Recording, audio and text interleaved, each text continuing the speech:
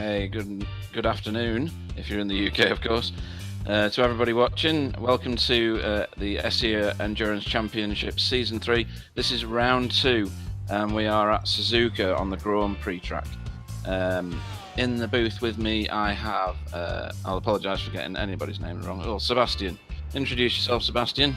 Hello, I'm Sebastian, or Seb Hawkins, coming to help out today. Give everybody a bit of motivation and morale in the commentary booth. Yeah, and Seb's not biased at all about the field today, are you, Seb? No, not at all. Have nothing to do with the brews heat. Want to get that out of the way nice and early before I don't mention them. Also in the booth we have Lennart. Do you want to introduce yourself, Lennart? Well, not sure. He is here. He's made it. Yes, of course. Well, so to speak, I was invited to this broadcast 5 minutes ago, so do not expect anything from me. And I'm not going to be biased either. I'm just going to talk about the Zorg LMP1 car all day long. But, well. Yeah. Right, so Lennart can follow the LMP1s for us then. Seb, which ones are you going to follow? I'll follow the LMP2s. Why not? Let's give you the nice small field with the GTs. Cool. Yeah, I'll do the chaos that is the GTs. They are on track at the moment doing qualifying. I'm just trying to find one of them so that I can follow them around. So Suzuka, notorious for having almost zero grip at the start of a stint. I don't know personally if any of these cars are on the new tyre model. I'm assuming they are. Yes. And I don't know the effect that it's had based on the old tyre model, as it were. So maybe you guys, because you race a lot of these, can fill our viewers in on those bits and pieces. I think if you're watching and you've experienced a new tyre model, I don't think we need to say anything else. But if you're not, it's like take everything to do with physics, just ignore it and replace the track with ice. And then after about 2 laps, it starts to feel like you have a car underneath you. Yeah, it's taken a lot of time for these tyres to start heating up now, and I think it's an element that a lot of drivers are not used to, and a lot of the fast boys are going out still fighting hard at the start of the race. Not so much in endurance, but definitely sprint races. We're seeing a lot more spins, a lot more crashes, because it catches you out, and I suppose it's true to life. But yeah, it's definitely an element that's started to cause some drama at the start of races. Right. Lennart, what's your take on the new tyres? Is he gone? I didn't like them. It's got nothing to say for them. No, I've been out of the service for about 3 months, so I didn't actually drive the new tyre model. Okay. So I can only talk about what I heard from my fellow drivers. And they went through quite a lot of changes in terms of setup work to get the car back to where it was, and it appears they took a bit of more time to actually get the car back the way they wanted than other cars, which is why the lead is not looking the way they wanted. But yeah, I think they have figured it out now, and the car should be back to its old performance. Right, okay.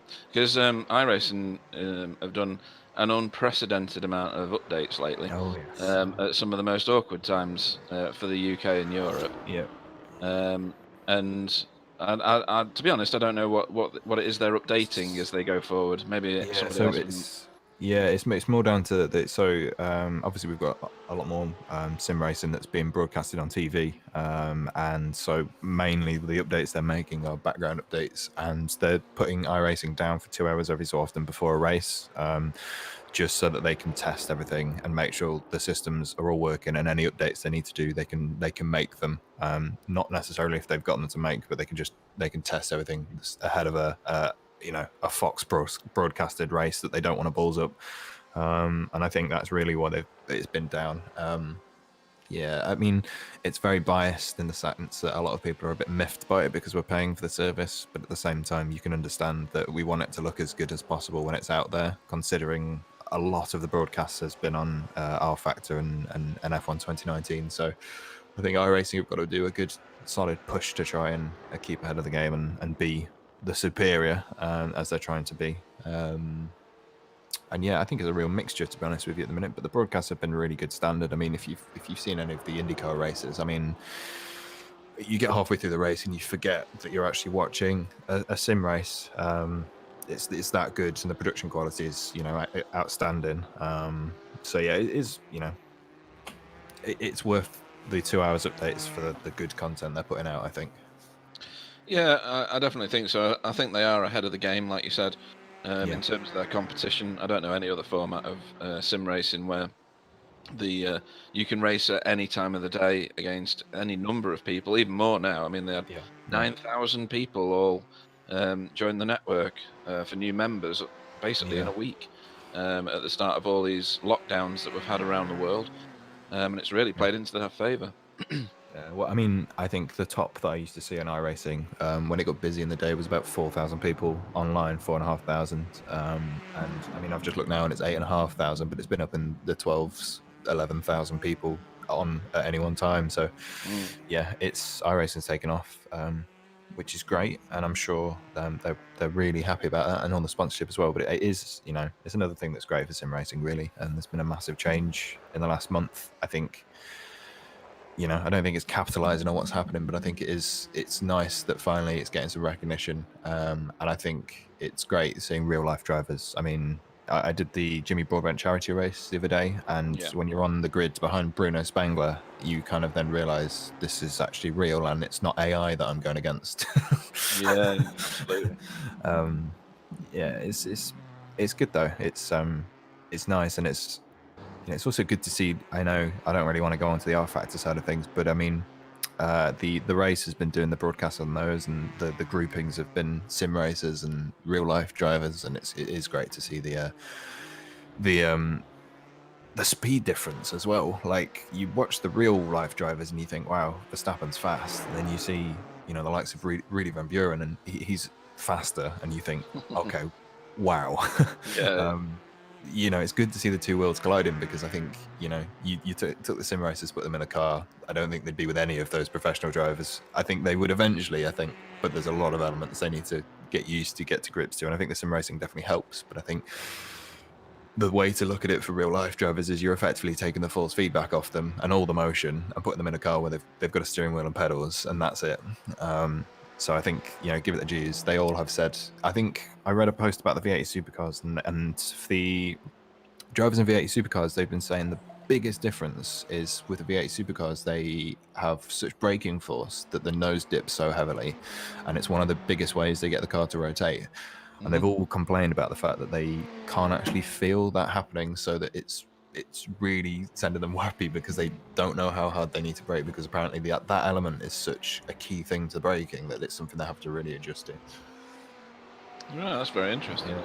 It's the change from one format to the other. Yeah. I'll just update everybody to where the qualifying is at the minute. And for everybody racing, I will get your names wrong. It's almost guaranteed. Yeah. Don't get upset by it. Don't get upset by any of the broadcasters today getting your names wrong. We'll do it all day. We will. I think consistency is key to doing it as well. Yeah, which means we're going to carry on doing it. So if you get emotional about that, don't bother sending me a message, because I'm just going to delete it. I'm not going to get emotional about it. So we've got Guillaume Jobard. That's my very best, I'm hoping, French. It's good. It's good that the first name you say was really difficult. I know, yeah, it's class. In car 399. Is currently heading up the qualifying. He's done a time of 1:55.5. He's currently on an outlap. He's followed in second place at the moment by Nuno Enrique. Hopefully that's right. And then Benjamin Seiss, I'm going to go with Seiss, who was at the top and has been pipped out of the top spot. So he's on a 1:56.3. That's quite a jump, isn't it? Across the top three cars. It's an epic amount of time. Especially for these cars, and of course when the next two classes go out, we're going to see times very much south of that. These cars generally slower around the corners, obviously, because they don't have the downforce. Slower in a straight line because they don't have the horsepower. The really good guys can catch the odd LMP car, though, can't they? Or catch the poorer of the LMP cars. What did you say? I'd say they've got to be really good, so the LMPs have got to be really bad. But I mean, sure, yeah, I reckon it could happen.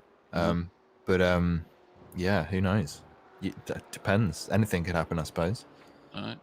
What's I gonna mean, be- you put Leonard in the car, and anything can happen. Nah, I think what's going to be most interesting is to see how the drivers handle the traffic. As I've said, I don't know what kind of downforce trims the LMP1s or the LMP2s are running. So we can have a situation where the LMP2s, due to the S's in the first part of the course, they're going to run high downforce settings, and they're going to struggle passing the GT cars because they are so much more slippy in a straight line. And we might see a few lunges into a few corners for the LMP2 cars to get past the GT cars, so they don't lose too much time. That's going to be quite critical for the first few parts of the race, as far as the GT cars are still bunched up. So we're going to see a few interesting moves, I guess. Yeah, definitely. Well, it's always been full of interesting moves. I think this series, yeah, and I think now throwing the new time model into it must be even worse. Yeah, I don't know the last time I've started a race where there hasn't been a huge pile-up due to this time model. So add a few classes in there, and it's definitely. Yeah, it would definitely show who is wanting to have a 5-minute race or a 6-hour race, put it that way. Yeah. And who can keep their head at the start of the race. And you know, a lot of this is strategy based, a lot of it's making good decisions, and you can be the fastest driver on track, but if you try to sand it on the first lap, it's sometimes not the right way to go. As we found last year when we capitalized on quite a lot of issues that happened where people, you know, halfway through the race are still trying to, you know, get past the GT cars as fast as possible, but really it's worth the 2 seconds it's going to take to wait to the next corner just to capitalize on the final result. Anyway, you didn't quite do all of the names of the GT fields, and Yeah, thanks for that. we'd love to hear the rest of them. All right, okay. Leonard can help you with any that sound remotely like they should be German. Well, I don't know where the next chap's from. Christopher Pfeffer. Thanks for That giving me all the sounds challenging ones. German or Austrian. I would say Yeah. Christopher Pfeffer. Right, Pfeffer. excellent. That's the professional version, folks. Yeah, whatever he says is going to sound good. Just so you know. Yeah, he's just improved his time actually, 155.963. Max Prinz in 5th at the moment, 155.985. So there's only hundredths of a second between those two. Rafael Russo in 6th, Diogo Solipa in 7th. I'm sure that's not how you say that. In 8th is Danny Fonte Pedra. There was a lot of movement on the screen just then. Made my eyes go funny. Jumps. Yeah. Then Matthias Eggert. I'm sure I'll get corrected if any of these are wrong somewhere. In 10th, and rounding out the top 10, is Roger Schmucki. We'll go with in car 333. Thanks for laughing.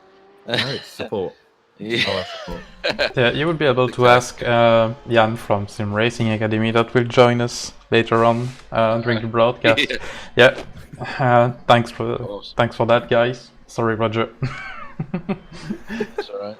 I'm just going to drop team name into my on screen at the moment. Have I got a free slot on here? I can't remember. Just give me a sec. Oh, that's just overwritten the actual name, so that's no good. There we go. And if we put in this one into here, what's that for? Nothing at all. As you can tell, we are still figuring stuff out. Yeah, none of us Just had the names. too great amount of notice of broadcasting today, but Okay, I'm on the technology at least. I'm just trying to get the name and the team on the screen at the same time at the moment. So, head in the field at the moment are SK Motorsport, followed in second by N-Race Esports. Third is Overdrive Performance GT1. Fourth at the moment, but not on track, is German Sim Racing Magenta. They must have a lot of teams if they're looking at those colours. RSR Esport by yes, by Butt Kicker. I'm going to see if they actually do any butt kicking as they go through this. Wilder Sim Racing Team Junior are in 6th. 7 is SK Motorsport Golden. Where was the other one? Oh, that was German Sim Racing. I thought you were going to say about the other SK Motorsport. The other SK Motorsport's in P1, and they're the Amcar. So that's some right. really good pace. It is. That's astonishing, actually. A 155.244 compared to the rest. That's 0.3 faster. Yeah. When the slowest damn car so far has put a 2-minute 1 in, which I'm hoping is going to be improved. But there's some really big pace difference. They're on their outlap now. Yeah, and through the S's, these guys are going to have that advantage, like Lennart was saying before. Or rather, they're just going to block everything, aren't they? They're going to be the stopper in the bottle, so that when you get onto that little short straight before the double right-hander, which we'll talk someone through in a minute, or we'll do that in the LMP ones, and then I don't have to talk it through. You've got a few advantages, just not in the first part of the lap. Yeah. Yeah, I mean, I think that's going to be the thing to frustrate the LMP ones. Yeah, definitely. Trying to get past on this circuit because the difference in speed, it's there. But I mean, through the S's, you're going to have to really make sure you're in the right place because the GT cars are concentrating so heavily on getting the car turned in that dealing with traffic at the same time, there's gonna be something there at some point. But it's we just need a GT, HPD, and LMP1 all together at the same point, trying to get past each other in that spot, and I think we're going to see some action. Yeah, totally. It's going to be about 3 or 4 laps as well before one field catches up with the other, I would say, is it? Yeah. I'd say about that, right? Yeah. So the GTs have got a little bit of time to crash and bump and end up in the pits and do a few other things before. Optional repairs. Optional repairs, yeah. A little bit of a tea break in the pit lane. Yeah. Before the LMP cars come around and ruin the race entirely. Yeah. Sam, just remind me, are there any fast repairs in this, or is it sitting in standard? No, we are real pro here. No fast repairs. Real pros, right? Okay. Let's see how that transpires by the end of the race. Okay, so quite a few people done their laps and are sat in pit lane now. How long is left of this particular session? Not long, looking like about 20 seconds. Oh, right, yeah. They get 20 minutes each, folks, for those that are watching. Have we got any comments on YouTube at the minute or not? No, nothing. I don't think they're particularly happy with Lennart just doing constantly. All he's doing is talking or something. Right. Yeah. I'm really sorry. Somebody's put, is that Lennart from that old team that used to be really good? That's non-existent anymore. Yeah, I can't remember what team it was, but yeah. This is going to be a feature, folks. This is going to carry on for a while. So then it's not Mercedes. 22 people watching YouTube at the minute, which is brilliant. 21 now, just after I've said that. Sorry to whoever I upset. And there's 3 of us in here, or 4 of us in here, so that means there's 18. No, 16. Can't count because it's just dropped again. Right, so where am I up to with this? Okay, HPDs are on the road. And even before qualifying started for the LMP2s, we already had a collision in the pit lane, actually. Oh. Brilliant. Who was that? I guess it was Mars Devils, and who was the other car? Just a slight bump, but the one car towed. The other one was B Esports. So they towed because they got rear-ended and are on the way now. Now, is B Esports rebranded Speed B? I don't think so. No, it's not the same team. It's totally another team. Yeah. The B Sport was so excited. The team actually in championship is from Portugal, I think. Right. It would have been so good to see them rebranded and carrying the legacy of Speed B, of course.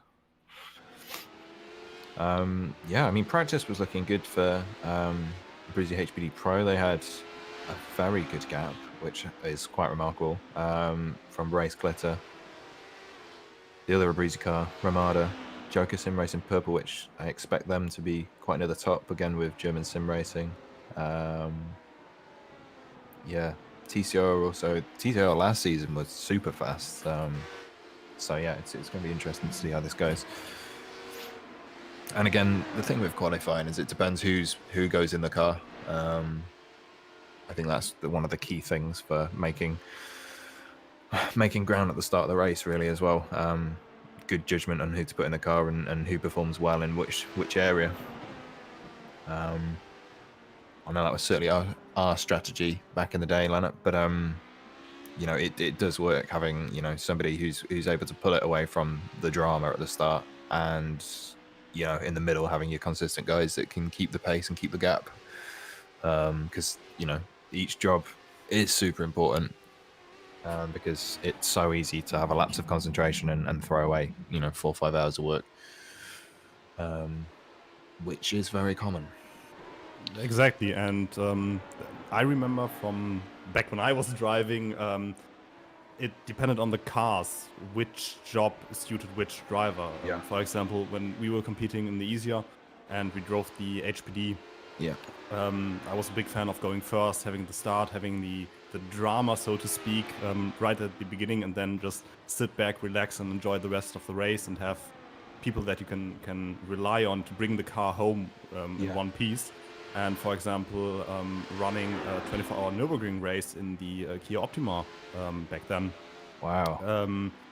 It was quite a different story. We had Niklas as our superstar, so to speak. And when I was in the car, I was consistently slower than Niklas, but I was able to keep the car clean and save some fuel and regain some time that way. So it always depends on the car they are driving. Definitely, as to which role they're going to fit into and which role they're most comfortable with. Of course. Yeah, I think everybody's got a good trait. It's always good to have something good, and whether it's fuel saving or being the fastest, I think it's all key, especially in endurance. Yeah, we shouldn't be too far off seeing the first times coming across the line as well. So it'll be interesting to see. The Abruzzi HPD Pro car, driven by Alexandra. Yeah, so Ravui. I'm gonna guess that. So yeah, HPD AM's just put in a 47.5 from CQR that have done a 47.8, so not too much of a difference in times there. It's only first lap, so tyres are still warming up. I've found from my experience so far in most cars I've driven that the second lap is still faster than the first lap, providing you don't stick it with an off track. But yeah, not too much of a difference on times though. I mean, it goes from a 47 to, let's say, a 49.4, because it looks like German Sim Racing might have had an issue in their first lap, should I say. But yeah, again, it's another tricky one. And just watching your Abruzzi HPD Pro team, they've gone gardening. After they've come out of the S's. he got crossed up when he was going around 130R before as well, so I think he's suffering with diminished adhesion, I think the professional term is. Yeah, well, it sounds good. It does. I mean, sounds whatever great. it is, that sounds better than the pronunciation of most of the names.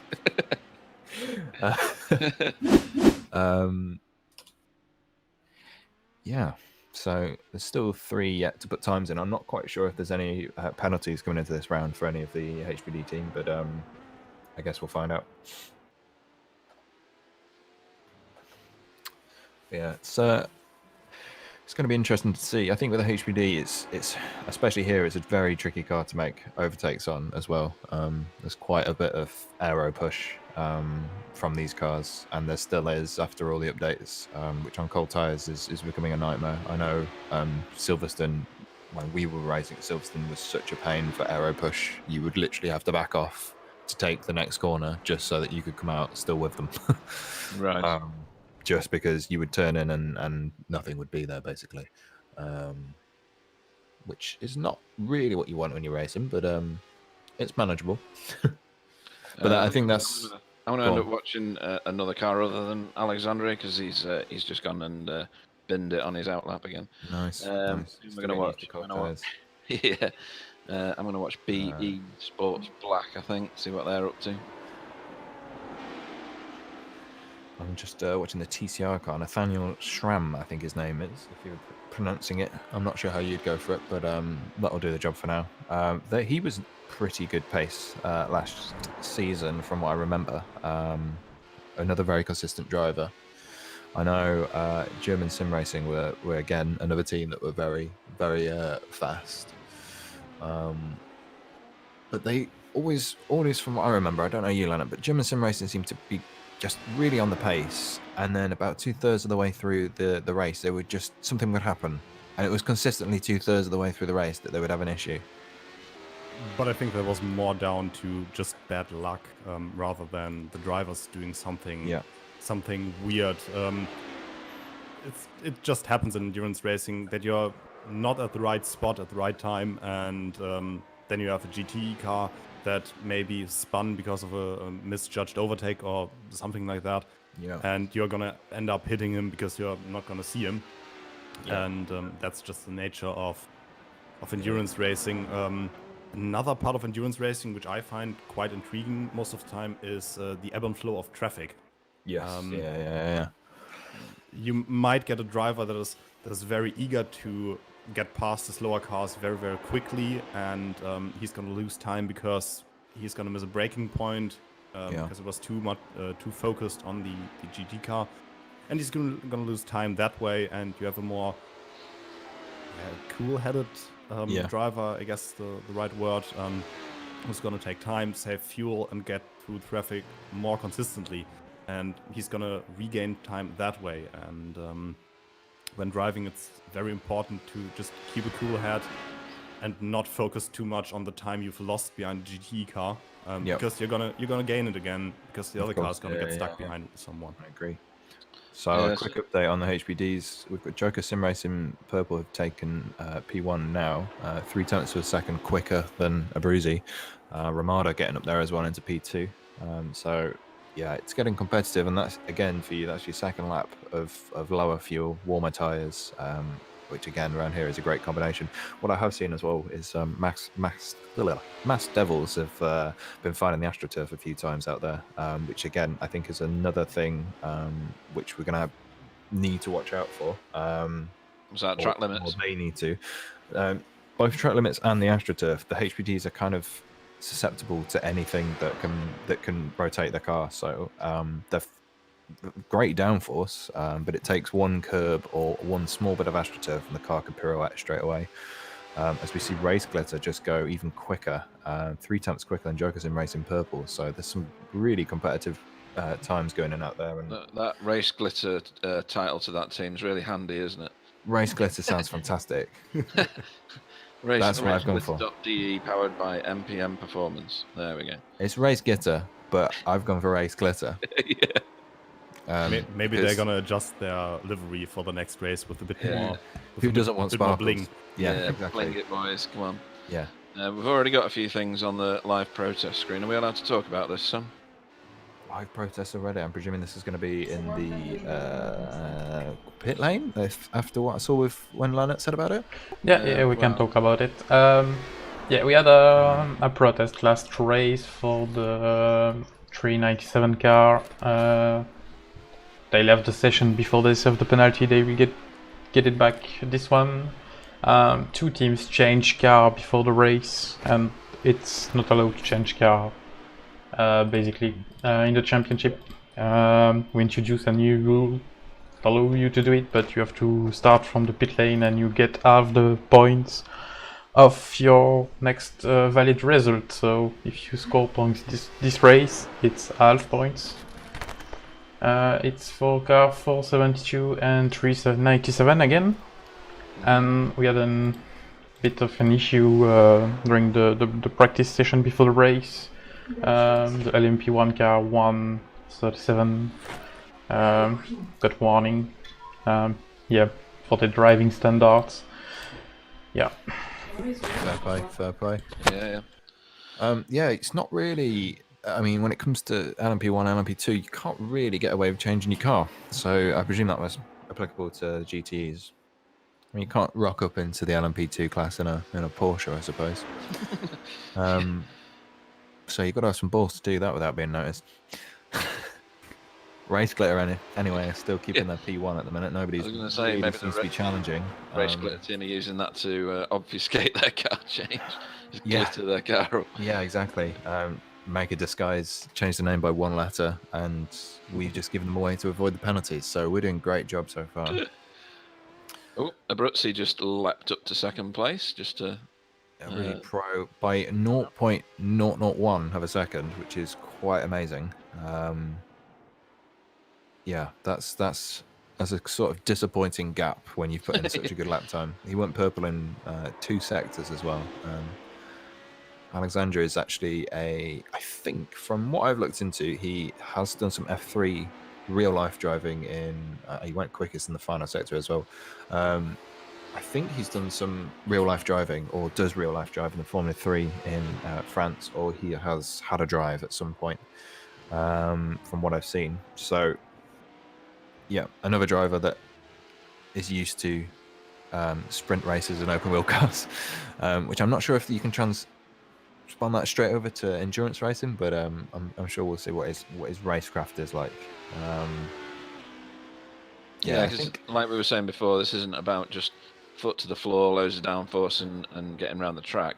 You've got a number of rolling obstacles in front of you, and how you get around those people that's the talent, isn't it? Yeah, no, it definitely is. And having confidence in the car, knowing where you can brake and knowing how late you can brake, I think is the only way you can stick it to some of these cars as well. And you'll see GT cars slightly weave out to make sure that you don't make the overtake. And I think from what I remember within doing the races with these guys, is you eventually start to learn what cars and teams are most likely to let you pass or be vigilant, and you base your trust on that. After racing with these guys for 6 hours, you soon know what cars are going to let you pass easily and what cars are going to be a pain. So yeah, I mean, I would like to hope that everybody's still nice and clean, but I mean, we didn't really find too many cars were difficult to get past. Maybe some were making decisions that in the moment weren't the right decision to benefit us. But I think, relatively speaking, most guys are pretty good, and that's even the same for the LMP1s.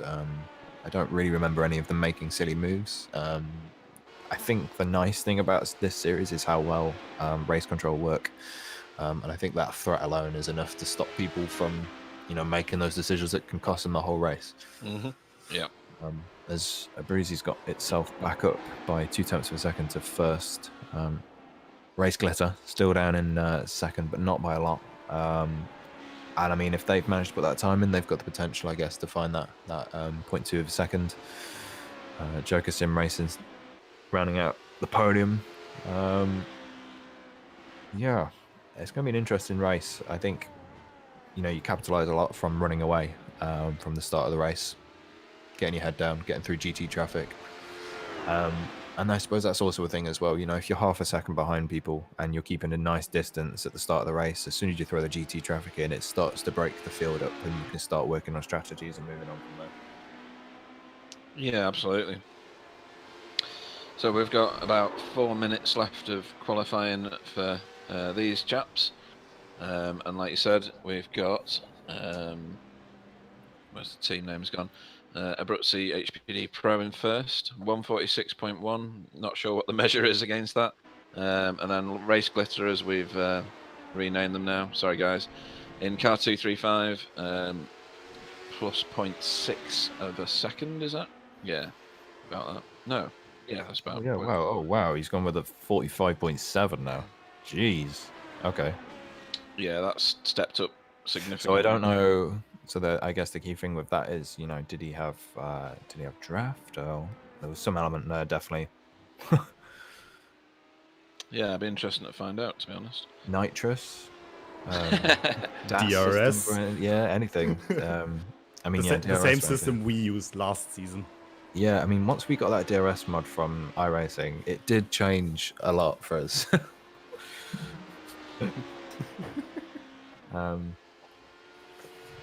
So he was on his own for the entire lap. Yeah, just seen. So that's pretty epic.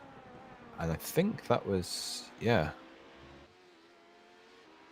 It's pretty mad. So yeah, and Joker Sim Racing brought that gap down to a 46.1 as well. So they've matched the pace each time. So let's see if in the next 3-4 minutes they can do the same. What do you reckon for the race? Will we have similar gaps in terms of lap times in the race, or do you think the cars are? I'm gonna put it and say, set up in such a sharp way that you can nail one lap. And as we saw, the HPD Abruzzi HPD Pro car had a few issues actually setting this lap time. Yeah. Do you think the car is so aggressive that you can only put in one quick lap time and then it's over? So are they gonna drop some lap time for the race, or what do you reckon? I think, well, again, like you say, it depends on what these guys have decided to set up for the race. I mean, we can be the fastest around the track, but keeping it going around the track, as you know, you can crash so easily, as we've seen. But I mean, I think for qualifying, if these guys are building setups that are on the limits, you know, we're gonna see the likes of, you know, the HPD Pro car spinning and Mass Devils, they had a small spin as well. We're gonna see it based on the fact that these guys are pushing so hard, and this track is definitely a track where you need to be as fast as possible, and you need to carry so much speed into the corners in order to gain, you know, half a second. And depending on how confident and how well you basically send it into each corner, depicts the outcome of qualifying for sure.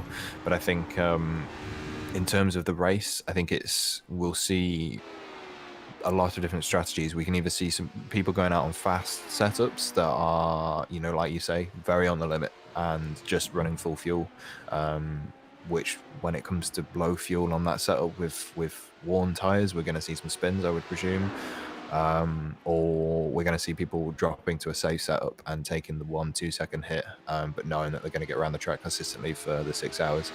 I guess it's going to be a case of seeing what really happens in the race. Yeah, and I would imagine there's going to be, I'm expecting to see a difference in setups. I'm kind of hoping there is as well, because I think it would be interesting to follow that and see a car that's running considerably quicker than another car and see how long they can be consistent for. But yeah, I guess we'll see. What about track temperature? Because race time at the minute is 1 minute to 8 o'clock in the morning in the sim. You got 6 hours worth of driving, so you'd expect the track to be pretty cool at the moment. Yeah, 74 degrees. That's reasonably cool. I don't know how the temperature dynamic works at Suzuka, but generally it's quite cold on the Japanese tracks, and the traction isn't great on the Japanese tracks. Whether they use a different type of tarmac, I'm not really sure. Oh, we've got LMP1s lining up now, so yeah, they should be 9 seconds away. Yeah. So what do we think about the tyre temperatures and the track temperatures? Much of a factor? Yeah, definitely, and it goes back to that setup before. You know, if the track's going to heat up and the guys are on a sketchy setup, I think we're going to see definitely some twitchy cars, put it that way. Yeah, it's going to be an interesting one for sure. But unless, yeah, I mean, LMP1s have gone out now, so our final grid is going to look like a Bruzy taking P1 by 0.4 of a second, which is quite remarkable considering what we saw in quali with the amount of spins and problems they seem to have with that setup, but managed to sort of dial in that one golden lap time, I presume that happened. Same with Joker, but Joker seems to be on form. They seem to be really catching and copying the pace, which if they could do that in the race, that's going to be definitely an advantage. Race glitter, as we're going to call them, 0.2 off the pace of Joker, so, you know, they have great pace as well. And I think, you know, the qualifying sessions for me have never been something that I can strive on. And I think if you start on the grid in P3, but you can match the pace of the guys in front, then I don't think that's too big of an issue. Like we keep saying, it's an endurance race, you know, so it's about setting that good race pace and being consistent. Ramada taking P4. They actually look like they've just dropped down by 0.1 of a second from a Bruzy who's put another lap time in, but I'm not sure if that will be classified just as it's gone over the time, so we'll have to see about that one. Then CQR Club, they're down by 1.3 seconds in P6, so there is, like you were saying earlier, a massive time difference, but the following 3 cars, they're 0.3 in them, which is not a lot. So a lot of these guys, their pace is very similar to those that are around them. So I think we're definitely going to see some close racing. And again, it's going to come down to strategies. But yeah, and then we see sort of the field rounded off by Mass Devils. So I mean, 12 cars, 12 cars I'm not sure how many of them will make it to the end, but I definitely think strategy is going to be a massive thing here. Yeah, these guys have got to spend a lot of time working out what stints they want to run, and having a good team behind you and a good set of teammates. Working out what fuel to run and when to take tires and stuff like that is going to be key to sort of pulling away. Yeah, these guys might try to double stint and might even go further, depending on how they feel. But this track, in its current state, degradation might not be too bad. But moving through the race when it's getting warmer, I think it's going to be a case of taking tires each time. So it's going to be interesting to see who takes tires, who reacts to it. And yeah, I guess that's the same across the board, to be honest with you. Though I'm no good in an LMP1 to save my life. And so we'll pass that one over to Lennart. Oh boy, you need to help me out here a bit. Not at all. We've given you the smallest field of cars, and you have the accent to do you have all the resources available to you. But I do not have the English skills that are required for talking for long periods. I'm from Manchester. You've got a better grasp of the English language than I have. I don't think so. But yeah, I'm gonna give it a shot. So for the LMP1 cars, we only have 6 cars. No, wait. We have a few more. No. Yeah, 6 cars. Six right. cars. They just went to the top of the timing board. And what we are expecting for the qualifying session is basically the Audis are not going to perform as well as the Porsche, which is just down to the fact that the Porsche has more hybrid energy per lap allowance, 2 megajoules more than the Porsche, and that's just raw power they can put into lap time, and that's why most of the time we see the Audi to the back of the field, and the Porsches are duking it out for the pole position here. Interesting part is due to the new tire model, the Audi might be able to get off the line quicker because the diesel engine in the back of that car is gonna shred the rear tires, but at the beginning of the race they're gonna heat up way quicker, and the Audis may have an option to go for passes at the beginning of the race because they're gonna heat up the tires a bit quicker. Do you reckon there's any technique in the deployment of the hybrid systems and heating the tires at the start of the race? I know you haven't driven the car on the new tire model, but do you reckon that's an element that could help? I can imagine the Audi turning off the hybrid system entirely. Yeah. And just using the torque of the diesel engine to rotate the car around the corner, and that should increase the rear tire temperature quite a lot. Yeah. The Porsche can't really do that because that tiny 2-liter 4-cylinder engine is just not capable of spinning up the rear tires the same way the Audi can do it, Right. even with all the traction controls turned off. Yeah. So we're saying that with these 6 cars, there is a difference between the performance of the 2 cars. So there's almost a split within the LMP1 population. Exactly. Yeah, That's crazy, isn't it? It makes you wonder why people would drive the Porsche. It must be for the love of the brand, then. The Porsche has turned out to be the quicker car, actually. My team decided to run the Porsche as well, because it's just easier to drive. You have more hybrid energy, so you can deploy it in different parts of the track, use it to pass slower cars easier, because you just have more. The Audi, basically there are 2 different sets of how do I say it? Advantages? No, there are 2 parameters for the battery system of the 2 cars. For one, you have the allowance that a car can use per lap of energy, and then how big the battery is. And the Audi has a disadvantage in both departures, because it can only store 2 megajoules of energy, as far as I'm concerned, and the Porsche can store 4, so double the amount.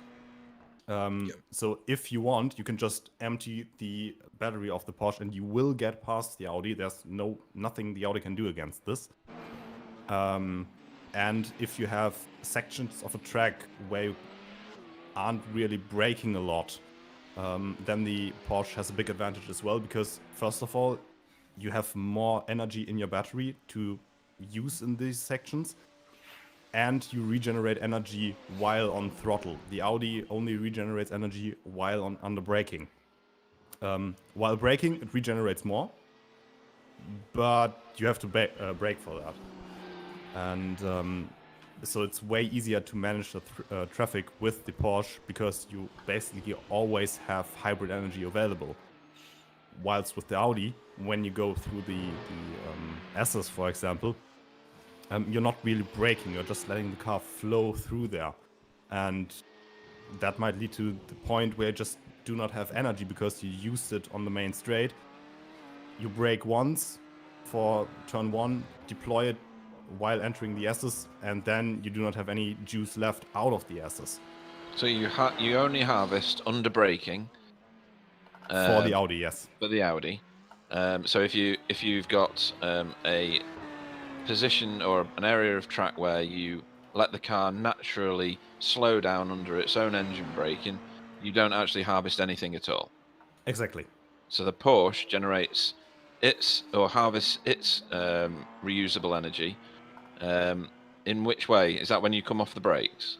No, it's under braking as well. That's right. Okay. These cars basically have an MGU, motor generator unit, at the front axle, and both cars activate that while under braking. The real life cars have a few more options for actually regenerating, or they have different modes for regenerating energy. They have modes where they can just activate the MGU and slow the car down that way. In iRacing, we can't do that. We have to use the brakes. So in iRacing, both cars regenerate energy while braking, but the Porsche always has, almost similar to Formula 1 cars, they have a small turbine in the exhaust system, and that also turns a generator.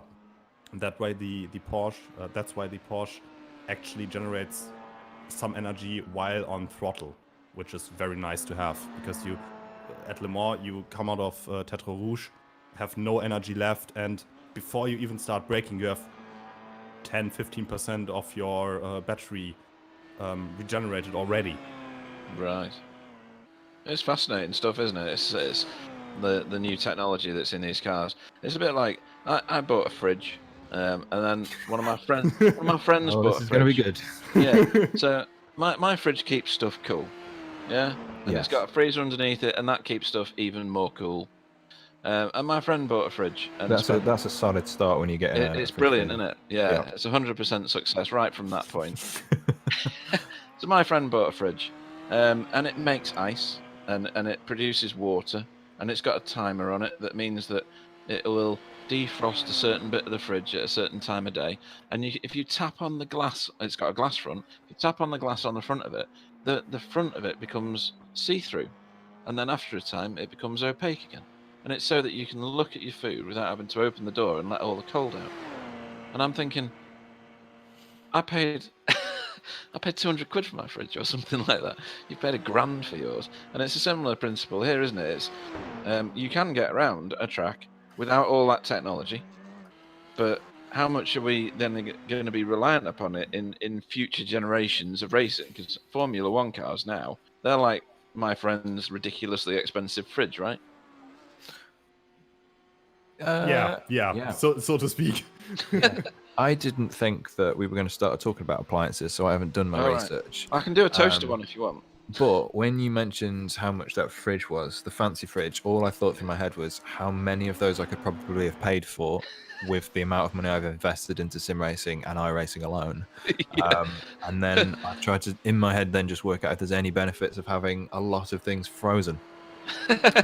Which in this time of crisis around the world, I suppose, yeah, there probably was be a benefit right now of having lots of high quality fridge freezers storing food. In terms of F1 though, I mean, the systems involved with F1 though are very similar to the LMP1 cars in the way that they generate and regenerate energy, and the way that they can change mode. They can harness energy in 2 ways, I think, compared to the way that the LMP, both LMPs can do it. I think almost it's almost the same as having what the Porsche and Audi have combined together within the F1 cars, and they use both systems. If I'm right in saying that, Leonard, I think in the way that they regenerate and deliver their power can be through the changed diffuser between and the front axle. Yeah, they can be changed depending on what suits and the type of track. So I think they've just got more customization with the way that they can harvest and deploy energy. But I mean, it's wild for me because I'm used to crashing the V8s, and you don't get anything there. You get a steering wheel, yes, and you don't get traction control. You don't get braking assist or anything like that. yeah. And I generally just plow it into walls where everybody else is going around 5 or 6 seconds faster than me, and I'm fine with that. But are you happy when you do it? Oh, I'm elated. Are you enjoying it? Yeah, that's the key thing, right? I don't worry about the damage. Just worry about your own self-esteem. Yeah, and just make sure it's not on camera. Well, yeah, that's always the tricky one nowadays when you're right off a V8 supercar. Yeah, it does drag people's attention. So, you're going to run us through the current field, Leonard? Well, I can try to. And the names. So... Names. We want names. Names. Oh boy. I'll help you out. On pole position currently, we have TQ Engineering Red with David. Oh no, I'm not going to try that. I think that's Aguado. I'm going to go for that. Oh wow, we just nailed that. That we did. Done. It's not a good start. Carry on. I can try the second one. DRS Wave Italy LMP1 in P3 actually. They're making it hard for me, aren't they? Ricardo Schiavon. And the second TQ Engineering car just put it on P2. Patrick Pelshot. Yeah, we'll go with that. Sounds good. Yeah. P4 Lone Wolf Motorsports with Pedro Gomez. Simtech Motorsport with... Oh, come on, guys. You've got that's Mashush. H? No, it said Mashush. I spend a bit of time in Poland. I'm guessing this guy's Polish. I don't know. So that's Mashush Serhanak. Yeah, Wow. I'm not going to try that. I'm just going to refer to that car by its... That's a good tactic. I like your style. That's good. Yeah. And Gold Racing Team with Riek Verbiesen. God. At least there's only 6 cars, Leonard. Yeah, I've got the challenge when the Wasps get on track in about 6 minutes. Is that 5.5 minutes? Because they're going to be all over the place, aren't they? It's like dealing with the kids. How many cars have I got? There's a few. 23 or something. So cars that didn't actually put in a qualifying time. Maybe Sam can tell us why after this. Maybe they got penalties or something. Black Box Sim Racing haven't put a time in. Full Send Racing, car 397, hasn't put a time in. Or Masked Devils Esports AM. Do we know why, Sam? Laziness? Yeah, I think Black Box is because, it's Dave's team, so they always go from the back of the field or from the pits. It's Dave Johnson. Yeah, exactly. And right. the Mass Devil Esports and the Full Send Racing are the 2 teams that have to start from the pit lane because of the penalty before the race. Yeah. Right, okay, so Dave Maverick Johnson not bothering to put his car on a qualifying lap, and the other 2 carrying penalties. Okay. That's ballsy. So, that is ballsy. That is ballsy, yeah. That is, I don't know if I'd do that. I think, yeah. So I used to race for one of Dave's teams. Hopefully not in the V8s. It was in the V8s, yeah. Oh, yeah. And generally he just gets frustrated with people around him and starts swearing at people, so it's fine. Yeah. Frustrated with his team for crashing it into a wall by the sounds. Regularly. Yeah, I can imagine. Yeah. At least it's not expensive, Exactly. But I mean, with the way iRacing is going, they're likely to implement a system where each time you write off one of the cars, you have to pay to get that downloadable content back. In that case, I'm going to have to give this up. Yeah, which would be a horrible element, but one that I wouldn't put past iRacing. No, not at all. That really is the concept of free money, that, isn't it? Can you imagine that as a rookie in the Mazdas? It costs you £10 every time it gets written off by somebody else. That'd be awesome. And each lap round the Nürburgring you have to pay for. Well, the Nordschleife. Writing letters to the government to say I need a bursary to buy myself out of a race team. Yeah, it's a long story. So we've got approximately 10 seconds that separate the LMP2s from the GTs. And then we've got, what's that? 8 seconds if you go from the fastest car to the fastest car between LMP1s and LMP2s. So those are big jumps, aren't they? Yeah. That is but then I suppose most of this track's flat, right? Yeah, absolutely. There's not that much hill involved in this one. Yeah, so it's gentle really rises and falls, isn't it, rather than the pitching of somewhere like Bathurst. Yeah.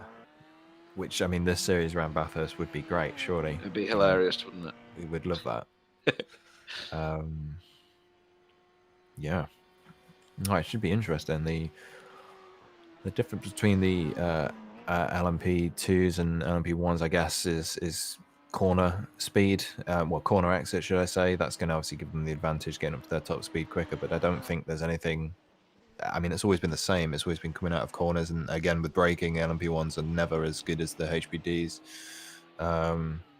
Because they're a lot heavier. Yeah.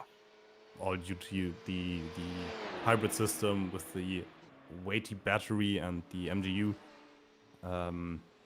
So we always had the problem entering a corner that an LMP1 car would come up from behind, be much quicker on the straight, and then try to brake inside of you, and it just doesn't work because you're way lighter, you're not as fast, and you can go around the corner quicker because, again, you are lighter. And that's another part for driving the LMP1 car. You have to consider that you are not as nimble as an LMP2 car, so the smartest thing to do is you see an LMP2 car in front of you, and you slow down in advance. You start dragging the brake a bit to regenerate more energy into your battery that you can use on corner exit again to get past the slower, so to speak, car. Yeah. And you don't lose any time. That's actually a tactic that you use in Le Mans when you get a slowdown, because you will get a slowdown on Le Mans. You just cancel your boost and use it out of the next corner. And that way you're just not going to lose any time. Not the smartest thing to do, so you shouldn't go for slowdowns, but that's a way to negate any disadvantage you might get from it. So just for the people watching and for me, because I'm a complete retard when it comes to LMP1s and this battery harvesting, is it something that you press on your steering wheel or on a button box in order to activate, or does it happen naturally through the acceleration process, but you can cancel it with a button? Which one of those two is it? Both. All right then. But we can talk about that later in the race. Yeah. So we have a few things to talk about. Session's checkered now. Yeah, the qualifying is over. A few cars are still on a lap, but exactly it happened exactly the way I was expecting it. We have the 4 Porsches in position 1 to 4, and the 2 Audis behind them, with a 1 second gap, just because, as I said, the Audi just does have less power over a lap. We have TQ Engineering Red in P1, DRS Wave Italy in P2, the second TQ Engineering car in P3, Lone Wolf Racing P4, Simtech Motorsport LMP1 with a fairly small gap, I have to say, to the next Porsche in P5, and Gold Racing LMP1 in P6. Wonderful. That was good. Thank you. You nailed that. Yeah, that was way better than mine. You've only recently just been hired. About 5 minutes ago. Yeah. Yeah. Okay. Well, time for the race now. I reckon this is going to be an interesting one.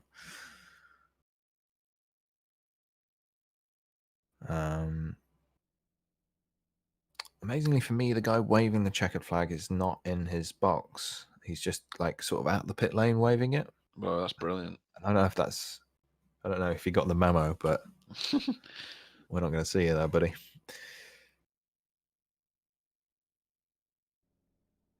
So, folks, while we wait for everybody to join the sighting lap, we do a rolling start here, don't we? Yeah, we've got 20 seconds Only before hope. qualifying sort of classes being over. So, yeah, we'll see. But yeah, I'm not sure where it rolls from here. I presume they don't do a whole lap. I presume it's going to start on the back straight and then. Yeah. We were doing rolling starts in the GT4 at Sonoma, and I thought I just wanted to kill myself because it started the rolling lap like at the start of the previous lap. I was like, "What is going on here? I'm going to be here forever." Yeah, I can't think of any of the tracks that are pretty bad for that. Apparently, Road America. Older ones. Road America is brutal, isn't it? Yeah. Well, as the race started, the time has just gone back sim time by 2-3 hours. So we're now into yeah. really dark. This is something new because we wanted to start earlier in the day in the sim. Is that because you want to finish in time for Sunday dinner? Yeah, exactly. We want to have a good dinner at the Mont Fuji, and the thing is, the practice and qualifying session was on April 5th, and the race is now on April 6th. So this is why. Okay. Right, then there's quite a few of the GTs, or GTs rather, taking the field up to now.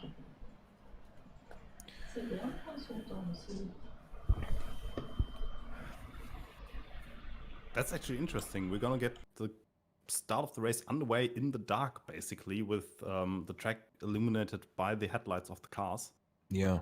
Yeah, because there's no track lighting around here. It's not like Sebring or anything. Oh no, Sebring's in the dark as well, isn't it? Yeah. Yeah, that's going to be an interesting people aspect. Flashing lights. Expect me to get angry at people flashing lights. Yeah. There may even be some adult words. Let's have a run down the grid then. Go on, Lennart. Call us our top 6 again on the grid. Okay, in P1 we have TQ Engineering Red with a time of 1 minute 37.5. A few tenths behind, 4 tenths actually. DRS Wave Italy LMP1, TQ Engineering in P3, Lone Wolf Motorsport P4, Simtech Motorsport in P5, and Gold Racing Team LMP1 rounding out the LMP1's field in P6. Cool. So for the LMP2s or the HPDs, we've got a Breezy HPD Pro taking pole from Joker Sim Racing Purple in second. Again, a gap that we weren't expecting that sort of came out of the blue. So I'm interested to see what race pace is going to be like for those guys and who they put in first. We've got Race Glitter from Abruzzi, Ramada Motorsports LMP2 team from CQR Club, Newman Sim Racing Green, B Esports, RSR Esports, German Sim Racing, TCR, and finally Mass Devils. And then we have a massive, huge long grid full of GTEs, but the start of the LMP1s is literally about to happen now. So, so yeah, we're rolling away now. I'm going to focus on the start of the GTs, the Wasps that are behind all your guys. So I'll let you guys take over the commentary for a bit. Great. So usually the start of the LMP1s is not really interesting. I know that's not something you want to say on broadcast, but usually everybody just starts boosting away, boost matching. So they're about to get the green flag. Yep. Still holding the speed limit. And they are off. So just as I predicted, boosting away, trying to find a bit of clean air, everybody settling into a line and following through the SS. Yeah, the LMP2s have just started now. No real changes. A couple of moves happening in the back. Safely through turn 1 and turn 2. And here come the Wasps, I guess. Yeah. So bit of a stride out from who's that in the lead there? Oh, that's Nuno Enrique. He's just nailed it and disappeared off down the road. He's got himself a good gap already. Behind him, Max Prince in Overdrive Performance GT1. And rounding out the top 3 there is Guillaume Jabard for N-Race Esports. And everyone seems to be fairly well through. Yeah, I was surprised so far. Yeah, I am. I expected carnage, especially from the GT pack. But everybody's got very, very organised and into a nice straight line, which is good. No real moves happening in the HPDs either. Pretty much just following following suit. It's a strange line being taken into the hairpin by Danny Fontepedra, World of Sim Racing Team Junior. The pit lane boys have set off now as well.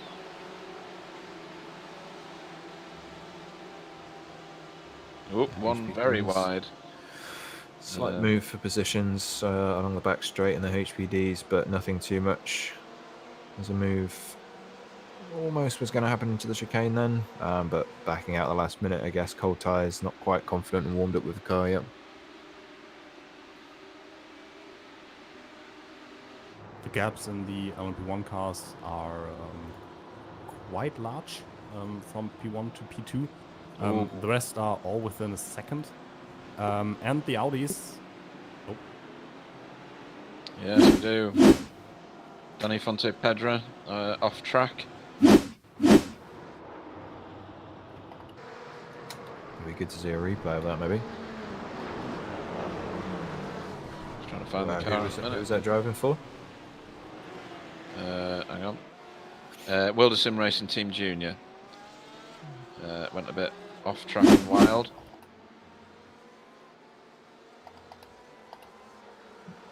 Yeah, he seems to be back up and running again. Yeah. Which is good He's news. back in line now.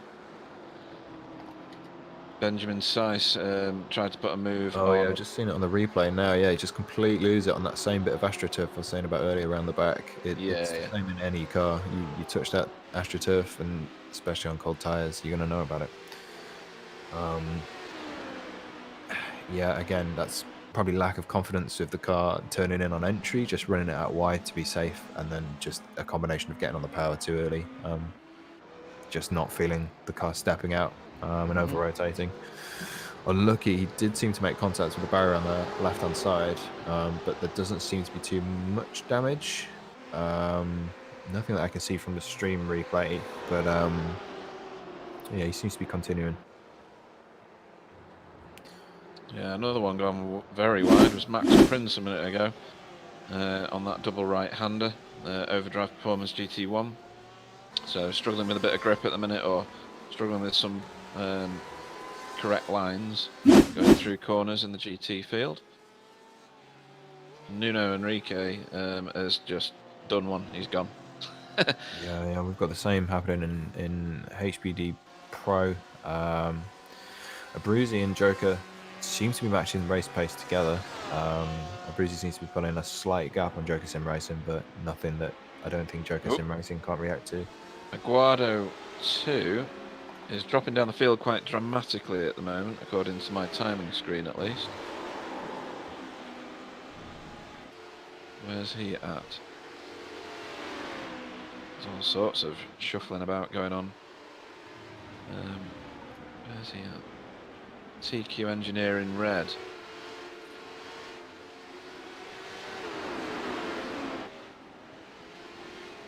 Yeah, it's an LMP2 car, I think. He's dropped right down the field. Nice. They all seem to be together still, so whether he's just had a moment and dropped back, I'm not sure. Maybe.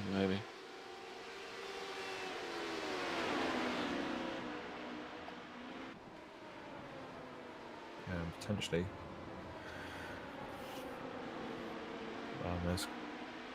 Yeah.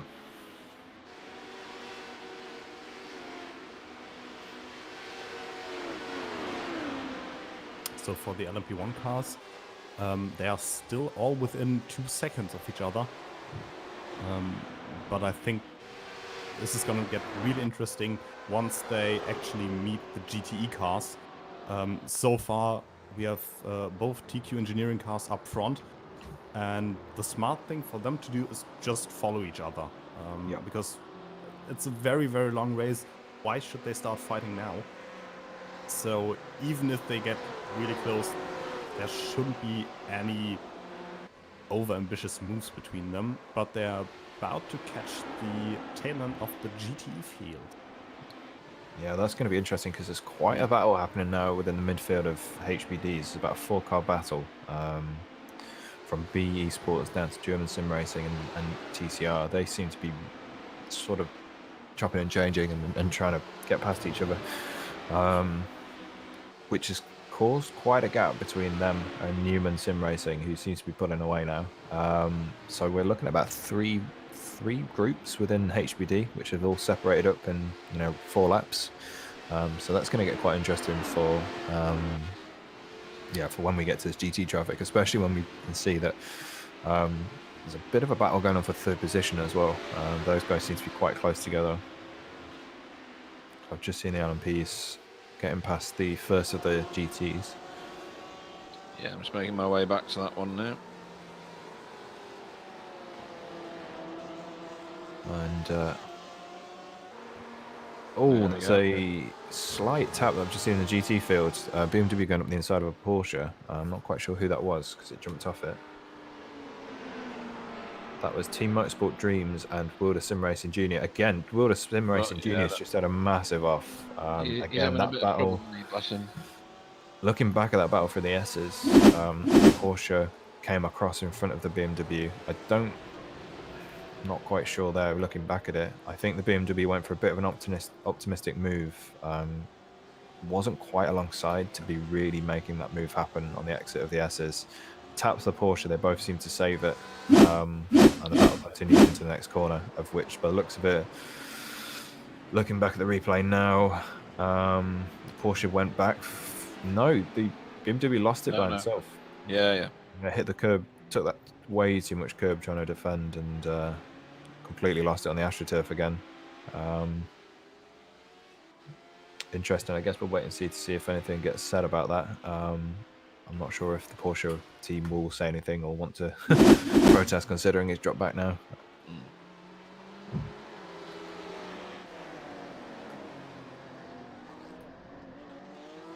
The first 3 LMP1 cars are nose to tail currently because of the traffic.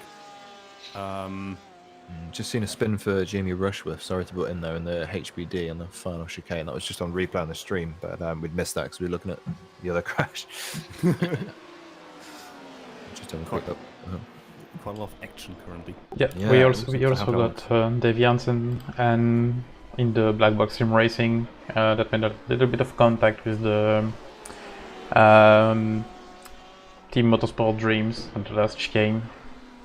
Yeah, I saw it on the event tracker, but it'd be good to see. It'd be good to see the stream before it's out. Got to see these cameras.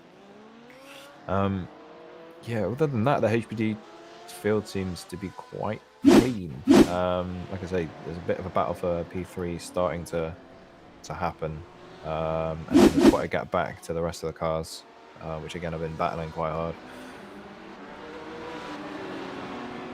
Oh, we have Joker Sim Racing, black car 334 in the walls after being passed by an LMP1 and forced wide at the second Degner, I think.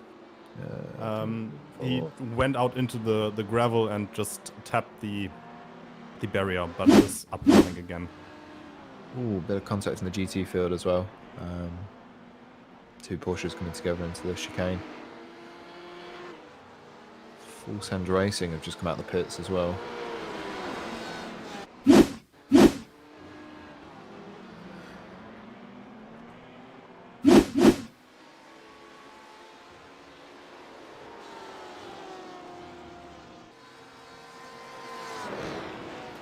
HBD is looking tidy at the minute. Nothing really to report on. Kind of the same for the LMP1s. Yeah, they're just falling in behind each other. Yeah, exactly. And the Sim Racing Academy car just battle, but that's about it really. Midfield battle, but P1's checked out, P2's checked out, P3 and 4 are battling. But again, that gap was closer last lap. I think the guys are probably working together now to try and make ground rather than fighting. We had a crash. Yeah. The car number 333 heading into turn 1, clipped the grass on the outside, speared across the track over the curb, and hit the barrier face first. Yeah, I just seen that now on the replay. Yeah. That's Roger Schmooky. Yeah. Quite a lot of damage to the front of the car. Yeah.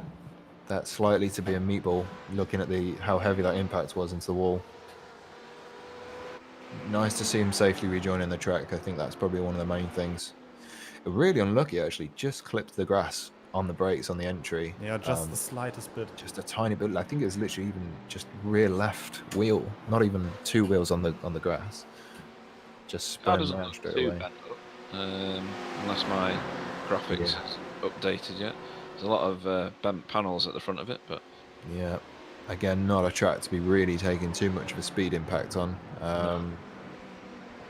Again, heavy on the downforce, and what downforce you do have, you're going to use, because most of these guys are going to be running a lot less downforce than normal, given the nature of this circuit. well, he's still rolling around in 12th in that class, as far as I can count, anyway. So he's not been massively disadvantaged. Seems to be a battle going in between Black Box and I think that's HT Performance in front. They seem to be fighting hard coming down the back straight. Again, an overtake into the first corner. Really nice battle pack there. 3 cars. And the GTs. Yep. Yeah, they're having a really good battle. RSR trying to make a move on end race. Yeah, he's closing in on the back of him, and he's been closing in for a couple of laps, actually. Yep. And they're about to be joined by SK Motorsport Golden, who are creeping up quite quickly, actually, now, for some reason. Capitalize. Looks like a bit of a 4, almost 5 car battle. Yeah, he's right at the hairpin. He's just closed in a massive gap. It also looks like German Sim Racing Magenta also tagging onto the back. Just waiting, be an opportunist. They've got a bit to go to catch up, I think, have they? Oh no, no, they're all right. That is kind of the nature of this series. Is you've got to be at the right place at the right time and capitalize on as much as you can. It is difficult mentally to keep yourself not hot-headed when taking part in a series like this. It's in everybody's nature to get past the car in front, but this is where having a good team helping you and keeping you going and making you think about the decisions you make is always good. Having 3 of you there just definitely keeps your head straight, and you can make the right decision, work out whether it's worth it. Some of these guys overtaking would probably just end up slowing the whole pack down and causing more issues in the future. As we see N-Race going for a move into turn 1. Nicely done. Nice and clean move. Not really contested. German Sim Racing friends being caught by Mass Devils Esports AM further back in the field. Although now they've got on the straight, it's stretched out a little through the concertina effect. Who's that sat in the pits? We've now seen overdriving that forward into second. No, so that was actually a change for the lead. Overdrive is actually in second still. With the Ford now taking first. So that's a pretty good battle in the GT field at this stage of the race. Not quite. They had the lead change after the, they had the position change after they crossed the start-finish line. So it still shows the 2 dots for P2 on the overdrive performance car. Yep. The leader in that class is way out ahead. I was going to say, that's what I thought. SK Motorsport. Yeah, he's in a different postcode now. Yeah, he checked really out. Capitalized on it, and this is the time where your team can update you on what's happening behind. You can push and push and push and push and push and try to bridge that gap. Because the more time you've got, anything happens later on, you can play around with that time. Yeah, he's really pulling away now in second. He was definitely running quicker. Well, it might have been a bit of strategy by Overdrive Performance to say, yeah, go ahead, I'm not really fighting this. Yeah. Because if he can go faster, he just can tag along in the slipstream and maybe even save some fuel. Yeah, exactly. Yeah, these 4 aren't dropping one another properly though, are they? So Overdrive Performance GT1 is still with N-Race. Yeah, as we see, one of the GTs going wide. There's the HBDs try to get themselves through the GTE field. This battle for third position is still happening, but it's definitely going to be impacted by the GTs in front.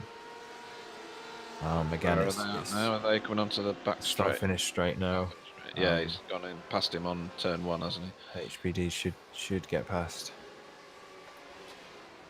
Yeah, both HBDs past the 2 GTEs and still within about half a second to a second of each other. Nothing really changing there.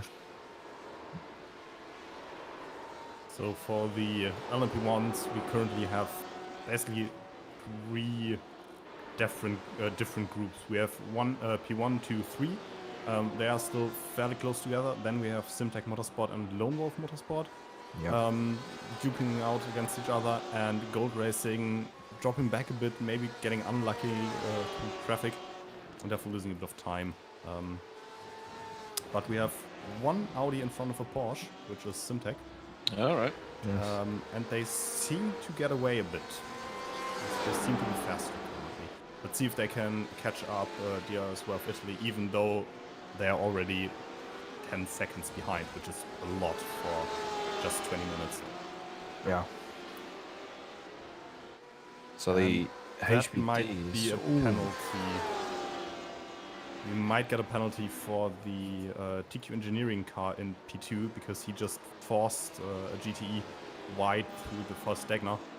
So the HBD, sorry to put in, the HBD battles just got pretty intense. So P2 had got held up. Sorry, P3 was being held up by traffic, and the Breezy Am car was capitalizing. And then traffic just held up Joker Sim Racing, and now all 3 of those cars are tight together from the start finish straight. So again, it's proving how the traffic can really affect the race. Joker Sim Racing has 2 GT cars it can get past potentially on the start finish straight, and I don't think Abrizi's going to make it past all 3 of them, all 2 of the GT cars before the first corner. So Ferrari has actually gone wide and let them past, but it just shows how this traffic can really affect the race. Tunison, or how do you pronounce his name? Yeah, I think that's right. Tunison. Yeah, did a very smart thing there. The car in front basically wanted to forced spin in the BMW. yeah. I'm not sure who that is, but Yeah, I heard Rafael Russo, L1 Esports. yeah. Car number 321. And again, you know, those BMWs are on the limit there, and to see a bunch of faster cars trying to get past you, you're just looking in that mirror, and if you take a moment, just not looking forward, you can spin so easily. And I think that's what's just happened there. He's been too conscious of the cars behind, as again traffic screws up the run for one of the cars in HBD, and they can capitalize again. But the Amcar didn't seem to have much of a run out of the hairpin compared to the other HBD, so I wonder if they're just backing off now and just working with the traffic a bit and seeing what happens. Yeah, that's what I was gonna say. He did a very smart thing there. The car in front forced the GTE car offline, and then you can just follow through, especially if the car in front goes for the inside and makes it perfectly clear for the GTE car. So the slower car can adjust to the situation, brake a bit earlier, and you can slide through there as well without taking any risks and risking that the car in front doesn't actually see you and just punting you. Yeah. And that's a strategy that you can adopt when following another car, and that's really a smart thing to do. Is really trying to break the draft from the car behind. And I think if I was in this position, I think I would just let that battle happen and try to capitalize on it, and when you can, maybe use it to fuel save, you know, because the first HBD is navigating traffic through the S's, which seems to have gone all right. It looks to me that maybe Joker Sim Racing is running a bit less downforce than the other cars. Yeah. Because the other cars are very capable of following through the S's, and as we talked about earlier, the HBD suffers from quite a lot of aero push. Yeah. And I don't think they would be able to follow him that easily if they were running the same downforce trim. I agree, yeah. Yeah, on the straights, Joker Sim Racing seems to be pulling away, but also the same could be said for the guy behind, who he also seems to be able to keep with him, but I don't know if that's slipstream. Not sure. It could be a combination of draft and setup, but definitely looks like the Abruzzi Am car is running a completely different setup to the two in front. Yeah.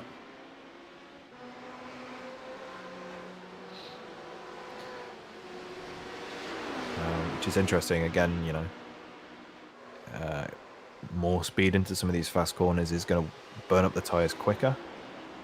Current track temperature isn't going to affect them too much, but in the later stages of this stint, potentially we could start to see issues. Maybe not this stint, maybe next stint, if the guys in front decide they're going to double stint the tyres because of the temperature, but maybe their setup is going to burn them up towards the end of that second stint, and you might find that the Am car is still able to keep going in that second stint and putting in better times. So again, it's still down to strategy, I think, at this point.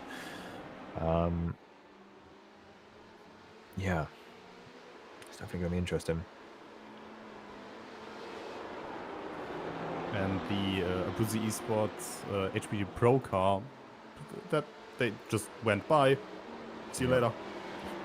So looking at penalties that are coming out now, the 255 car is about to get a 30-second stop and hold penalty for causing a collision with 344. So yeah, that's going to be our first penalty given, I think, of the race by the stewards.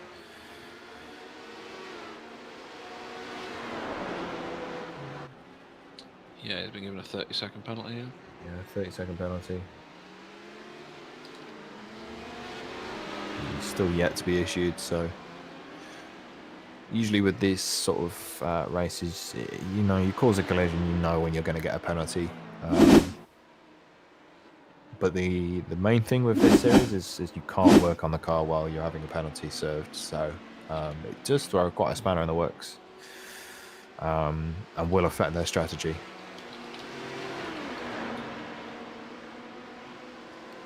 And it still happens quite often that once you get a penalty and you might be alone with one teammate, or you're completely alone, and then you completely forget to turn off your the pit stops, and you have to do it all over again. So you basically come in, realize, I forgot to turn it off, and then your race is completely ruined. Yeah, so looking into Joker Sim Racing from the HPD side, he seems to have pulled away. Again, traffic hasn't been very forgiving for the guys in this lap, but it does mean that P3 and P4 are battling hard. Again, Abruzzi just waiting to capitalise on that car in front.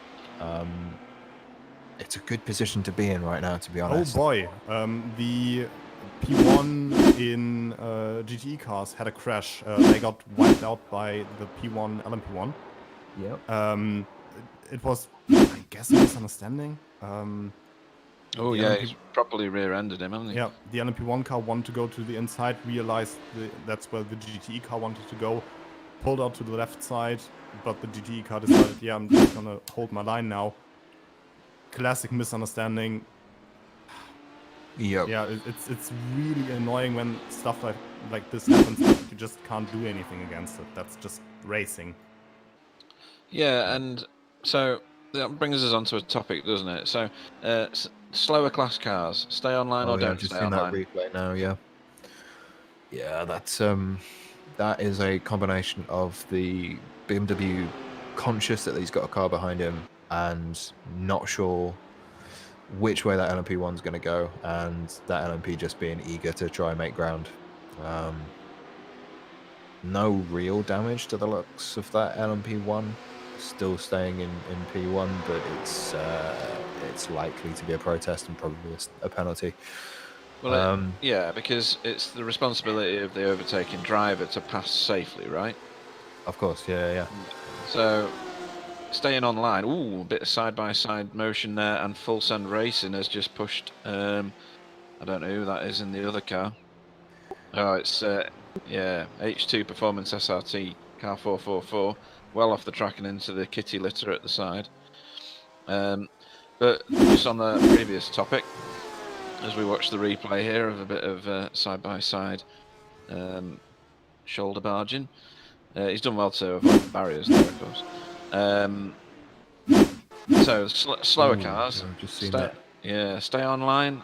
They have to, really, don't they? Because they're in a race of their own. It's not for them to get out of the way and, excuse me, sir, sorry I was in your way. If you'd like to go past in your faster car. It is a tricky one, and sometimes you'll find drivers trying to get offline to try to let cars through, which actually makes the situation more confusing.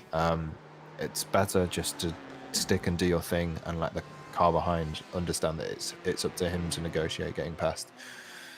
I think the LMP misjudged what was happening, and I personally, I would imagine that corner there, I would personally say that you've got to let the car in front have the line for the start of the S's.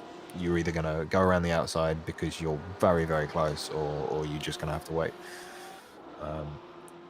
As the 399 car spun, actually going on to start-finish straight. I don't know if you've just caught that. I've just seen it on the stream. Yeah, Peter might have saw it because we are both using SDK Gaming. We are used to broadcast together. I don't know if you guys have this software to use. If you, yeah, that's not an issue. Yeah. So, but yeah, it was caught live on stream. Unfortunate mistakes. Clip the grass and just spin. Yeah. Just caught that grass. I saw it online.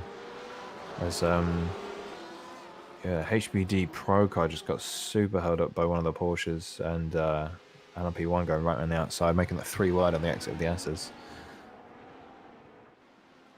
I would like to wager in on the traffic topic. Go for it. Because I've been driving the LMP1 cars for quite some time, and then going back to a slower car, the LMP2 car, and the only class I don't really have experience with are the GTE cars. And the situation we just had with the 2 race leaders, that's not really something that you can blame on one or the other. Because what I always want from GTE cars is I want them to be predictable. I want for them to behave in a way that I can understand. So, for example, in this situation, I would have expected the GTE car to do exactly what it wanted to do, and that was go over to the right side, because they always take a wide line into the first part of the S's. And TQ Engineering didn't do that. TQ Engineering wanted to go where the GTE car wasn't, and that's a mistake from TQ Engineering, because you always have to try to go where the car currently is. That's something that you do when crashing. You have a crash and then you aim for where the car actually is, because it's probably going to move out of the way. Yeah. I think any other part of the track, maybe I would agree that it wasn't the BMW's fault, but I think in my opinion, there was a part of him where he was indecisive, which caused the confusion. But I do also think that the LMP1 was very opportunistic, trying to make a move at that part of the S's when he could easily make that move elsewhere, especially being a Porsche, as we spoke about the boost earlier. On the exit of that corner, he could have just got past. I mean, he's already got track position as well, so it's not like he's gonna lose out massively by waiting. Again, being patient. I think he was forcing a move there, and that's what caused the panic. But no, I do agree that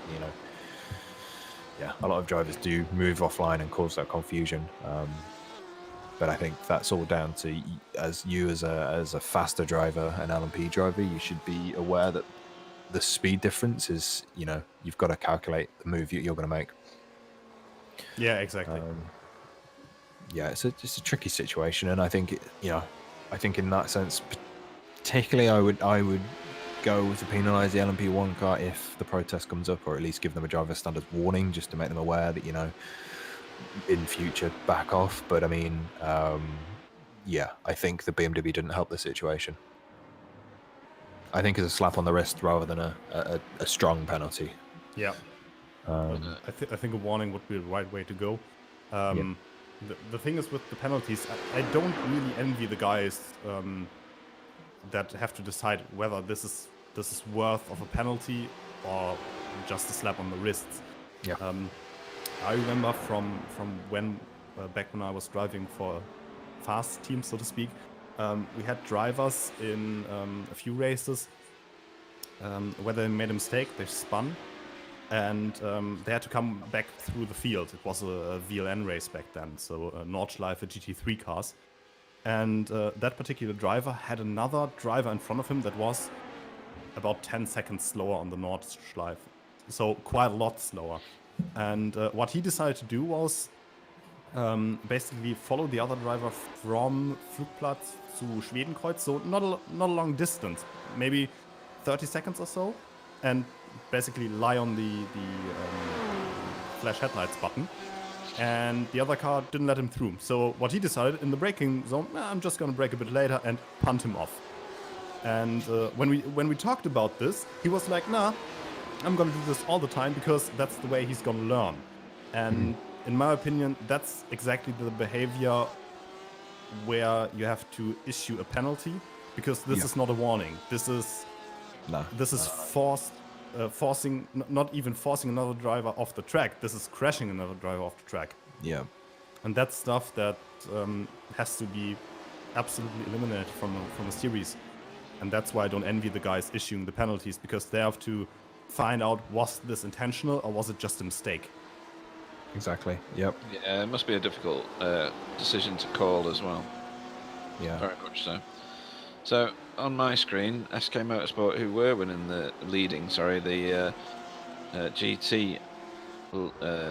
lineup, are now in 5th. So I don't know whether I've missed something significant along the line there.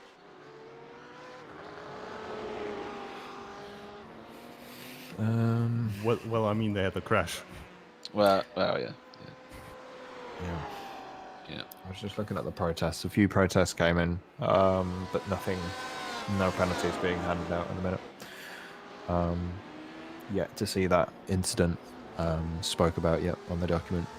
But it'll be interesting to see if there is an outcome, if it gets discussed with that LMP1 and class leader for GT.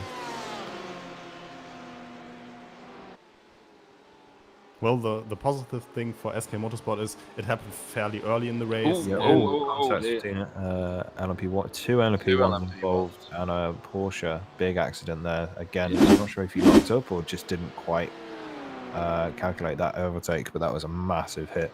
It seemed like he followed the Porsche into the corner very, very close.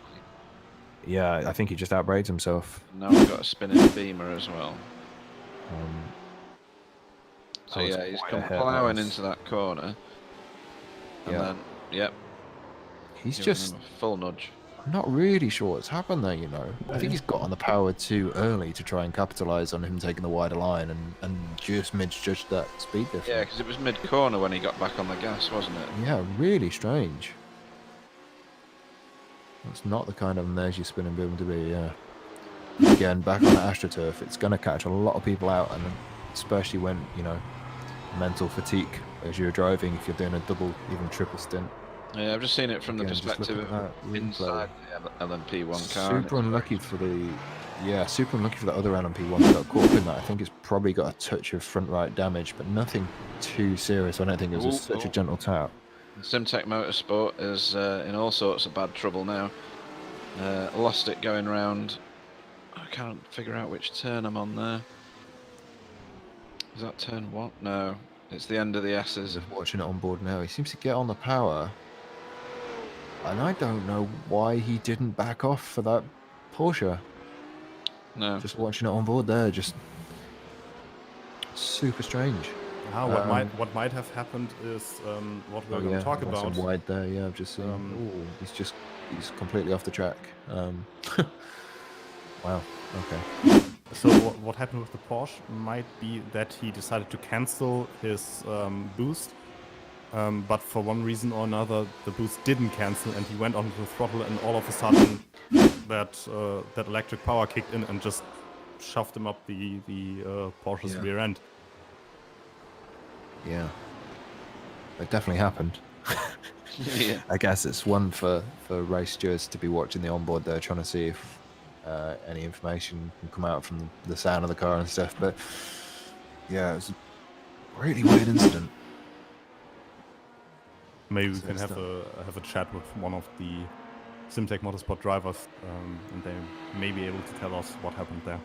Yeah, it would be pretty good.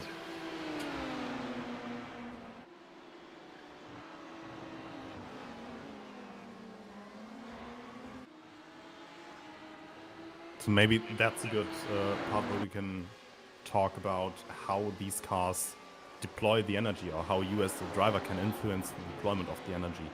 Yeah.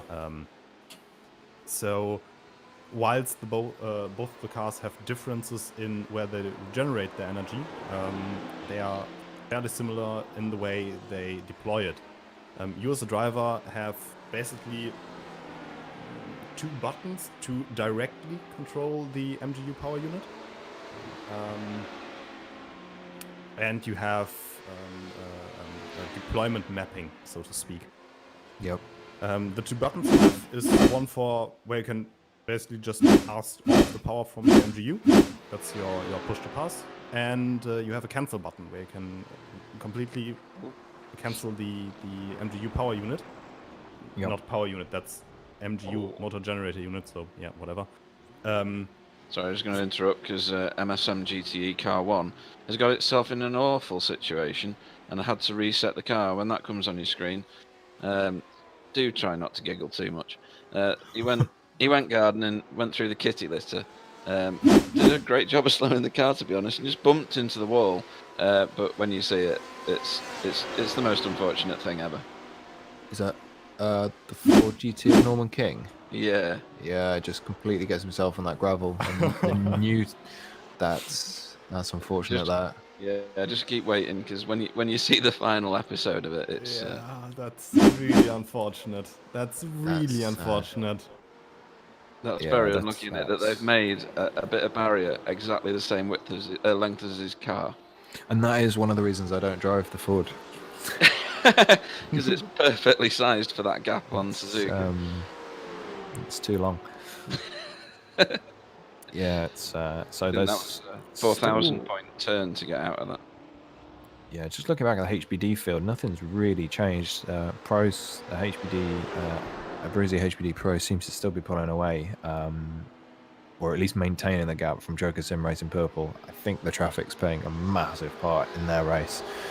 Again, the S's seems to just predict the outcome of the rest of the lap. Along with Race Glitter and Abruzzi, they still seem to be battling for that P3 position, and yeah, tossing and turning between whether they're going to be close or whether they're going to be far away. Again, it's just about capitalizing and being in the right place at the right time, really, for that overtake to work. While rambling about the way the MGU functions, I completely missed the change for the lead. Diaz Wave Italy is on the lead now. Yeah. And the former leader is in the pits. And TQ Engineering Red, are they? Engineering. Yeah. Do we reckon they took any damage from that impact? They must have, because they lost a lot of time to DRS. Yeah. There's Zeb is right on the back of Race Glitter again, coming into a massive. Oh dear! What you doing, son? Just had a massive lock up into the final chicane. Side by side. Probably getting a little bit frustrated now because he knows he's got the pace. Put that car in a really good position for qualifying as well. And he has been waiting for... Well, he's been stuck behind him for 15, 20 laps now. Stuff like that, though, that'll ruin your tyres for a good amount of time, won't it? Yeah, two massively overheated front tyres there. Yeah. I think he just went into that corner and again, the speed difference misjudged that BMW's speed on the entry to the chicane and not wanting to lose time to the car in front. But no, he seems to have kept his composure. Seems to be nice and clean, and just I think in situations like that, you've just got to dial it back a notch and build your rhythm back up again and go from there. We haven't really seen these guys have any incidents or really any mistakes. They've been just nose to tail working the traffic. Yeah, they're traversing. I think that's a Ferrari that they're passing. I'm not sure. Yeah, it was. Yeah. But the gap seems to be fairly maintained at the moment. Yep. And again, you know, Zeb can manage that and fuel save because, you know, he's got, if he's looking ahead, he can see the traffic that's coming up and he can work out, you know, he can know if the exits, as I'm actually watching now, go for the move, coming down the back straight. 130R, the scene of many crimes. Just gone away from me. He's just made that move very close, though. It was very close. It was very well done. into that chicane. There's a few LMP1 cars visited the pits and come back onto track now as well. Yeah, he's the guy behind's flashing, so I don't know if he was happy about that overtake. Zeb's gone super defensive. Doesn't really matter. He's passed. Yeah, I think it was probably how tight Zeb chopped off his nose, but I think they both knew what they were getting involved in there. Yeah, rude or accurate, you decide.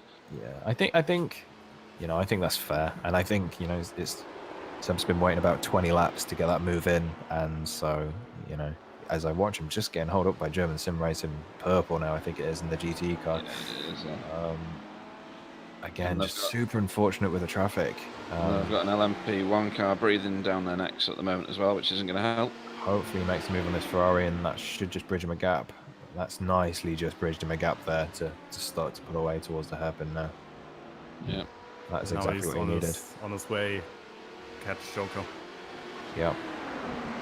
So that's something to monitor over the next few laps, just see if he brings down that gap. The LMP1 car went seriously wide around that hairpin. I think he saw something interesting in the stands and wanted a hot dog or something.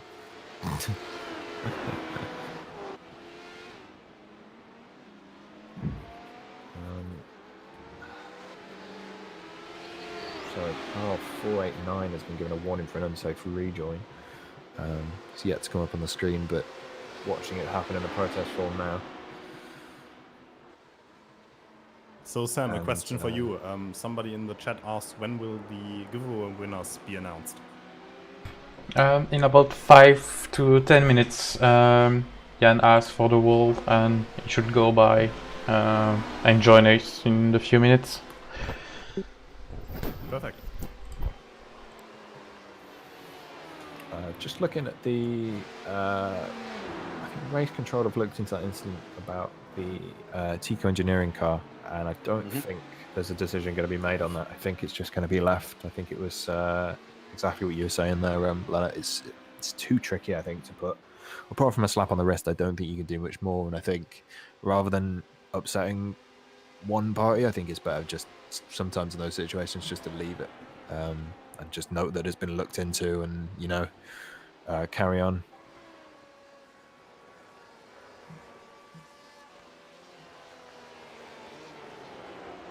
Yeah, they reckon. Ooh, we got a Porsche doing a bit of drifting. The race control have deemed that as the BMW moving offline, and the LMP1 just being in the wrong place, the wrong time, not having time to react, which is, you know, it's what we said. Yeah, it's you're never gonna, you can never really penalise somebody for that when it wasn't a deliberate or you know, forced mistake, should I say.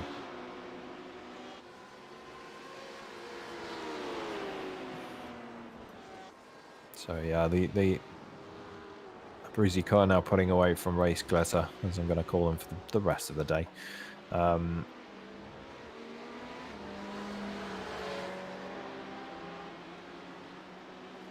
Joker Sim Racing just coming into the final chicane, and a Bruzy just going into 130R. So I mean,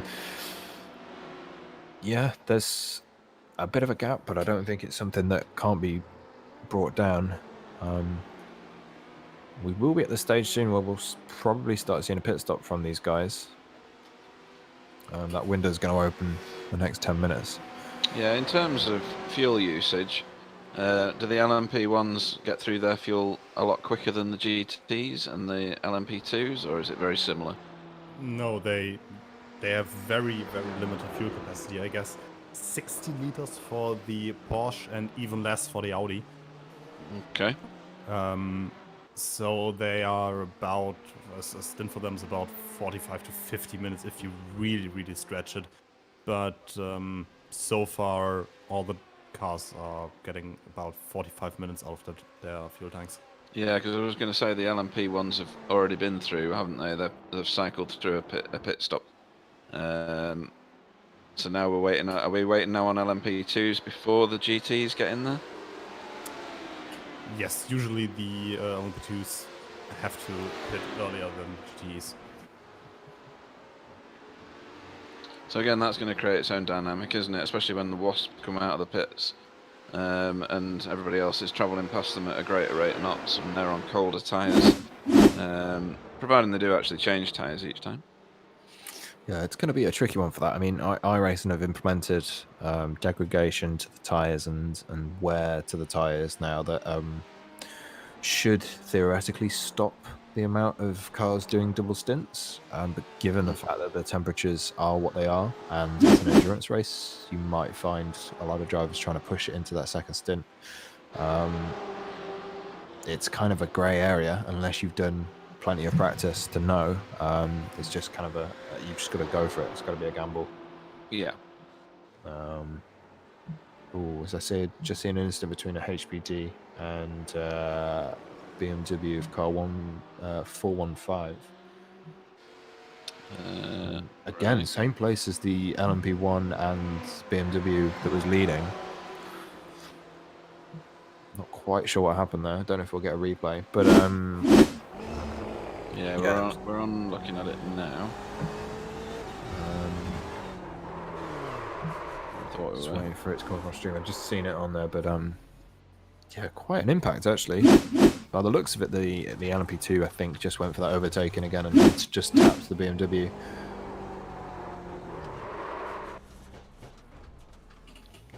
Yeah, and that had a series of problems after that.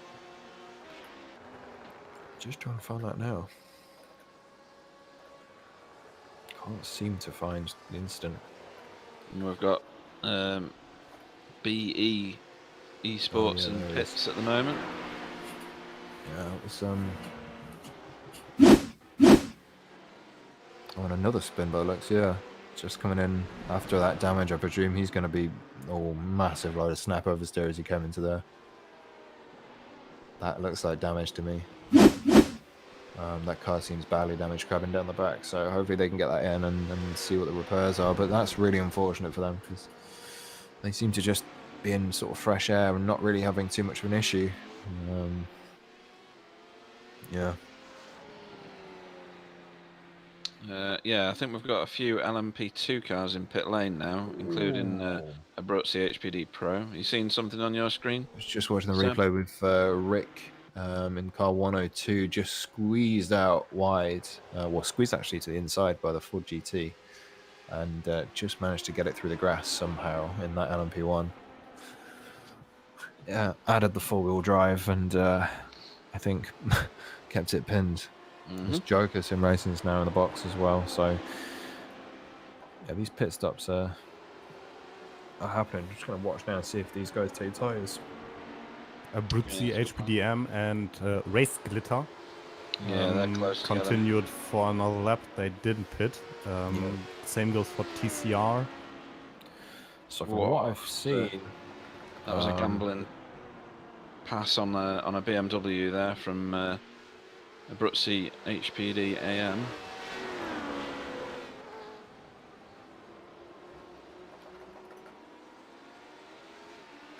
So P1 and P2 in the HPD didn't take tyres. So I guess it's going to be a case of seeing what the AM car decides to do when it boxes this lap. But we know that the AM car will have saved fuel better than the Race Glitter car, because he spent about 20 laps behind him. That's usually going to be the time to try and see if you can get that overlap by saving fuel. Yeah. These cars like to have no fuel in there. They're substantially quicker. Yeah, it's going to be interesting. Yeah, so they're in the box now. Peeling off now, yeah. Get down to the right Oh, speed. massive lock up into the pit limiter area. Hopefully kept it at the right speed. He crossed the and line Team with Motorsport Dreams sideways at one of the S's. So Zeb crossed the pit speed limiter line at 73 kph. Yeah. So that's 13 kilometers too fast. Yeah. Let's hope that it the You got slowdown it. wasn't on there for long. Did anyone see what happened to Simtech? They Not yet. were running wide, but yeah, they've been in the box for quite some time. They were in the box. Oh boy, on lap 28 through the S's. Okay, so Zeb not taking tyres, and Nevil's a car behind, and these guys have come out even closer from the pit stop. So, Yeah, Zeb's entry into that pit stop really did compromise him. Yeah, we're just watching Denu Sim Sport Rainbow 1. Again, all terribly wrong. I don't know whether they were helped on their way. Just watching that now. And now we're back with a Brutzi. I just snapped out and almost took out B. They've a bit of side pod damage potentially on that, but I think they were super lucky. Yeah. Yeah, they didn't sustain much damage, but in terms of time on track, they lost quite a lot. And now a Brutzi HPD AM under some significant pressure by our glittery friends. Yeah. Yeah, that's that gap that has come down by about half since that pit stop. And again, if you lock up coming into the pits... he's gone wide. He's gone wide. And... yeah, that's the position given back, but he might it's be not. able to hold it. He's fighting on the inside of this corner, but it puts him in a disadvantage at the end of this little sequence. Yep. Into Spoon. It's easier just to let him have it. Oh, and he's gone. He's gone. He's lost it. Yep. Wait, the M car changed drivers as well. Yeah, that's Darren. Yes. Yeah. So that's interesting that they've done that driver swap as well. Interesting. I would have really, considering the gap between the two cars, I would have probably kept Zeb in there to try fight that off. But yeah, that's interesting. Now we've got a gaggle of cars around L1 Esports. He's lost a little bit of time there, really, and probably overheated those tyres as well. Yeah, guys. We've learned in the 8s that it doesn't take much to scrub your tyres, and you can't get them back once they're done with this new tyre. Yep. Yeah, that's it. I guess we'll see with that one. Yeah, we have Jan waiting since a few minutes now. I was waiting the end of the pit stop of the P2. Should drag him in for the give race. If you agree. Yeah, bring him in, yeah. Let's go then. Hello, Jan. Maybe Jan was not ready. Yeah. We'll wait a few minutes and wait him. Just go on, guys. Keep doing. Just going back to that HBD car of a Brizzy, they're now under a lot of pressure from Ramada, and they've gone wide at the hairpin and they've gone through again. So obviously I kind of knew this was going to happen anyway. Zeb is considerably faster than the other two drivers. In my mind, I think he should have been kept in for two stints. Oh dear, on the broadcast at the minute, we've had an LMP1 car and a GT car come together. Don't know whether you can replay that, Sam. Just from a minute ago. It's Newman SimRacing Yellow is somebody who's been involved. Oh, it's the BMW that gets it wrong and takes out the LMP1 car. That's a very unfortunate braking error. Don't know whether he thought it was on a different corner. Yeah, no. Maybe he just wanted a real heroic overtake and say that he'd overtaken a P1 car. Brizzy HBD just went wide again into the chicane. It drops quite a lot of time. So for the crash between the BMW and the LMP1 car, a lot of damage to the side pod of the LMP1. And that's going to ruin their day, and that's why they are in the pits now. Yeah, right. I've just seen that. That's a heavy impact. That's sort of unfortunate, really. If you get that BMW locked up, there's no coming back from it. I think Jan's ready, is he? Yeah. Darian seems to be really struggling with the car.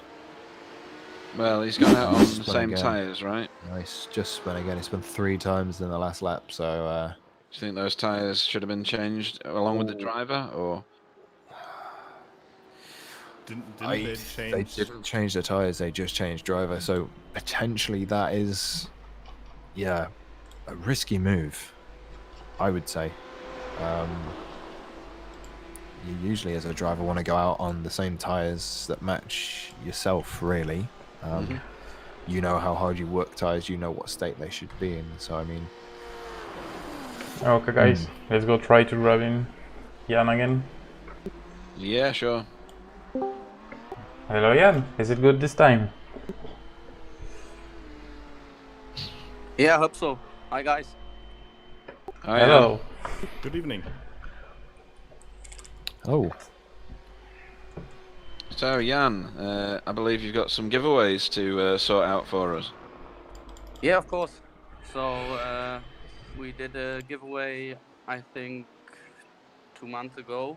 So the fans, drivers, and teams could win 30 iRacing dollars. Anything about broadcasters winning any giveaways? No.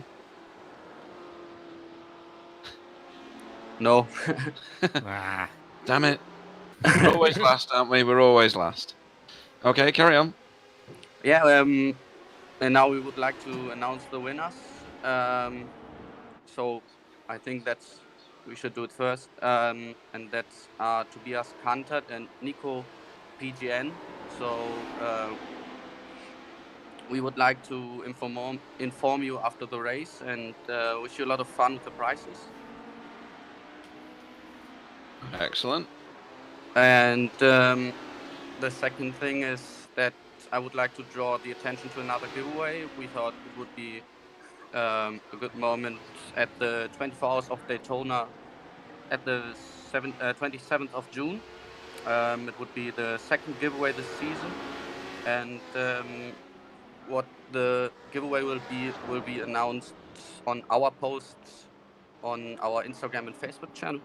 So yeah, it's not 100% fixed what we give away, but it would be another thing than that the 30 iRacing dollars. nice. Okay, that's pretty good. And does it tell them on the communication how they apply to get the giveaway prize? Yeah, we will inform after the race the two winners, and the other giveaway will be announced I think next week or in the next 2 weeks. Excellent. Okay. Anybody you'd like to have a shout out to while you're on here, Jan? Yeah, shout out to my team who's currently driving at the 333. Our team principal Roger is now driving currently on P11. So yeah, hopefully a good race end, and yeah, wish all participating teams an exciting and successful season. Yeah, that's it. Brilliant. Right. Awesome. Thanks, Jan. Excellent stuff. Thank you too. Yeah, thanks again, and thanks for the support your team is giving to the championship. It's really appreciated. Wish you a good race. Thank you, guys. Bye. Cheers. Bye, Jan. It's always good when people give away free stuff, isn't it? Oh, yeah. I never get it, but, you know, something else for me to moan about. That's probably because you butchered the way you said their name. Yeah, it's absolutely that, isn't it? Right, so back to the racing. We've had a Porsche there just lock up on the screen with Full Send Racing passing them on track and an LMP one car giving it some beans. Yeah, there's a penalty being given out for car 420, dive bombing on I think that's just the opposite way around, actually, by the looks of it. No, it's actually a penalty going to be given to car 207, then, by the looks of it. Comes back from a long way and dive bombs the 420 car, by the looks. Yeah. I have to be honest, this kind of feels like watching Christian Horner when his drivers don't perform the way he wants it. Thank you, Toto. Well, my drivers didn't even show up today, so who am I to complain? Car protested as 207, yeah. So that's the HBD, Abruzzi HBD AM car that's obviously made a bit of a crazy move. Oh, yeah, 15. Yeah. Yeah, they've just got that penalty now, so. What did they end up with? 15, was it 15 seconds stop and hold? Yep. Yeah, 15 seconds stop and hold, so that's quite a lengthy penalty. It is for an HPD, yeah. Interesting Interesting to see what that was for. Quite a while back. That was 37 minutes and 39 on the iRacing timestamp. So that was Zeb half an hour ago. Yeah, that was Zeb that got that. Was that his overtake, or? It didn't look like a dive bomb from my opinion. No, that was on car 420 that they made the move. So it's been protested and. Oh, that might be that one that I said was quite tasty, where they and the car behind them, the what was it, glitter? Can't remember what they're called now. No, we can call them glitter, race glitter. Yeah, glitter.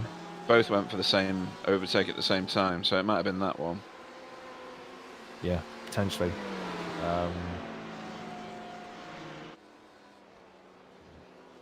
Yep, and race control have issued that now, yep. Yeah, so that is going to add a spanner in the works there, and that's really where they could have done with Zeb still in the car, because he would have made that time back up. Now the Abruzzi car is being swamped. As TCR are battling hard now with Newman Sim Racing for position. Yeah, they're making a mad dash for the back of the field at the minute, aren't they? Is it Daniel, is it?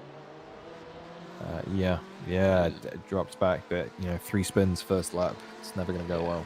Well, your tyres are done then, aren't they, for quite a long time, if not completely.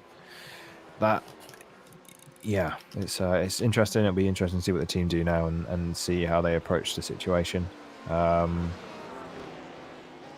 There's a few strategies they could take. They could come and take the stop and hold penalty, realise that what's happening is happening, and then come straight back in after. Oh dear, we've got a terrible situation going on at the moment around SK Motorsport Golden that involved a number of different cars. TQ Engineering, weren't they leading the race at one time? They were punted off, I think is the term, and ended up nose into the barriers at the side, so they've got damage now. I should think we'll see them in the pits. They got done by a BMW. Oh yeah, and a Ferrari. Massive hit. Not quite sure what happened there. I'm gonna have to see a replay, really. Oh yeah, just not quite sure. There sort of he looked like he was being squeezed by that BMW to the outside line, but yeah, I think the BMW may have moved across on him. That's a quick replay of Joker Sim Racing going wide, and the S's. And then he's gone again. The exact same corner the other car had issues with. Yeah, and lucky that the Ferrari tried to capitalise on the accident and keeping it pinned, and he's ended up getting caught out in that as well. That was the strangest crash ever. He's just gone into the wall again. So TQ, from what I'm seeing on the replay, had that line, and the BMW just didn't see him, just came across. Yeah, it did look like he travelled into his racing line. I don't think it was malicious, but I just don't think that BMW saw him at all. And the TQ Engineering car spun again. He's just towed straight back to the pits. So L1 damage. Did you see why he binned it? No. He had contact with the other TQ Engineering car. They collided. Yeah, it almost. Netcode. Yeah, it almost looked like snake code. Yeah, because he speared off the track quite violently. I think one of the Abruzzi cars is in the pits at the minute. I think I saw them coming in behind all that. It's probably for the stop and for the penalty. Right. Do you have to serve that in a number of laps, or is that just on your next pit stop? I think there is a number of laps, right? Is it, Sam? not yes, there, but yeah, I'm yeah. pretty sure. Once race control throw the penalty, you have 3 laps to serve the penalty. And you Yes. can't work on the car, I'm gonna guess. You can't work on the car, or iRacing will give you 25 seconds more. Right. I The gift was that about, keeps on giving people if you Yeah. if you get that wrong. I was about to ask, how do you guys tell if a car that has a black flag refuels? Because you can't really tell from the outside. You can see if they change tires because the car goes up. You can tell by the time they spent in the pit stall. If they have 30 seconds, you look.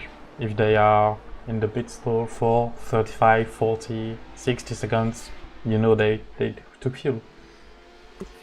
Or change but drive. iRacing also issues longer penalty if you actually work on the car while you have a black flag, right? Yeah, no, Now I understand. Yep, sorry. I had a No, they issue more times. So Yeah, okay. we removed the things that. Well, yeah. Previously, in the first 2 seasons, we were looking each penalty, and if the guy spent more time than he should in the pits, it was clearly working on the car. Okay, gotcha. So now we're watching the TCR car. Yeah, they're in a heavy battle. Yeah, it's getting a bit tasty in there. There's quite a lot of other traffic around them as well. A couple of GT cars and an LMP1 looming in the distance. Lights flashing, that sort of thing needs to be shot. I hate it. My own teammate, Clyde Whiting, loves it when he's driving behind me because he just continues to flash his lights the entire bloody lap. I think there's a time and place for lights being flashed. I don't think I mind it too much in multi-class events, mainly because as a driver, I would say that confirms sometimes which line you're going to take. I think if you're just flashing behind the car randomly, I don't think that gives them anything apart from aggression. Or a migraine, yeah. But if you're obviously showing that you're going to take the inside for the next corner and then you flash your lights, as far as I'm aware, that confirms that I will be taking that corner and is a bit of a mutual thing. I guess it kind of depends on. What are you doing? Okay. Oh dear. Oh, there's a bit of a traffic jam. It's Yeah, like the yeah. M25 there. Yeah, so that's that TCR car getting in a bit of a tangle there. Yeah. I'm not quite sure how that started. That's a bad bit of communication, I think, between the So two. he was passed. The BMW just didn't concede that place. That's right. He wanted to take his line regardless. I'm afraid I would say that that's the BMW that caused that, definitely.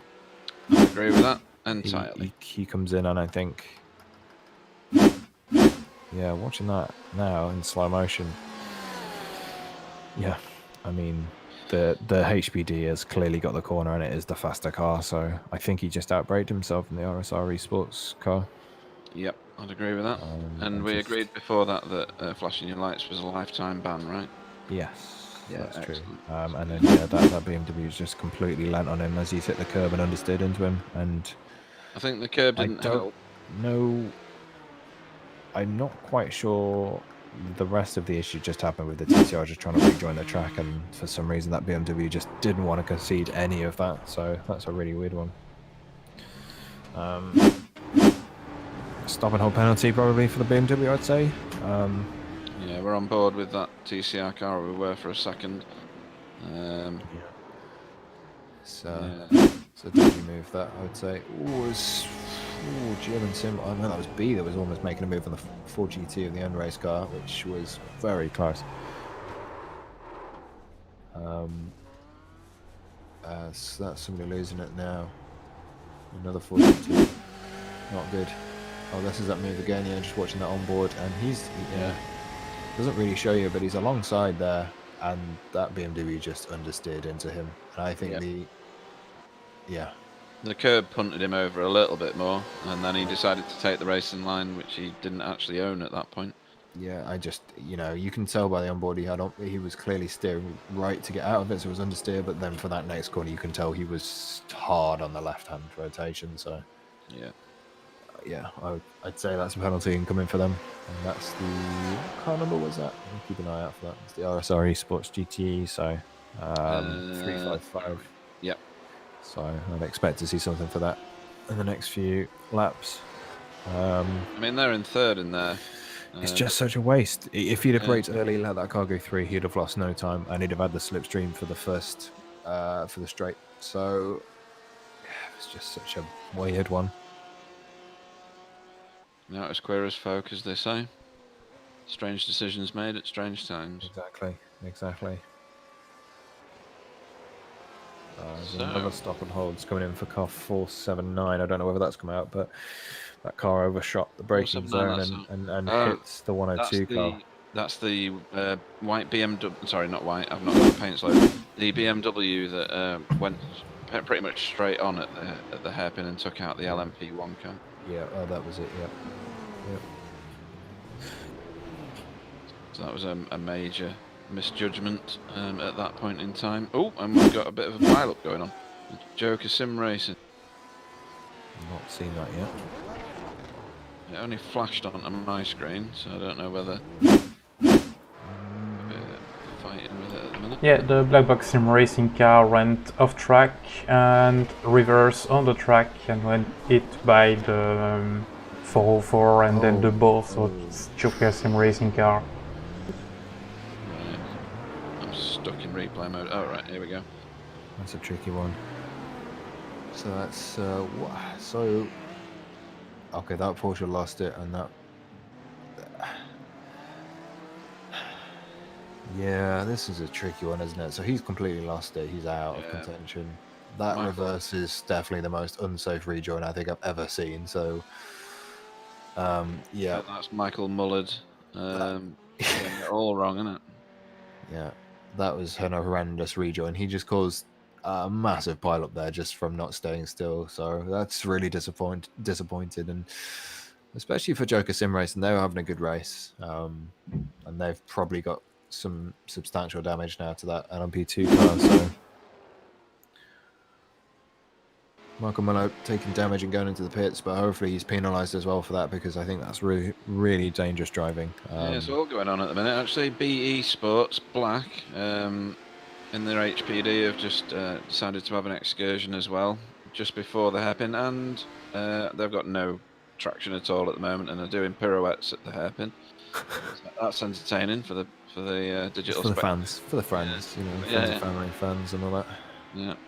But you'll be glad that we got it on camera. Cars in the pits, probably going to be in there for a long time. Nathan Scram had a massive moment and has actually hit the tyre wall there. Sorry, not Nathan Scram, that's Pedro Gomez in the B Esports Black car. So he's probably taken a little bit of aero damage there. Nothing too much, but it looks just ran wide. And he's gone wide into the hairpin. That's probably the car you said that was spinning around, maybe. It was, yeah. If you keep watching, you'll see him doing a lovely dance on there. Yeah, so it's all starting to happen. We're about an hour and 17 minutes in, and I think tyres are playing a part of this, and new drivers and bits of frustration. There was a car parked in the chicane. I don't know where that's gone. Yeah, as we're watching a there's a 479 that car. was SK Motorsports Golden, just parked in the chicane for some reason. Again, another one of these incidents where it just seems like as Ralph and the German Sim Racing purple car just completely overshot. No, he stops in the chicane, and then gets twagged behind. The twag behind, that kind of stuff really annoys me, you know, this kind of whole, I'll keep it pinned to see what I can get. Oh, and a mega shunt there. Well, that's one way to get someone out of the way. SK Motorsports Golden. Just decided I've had enough seeing the back of that other BMW, so off you go, son. And that was for Newman Sim Racing Yellow, and they've already served a penalty at that point. Oh, they were the ones that took out the LMP1 car and served a penalty, weren't they?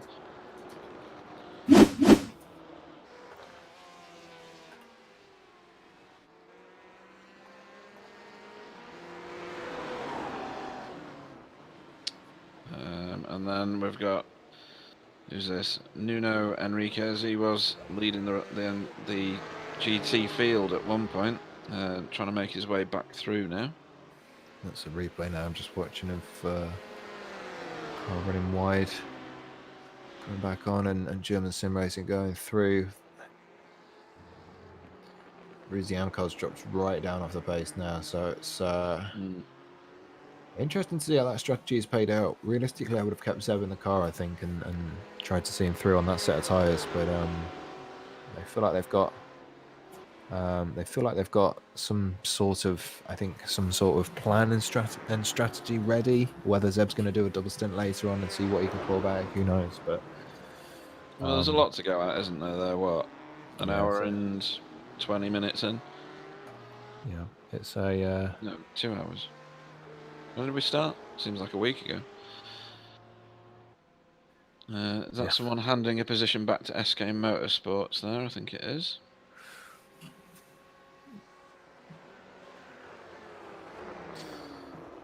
So it's still a close battle between First and GTE at the minute. It's yeah, N-Race Esports, I think, just handed a position back to SK for something or other. Yeah, this is probably because the SK Motorsport is the leader in GT and they do not score in the same category, so no points on fighting them. Gotcha. Yeah, overall position isn't really a thing in GTs. No. Yeah. GTs are running about 6 to 7 laps off the leaders.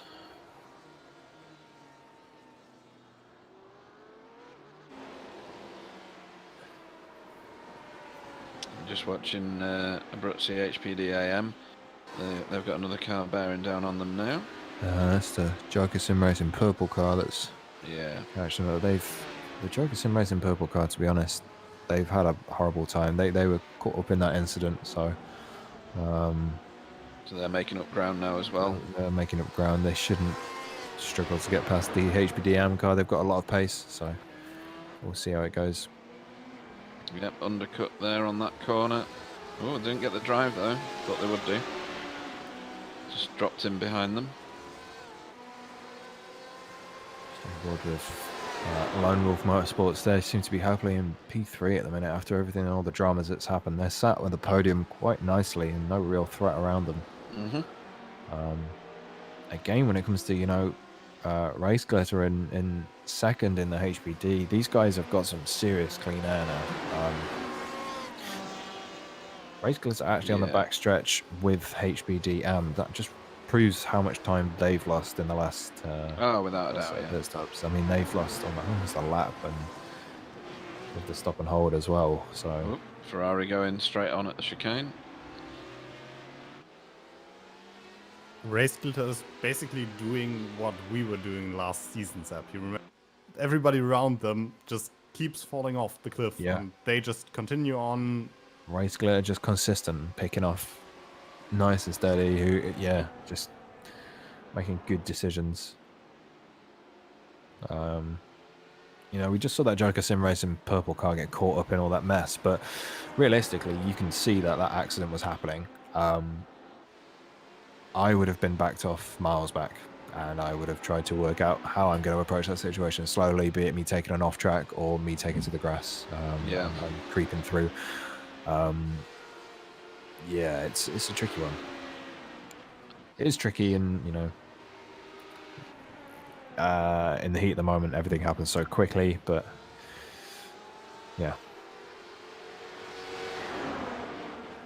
just watching that race glitter car managing the traffic, and it's just nice, clean, concise overtakes.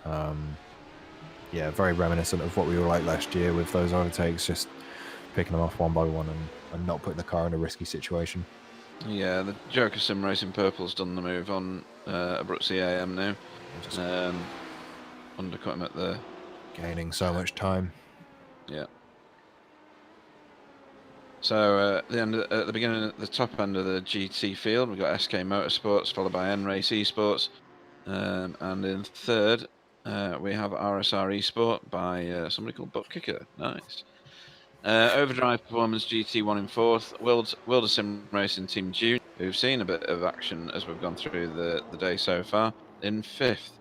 TT Motorsports in fifth. Masked Devils Esports AM in seventh. Full Send Racing in eighth. And I've just lost my thing that tells me where everybody is. That's good. Oh, because we've got a spinner, that's why. Oh, and he's doing some lovely donuts. That's to the double right-hander. I can't remember what they're called. They've got, and that was German Sim Racing Green. Obviously, didn't like the levels of traction and wanted a lot less, so thought they'd spin the car a few times. And they've had some weird instance. They Yeah, notoriously, German sim racing in that HPD car are known for just feeling like that.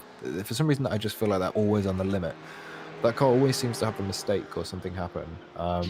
This is what I was talking with Lena earlier. Like, they would always have some sort of little mistake, and they've just gone through about 4 or 5 laps of just little incidents and running wide and stuff happening. And I think it happens to everybody. I mean, the concentration level on endurance stuff is, about being consistent, and your mind does wander, and it's one of the many things that when you're running fast, you've got to make sure that you're always keeping your head in the game and trying to concentrate. And it takes your mind to wander, and you can have a lap or two where your rhythm's completely gone. And I think that's what's just happened there. I found exactly the incident. What happens when you don't keep your head in the game? TQ Engineering, lap 39 out of the hairpin. That's the part where an LMP1 car just doesn't spin, and for one reason or another, the car just snapped on him. And I've rewatched this situation quite a few times, and there's just no way I can think of why the car snapped there. The car is this the one just where doesn't we were snap. watching earlier? Or is are they on their own in this one? They are completely on their own. Completely on their own. There's no car in front of them, no car behind them. Lap 39, it just snapped. Very strange. So is that an iRacing thing, or is that a car thing? Driver. A driver thing. A driver thing, right. It has to be driver. As I said, I've never had the Porsche snap in such a way there. And I've had really weird crashes, but nothing compares to this. And they crashed into the wall, come into the pits, repaired it, and they're out and about again. Okay. So the 498 car has had a penalty of stop and hold for 30 seconds for a unsafe rejoin. 498. Trying to figure that one out. This is the incident when 3 GTs went at the last chicane, and one was on the left and came back on track in front of the 2 others. Mm-hmm. Yep. Okay, so they're suffering as a result of that. That's good. Yep. On screen at the minute is NRAC Esports. No, it's not. It's RSR Esports. Chasing down our NRAC Esports friends. Yep. Just watching the HPD AM of Bruzy just under a lot of pressure now. I'm not sure if that's a move for position or whether that's a lapped car, I think, that's just got the move done. Wasn't really too contested, which is good. Mm-hmm. Yep, straight through and clean and pulling away. Yeah, I feel like... how would I get his lap times? But I feel like maybe he's just getting into a rhythm now. I'm not sure entirely.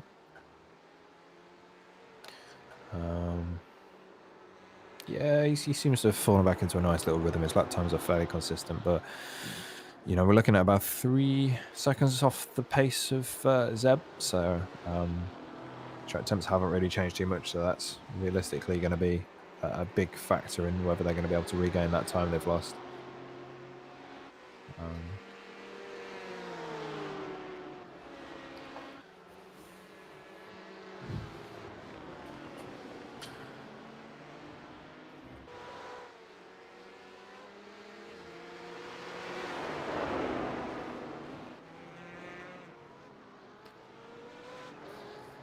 So far, it's been quite an action-packed hour and 24 minutes. It started off very clean, and then everything seemed to start happening.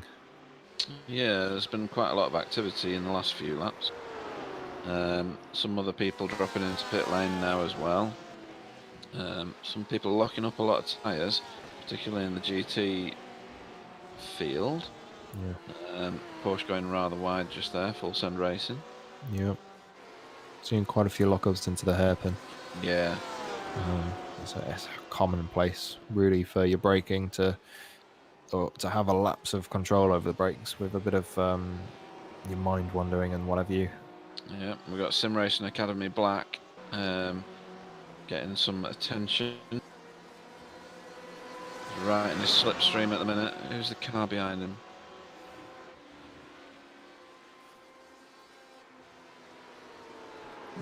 Oh, it's the H2 Performance SRT that was getting the attention, but he's managed to get a bit of gap going through 130R and then extended it a little bit going through the chicane.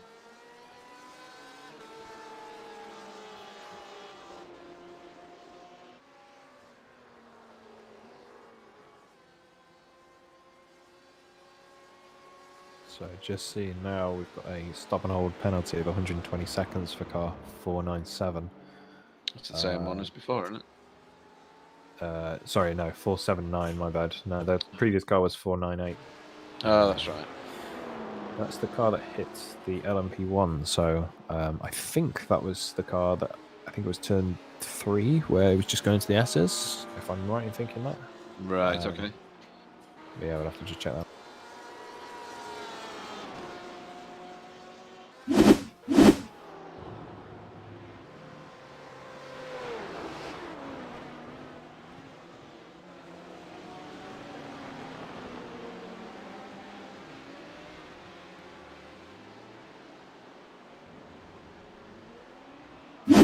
Yeah, that was that Newman sim racing car. Right. They've not had a good day of it, have they? Not really, no. So yeah, that's their second penalty. So they've had 2 lots of 30 seconds in the pits, and now 60 seconds by 2. Ooh, just watching the 415 car just running deep into the final chicane. Right. It's completely overshot. Replaying on stream now. It's Oh, actually in the pits now. I don't know if it was coming in for its pit stop or what was happening there, but something's not right.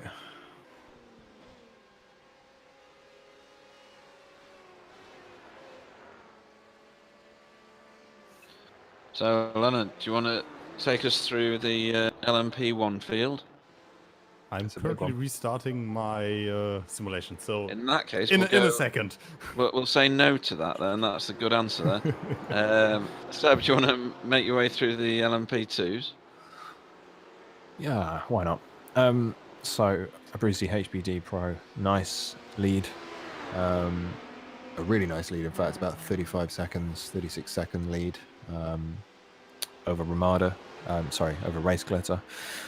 Race Glitter doing a fantastic job. They're not really under much threat at all. They've got 25 seconds back to the car behind them. I think I'm right in 25 seconds. That could even be the TCR gap to Ramada, but they've still got a massive gap. No, they're not too far off a Ramada. I'll have to check their pace and see if they're clawing any time on Race Glitter, as I'm going to call them forever. Yeah. TCR doing their thing. We saw them in a battle earlier. They've dropped off from Ramada, but doing their thing. They're not in too much traffic at the minute. Nice and clean now. They've got CQR not far off behind them, followed by Newman, Sim Racing Green, German Sim Racing Green, Joker Sim Racing Purple, the other Abruzzi car, B Esports, RSR Esports, and Mass Devils, who are not having a good day at all. No, they've struggled all the way through, really, haven't they? Yeah. Been in bad situations. Can we maybe have a replay of the Abruzzi AM car on lap 48, heading into the hairpin? Go on, Sam, see if you can find that. They had a massive shunt. They punted the SK Motorsport Golden onto the grass, and they speared towards the hairpin and took out the RSR Esports by butt kicker car. That was lap 48, yeah? Yes. What? Okay. I'm trying to find that now. It's Okay, yeah, super stuttery on my end. It's not actually loading up that replay, so I don't know whether they were having issues, connection issues. Possible. Let's see if Sam can recover that. Yeah, I'm trying to find them. But yeah, it's quite a long time ago now. They're still running, but yeah, that car not having a great race.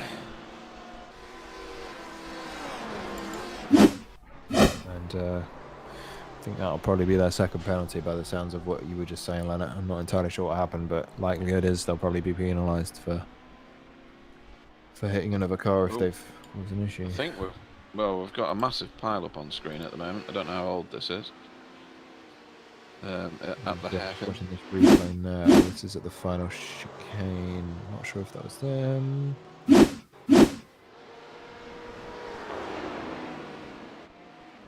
Oh, big spin for what looks like the Ramada car. Everything going on the screen at the minute. German sim racing Magenta going on underneath another car, I think it was. Well, now we've got RSR Esports LMP2 who've spun on their own. Yeah. I'm still trying to find the Abruzzi incident, but Ooh, yeah, so I've just seen that LMP1 hit with the German sim racing car. Yeah. There's a lot going on currently. Holy Yeah, moly. it's all over the track at the moment, folks. Yeah. And that's a big spin in a weird place, that. RSR Esports. What a strange place to spin, and not a good one to rejoin either. Luckily, it was pretty clean with the cars behind him, but it's a strange place to spin. yeah, do you have any timestamp from iRacing to let me find the incident between the Abruzzi and the hairpin, please, guys? Just watching that again. Give me a second.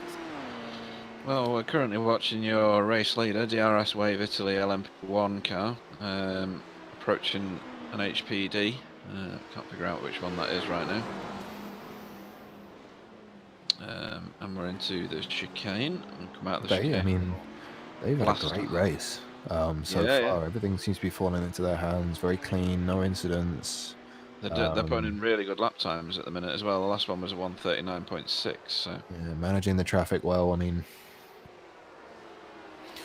yeah, started in P2 and yeah, doing a great job.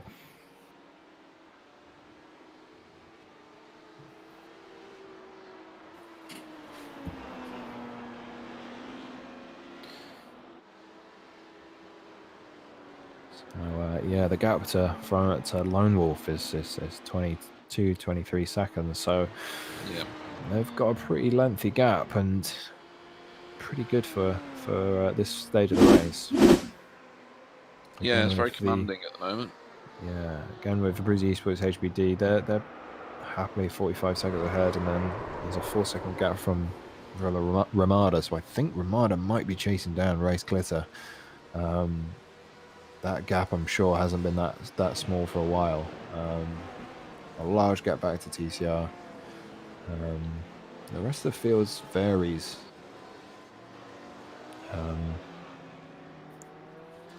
Just watching the replay now with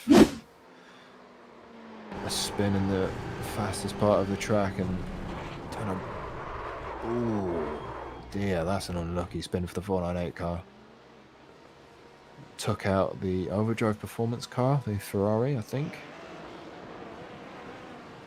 Yeah, looks like it. The overdrive performance car is at the chicane with many bits missing. Looks very second on that car right now. Yeah, car 301 car just coming around there, and again sees what's happening in front of him, but keeps it pinned. Yeah, and as soon as he gets on the brakes, he's on the grass. I mean, it's a big risk at this stage of the race for keeping it pinned, you know. Yeah, absolutely. We've got cars off all over the track at the minute, actually. Trying to figure out which turn that was. It was at the double right hand. Turn 2 in the spin. And nearly came back on in front of the gold. No, I think it was one of the TQ Engineering cars he nearly came in front of. So that was a pretty close rejoin. Oh, and another crash. There's the front end Yeah. missing off a BMW at the hair. It was finally the the incident for the Abruzzi Right.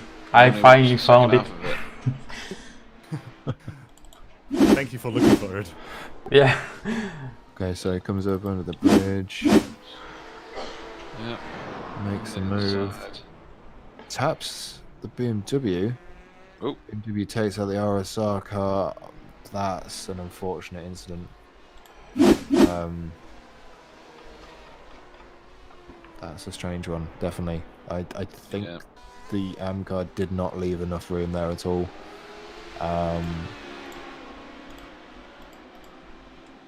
That's a tricky one. No, there's all sorts going on at the minute. There's more cars off track in various places. I think people's tyres are finally giving up. Lucky for the RSR Esports BMW. Yeah. Looking very second hand at the minute. There's a few with no bonnets and a couple with no front ends. Most of them seem to be BMW.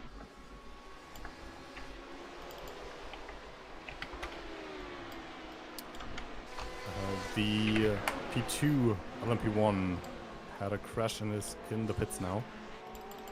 They went Lone off Wolf. in 130R. Oh, I bet that was expensive. Yep. Hit the wall with about 220 kilometers an hour. Sam, we've Yeah. got to see that. Yeah, but guys, first I have to tell you that we have our first disqualification of the race, car 137. Yep, Which car? 137. 137. Okay. This is the SimTech Motorsport LMP1. Oh, right. Yeah, I mean, Wasn't he yeah, making his way back through at one point? he has been involved in a lot of incidents though. He has been involved a lot in incident today and previously with the same team from 2 races now. So yeah, this is the end. Yeah. This is not allowed So here. he's the one And that he had issues in practice, yeah? Is that the same yeah, car? also he should practice with the same team always. So yeah, you mess up, goodbye. Yeah. Okay. So that's the end of the sim racing. Can't remember which one it was now. Car 137. Yeah, we had seen that car involved in quite a lot of incidents though. Yeah. The interesting thing for me is going to see is seeing whether the gap from TQ Engineering Red to DRS in first increases or decreases. I mean, we know TQ Engineering are fairly fast, but can they bring that gap down and hopefully make Breezy cars back in the pits? By the looks of it, they're HPDM cars, so I'm not sure what's happening there. They've been in the And, pits, so Seb, you just probably had your first commentator's curse. You were talking about TQ Engineering Red, and they had a shunt with a GT car, with a Ford in the... it's the kind of virginity I like to lose. The car looks fine, though. Oh, seen a Porsche going round. Full send race. Got that all wrong and then vanished off my screen. Which Yeah. is good. Can't get enough of that.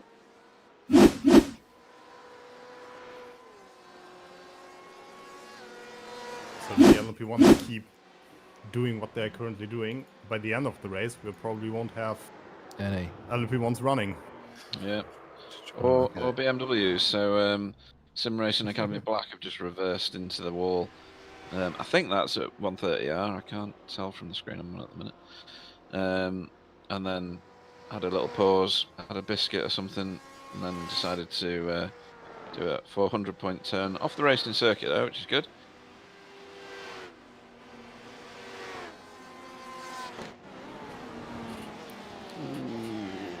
triple three car having a massive spin. Yep, that's the back one. straight in there. Yep. Yeah, that's Eventually gets it going. Nice safe rejoin, so round of applause for that driver, Sven Lippe.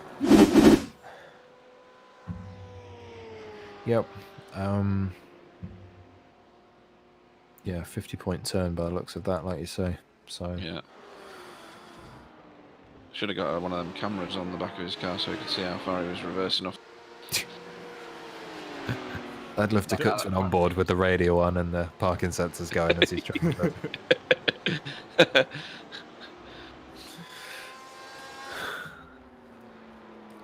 Got going again. That's the main thing. Yeah. Still holding P8. Fortunately, the SimRacingAcademy car, so I guess it's not the best way to get sponsorship by smashing your car into other cars. So it's probably team orders. Well, he's just unless looks you're like trying he's to gone wide again into turn 1. Yeah, he did. Yeah. Unless you're trying to get your advertising onto another car, the more you rub against it, the better. Yeah. Yeah. It looks to me on the timing screen on the stream that the Abruzzi HPD Pro car is has pitted. Yep, they were in the pits just now. Yeah. So that's going to be a likely to be a driver swap as well if they haven't already. Just have a quick look and see. Yes, that's a driver swap. The second driver going in the car now.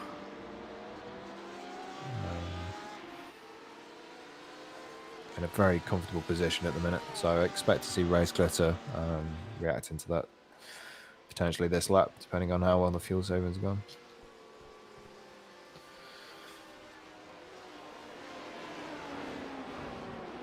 Yeah, so we've got Ruslan Burr. Oh, I'm not going to try that one. It's a good effort though. Yeah. Yeah, just bailed out before I started. Make noise. Yeah, just grunt. Yeah. Spending quite a lot of time in and out of the pits. It's Ruslan Bayramkulov. There you go. Wonderful job. I know. So Race Glitter are now in the pits anyway. Alright, so they've reacted to the Abruzzi car. Yep. It's looking like the pit window's open nicely there for the HPDs, so. I guess if you ever got a clash of GTs, LMP1s and LMP2s pitting at the same time, it'd just be carnage, wouldn't it? Yeah, definitely. Definitely. So I'm going to go into local view while Sam's not there.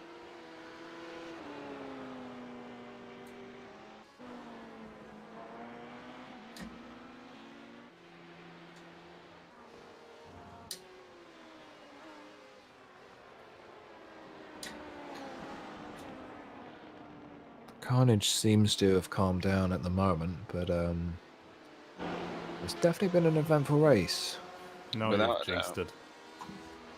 Yeah, probably. Somebody's about to have a career ending. But career ending, I love it.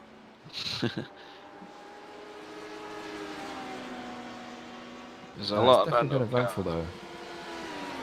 More eventful than I thought.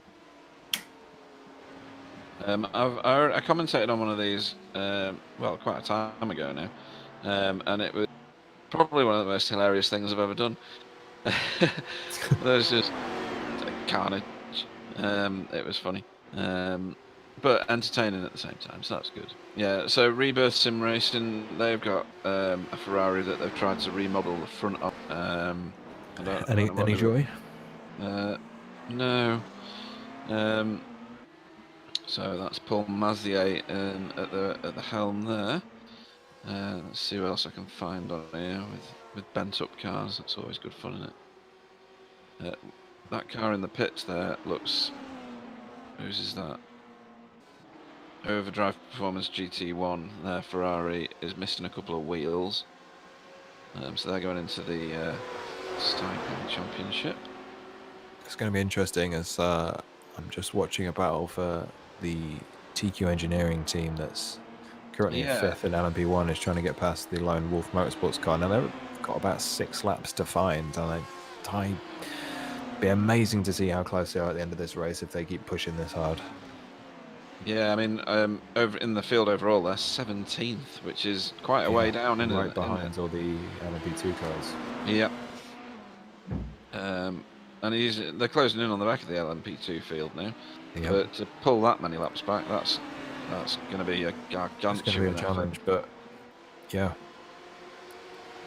Like anything can happen, really. We've seen the issues that's been happening at LMP1. For some reason, there's been so much carnage. So we'll have to see here whether Martin Bramborg lets him go, based on the fact that he's miles behind. And Colin Stark will be wanting to get past as soon as he can. I heard screeching tyres a second ago, but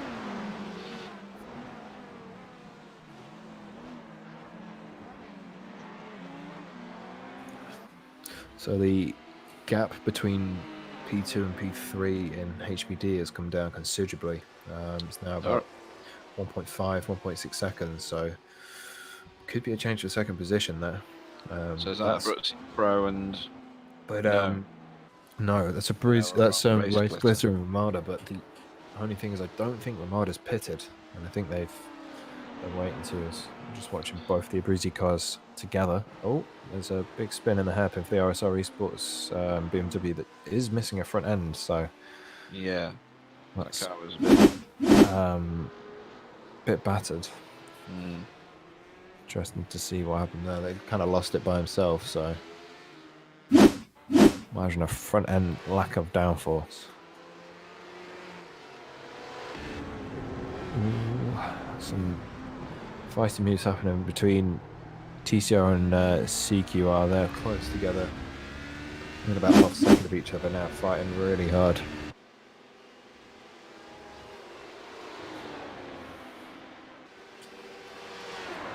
So sure if that BMW got a tap from the TCR car as they passed, to be honest with you. Mm-hmm. Yeah, let's have a look. Just looking at the replay on the stream now, I'm not sure if TCR gave him a little tap. Yeah, they did. Yeah, it was actually a netcode tap, to be fair, but that could be quite controversial because these two are fighting heavily at the TCR and CQR club. Yeah. And he takes a penalty, and that can really screw up their race. But I mean, CQR are really pushing to get past. I think we've lost Lannert. His sim keeps dropping out, so... Yeah. Yeah, I'm terribly sorry, guys. No, that's all right. Technology's technology.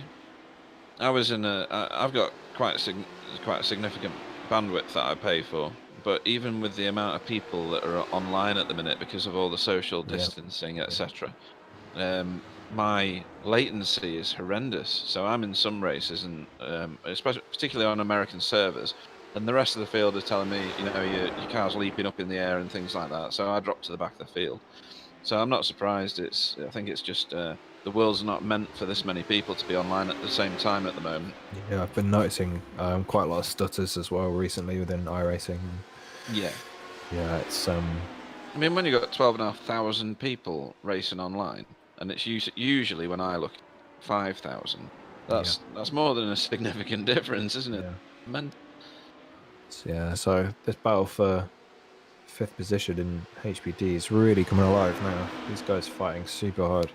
Yeah, I would expect that the slipstream was greater than it is. It doesn't seem to be so beneficial for these guys, does it? Yeah, it's because I'm used to being in like V8s and stuff, and on certain tracks the drag or the slipstream effect is incredible. But these guys seem to it's just on raw power, so they can just nullify. watching them coming down the back straight now. CQR. Just at that point, one of them is on my screen. Yeah, they're battling hard, and CQR's gone 3 now. I think they've done that on the first thing. Yeah, Lannert is completely checked out now. Yep.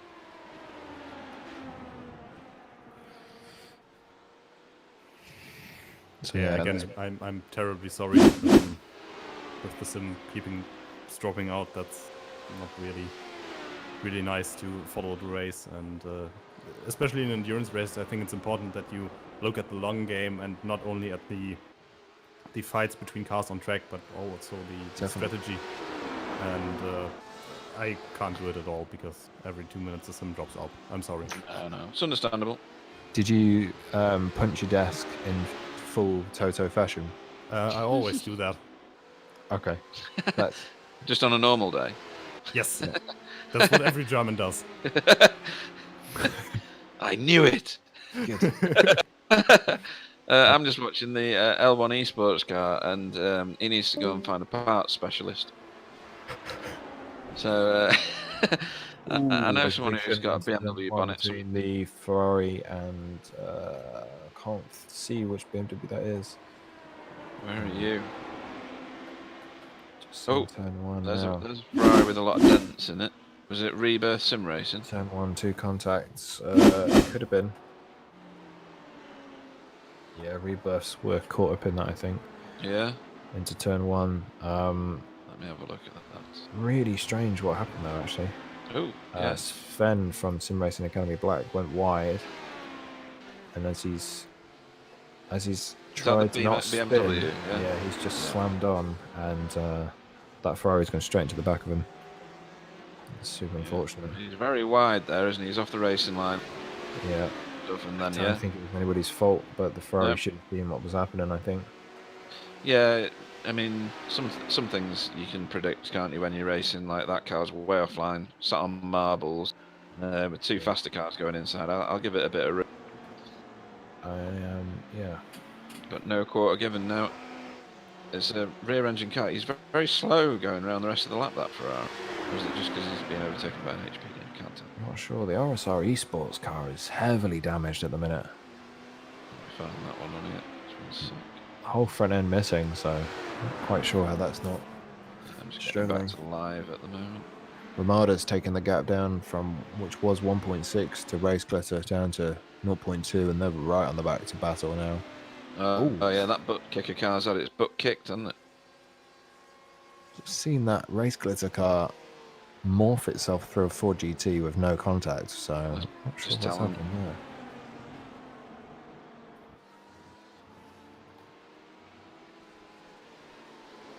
I think RSR should get a penalty for cheating in the fact that they've got significantly less weight on that car at the moment. There's a huge battle happening now between, well, it's not even meant to be a battle, it's just German Sim Racing Green trying to get through Am. Yeah. And Am give them no room at all. And trying to get back on terms with them. And, that LMP1 car's safely through. Now the question is now, Am's got a great run out of that corner. Is it going to try and get back at the German Sim Racing car? They're not on the same lap, these two, are they? No, that's the thing. He's backed out of it at the beginning of 130 hours. Still good to see the battle between Ramada and Race Glitter. Just pushing hard is Ramada. Just get into that one now.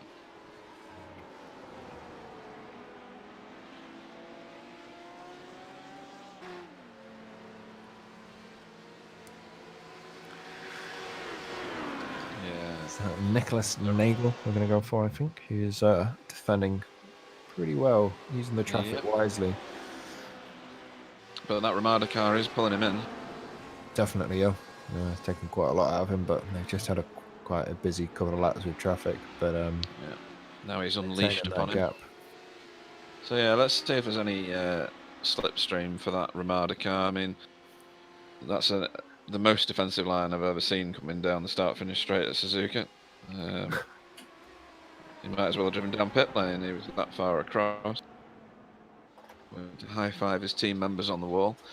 It's not done any good because he's back in the claws of him now. Yeah. It's I think he's just got to bide his time.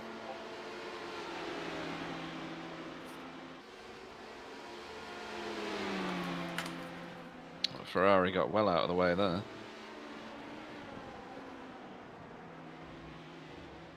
I mean, it's a good intense race for these two, isn't it? I mean, the cars don't look at all affected by all the calamities that have befallen other cars as we've gone around.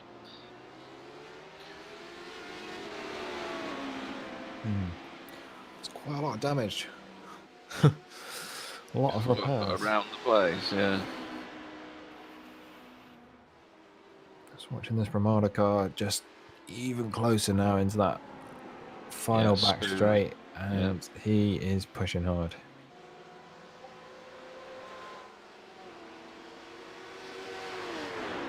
Not quite far away past yet, but I showing his nose. think if he gets himself in the right position for the start-finish straight, we should see some interesting stuff. Yeah, a bit of slow in, fast out would do that Ramada car quite well, right? Yeah. He's not done it. He's taking too much curb there. It disturbs the car, doesn't it? His exit quite a bit, yeah. Yeah. That car's only going to benefit the race glitter car. He's flashing his lights at somebody. I don't think anybody cares right now, mate. Oh, he's deep in there as well, isn't he? Shows his nose again. Is he getting impatient? Ooh, No, he's he's taking got a bit of curb. there. Yeah. Way too much curb. For these low riding cars, that's a massive disadvantage.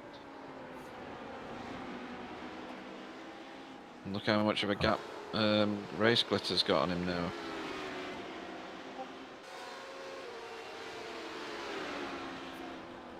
It's yeah, it's interesting. Yeah, it'd be a bit tasty getting through these two GT cars up ahead of them. GT cars in their own race, of course, and not necessarily going to be quick to get out of the way.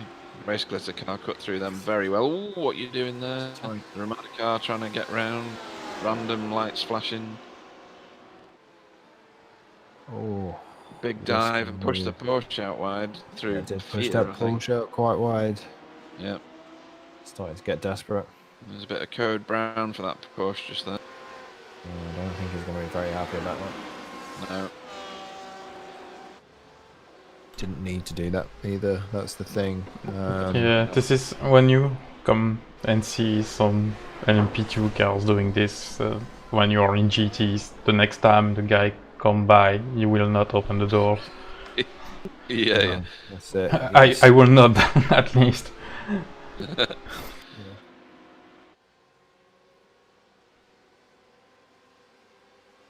then, back to the stream.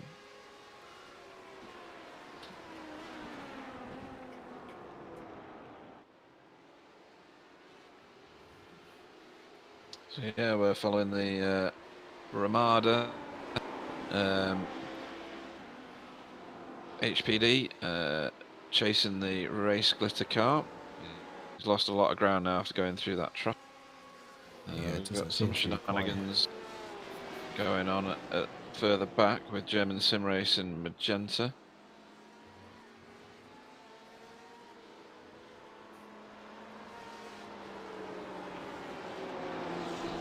Just watching Joker Sim Racing trying to get itself through the GT field. Such a complicated part of the circuit to try and negotiate moves.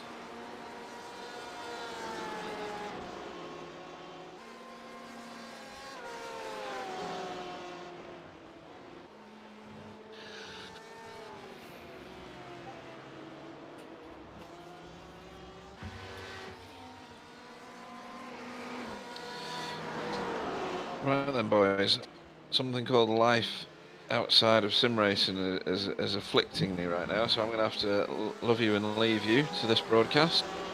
But good luck with the rest of it, and I'll get on with the rest of my day. No problem. Thank you for, well, thanks for being here, I suppose, and yeah, hopefully we can get to the end. Yeah. Yeah, thanks for joining us, Cheers. Pete. Cool. No Let's problem, go. mate. Cheers. Take it easy.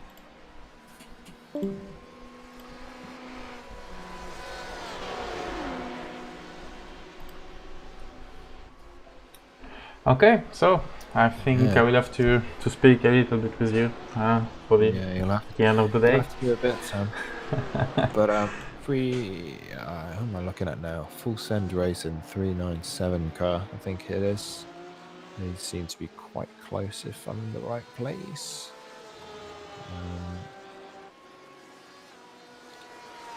Maybe that car just pitted that was in front of them, I think, actually.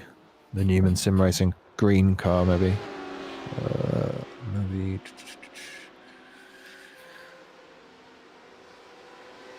I think that's the battle between two classes, actually.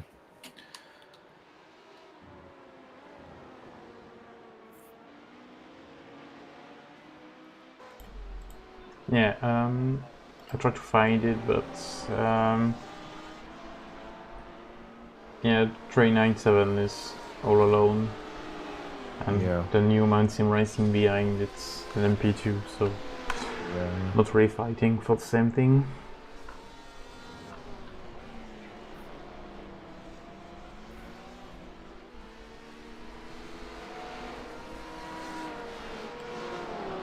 The SK Motorsports GT leader just pitted and has come back out in second place, I think.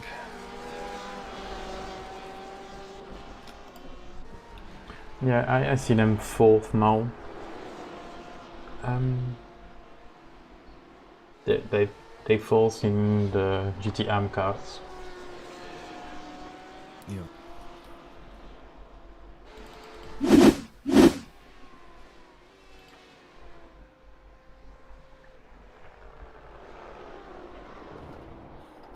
Yeah, and we just had a crash from Rafael Russo from the One Esports in turn 1. Lost the rear. Oh, yeah. Just seen SK Motorsports just had a massive slide. So they're effectively race leaders for GT in a massive moment. Just managed to keep it.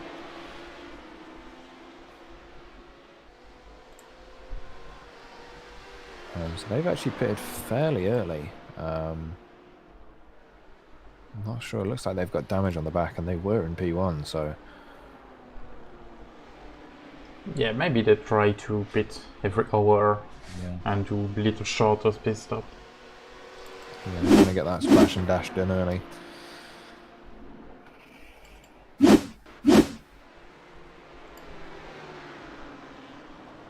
And back to the battle with Ramada and Race Glitter, and Ramada don't seem to be able to squeeze that gap back up after going through quite a lot of traffic, and maybe Race Glitter reacting with some faster pace now to try and pull away. I mean, they've been fairly happy on their own, probably fuel saving and saving tyres, so they've likely got more to burn.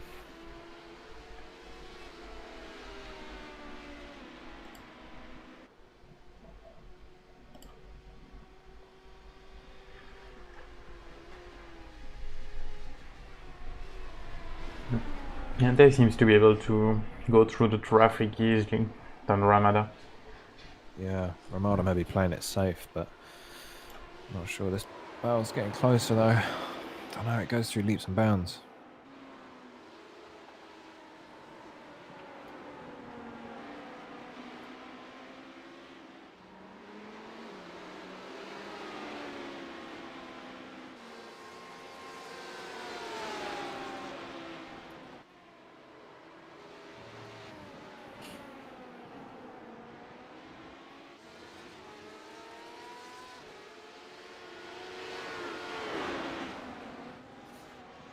Ooh, contact turn 1 between the TQ Engineering car and German.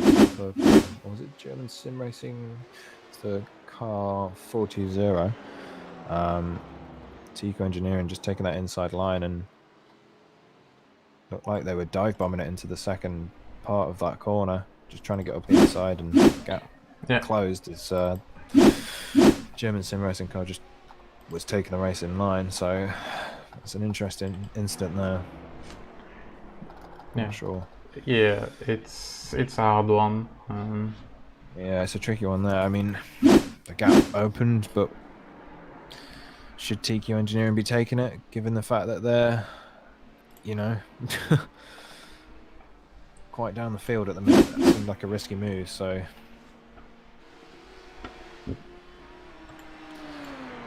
Just forcing the car alongside and...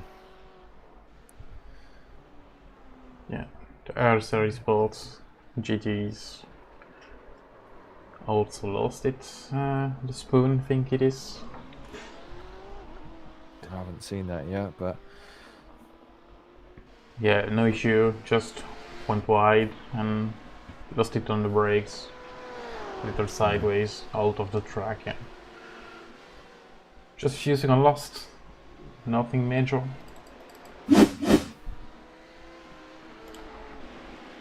Yep.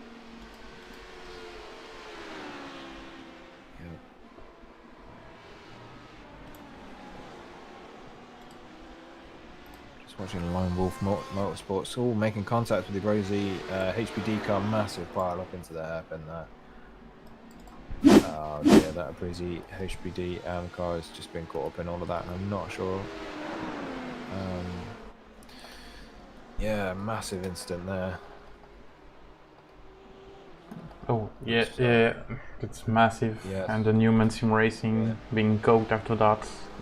Yeah, so it looked to me like the HBD of the Breezy car locked up, went wide, and the Lone Wolf car just didn't get itself through. Which, weirdly, the Breezy car had been holding up that Lone Wolf Motorsports car for quite some time, so I'm not sure if it's just a bit of frustration, but yeah, locked up and... Yeah, it looks like the Abruzzi car left the inside and went slightly off, back on the back on the inside, and the P1 to take the outsiders. Yeah. Yeah. Misunderstood from both. Unlucky, but that's the Lone Wolf Motorsports cars in the pits now, and I think the RSR Sports LMP2 is still carrying on, which is good. So it took a little bit of damage, but yeah, really unfortunate.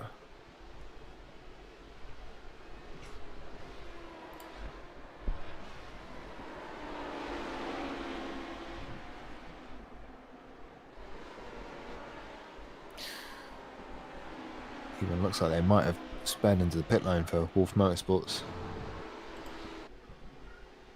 Battles for second position in HPD though seems to have opened again.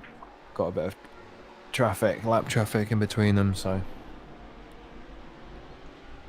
Yeah, this is the closest battle at the moment. Yeah. It is.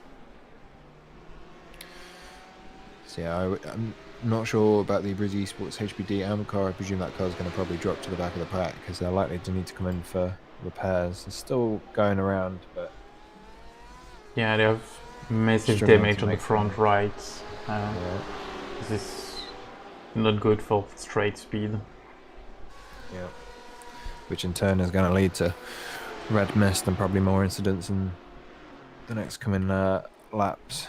Not being able to get that car stopped is likely to be the issue. Yep.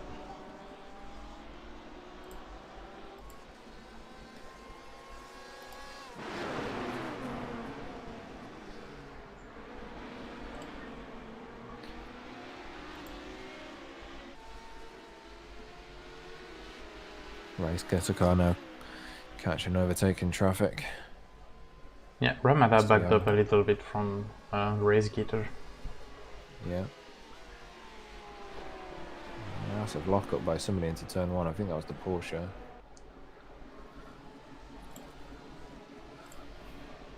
that was the... Ooh. Porsche letting one HBD through, but not the other, so... That was a late move. Oh, and that Porsche just went off in the background, so... Just go back. Not quite sure what's happening there, but... Yeah, did not want to let the other HBD through. And the Mustard Seed Mavericks cars also into the grass at the same time. Happened to the Porsche. It's got that battle even closer, and now he's still trying to get past the lapped HBD into the hairpin. That Ramada car just looks so racy. It just looks like it's ready to battle. It's been biding its time for so long. Oh yeah, I just caught a glimpse of that Ford GT just catching a bit of the grass and sadly taking some front end damage in the tyres. Yeah. Yeah. So hopefully they're going to be able to get past this lap traffic on the back straight. Is he going to yield or is he going to make it difficult? Looks like he's going to make it difficult. Side by side, which is going to compromise his exit. He has let through the other car, but the other car was up on that curb. That was tight. Luckily they're both through alive still. Human racing cars finally giving in.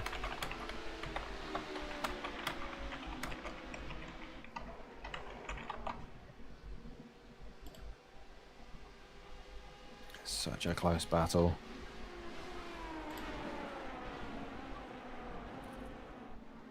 Armada just all over the back of that car as soon as they get to it, but just not able to make a move, or just don't think they're in the right position at the right time. Yeah, I think the setup of the race gator is just perfect to defend. Yeah, it just seems to have the edge in the right places. Maybe a bit less wing, but allow them to go faster in the straights. Yeah. And Ramada can catch up into the slowest part of the track. Yeah, that Ramada car looks good on the brakes though.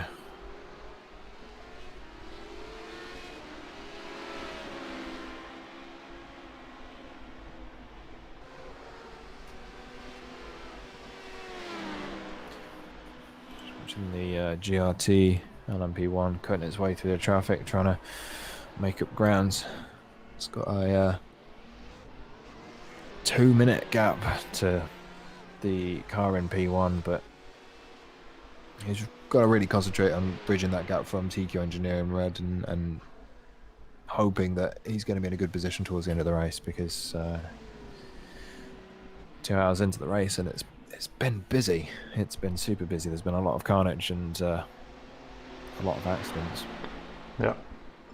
And we still have a long time to go. Yeah, just over 3.5 hours left.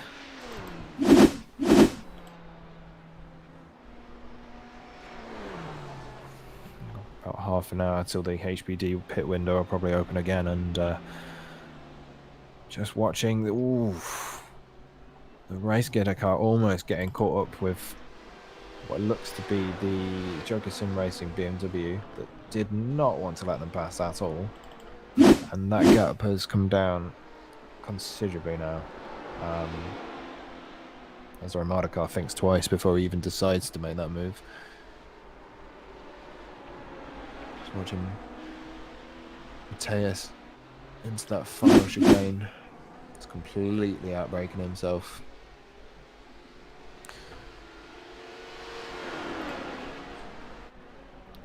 Again, good on the brakes into the hairpin as Ramada getting a good exit, but just not got that edge.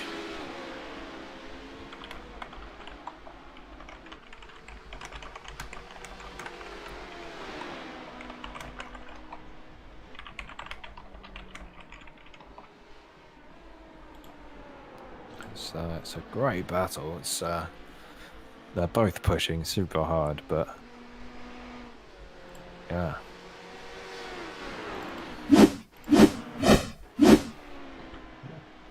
iRacing isn't letting me see any other cars. Yeah, got another crash. Well, the Joker Sim Racing HPD is out, I think.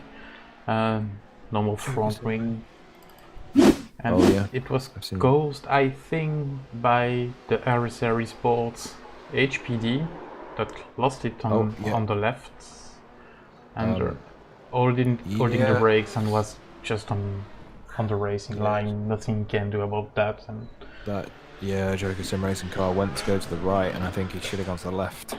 Just an unlucky judgment of that accident, and unable to stop the car. At 270 kilometers per hour, it's hard to judge where you have to go.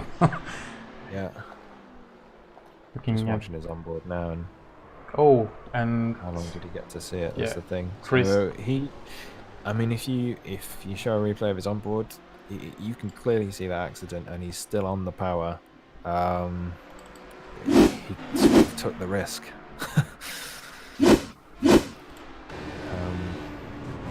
I don't know. Yeah. As he comes out the exit of that corner, he was still flat, and he could see the accident.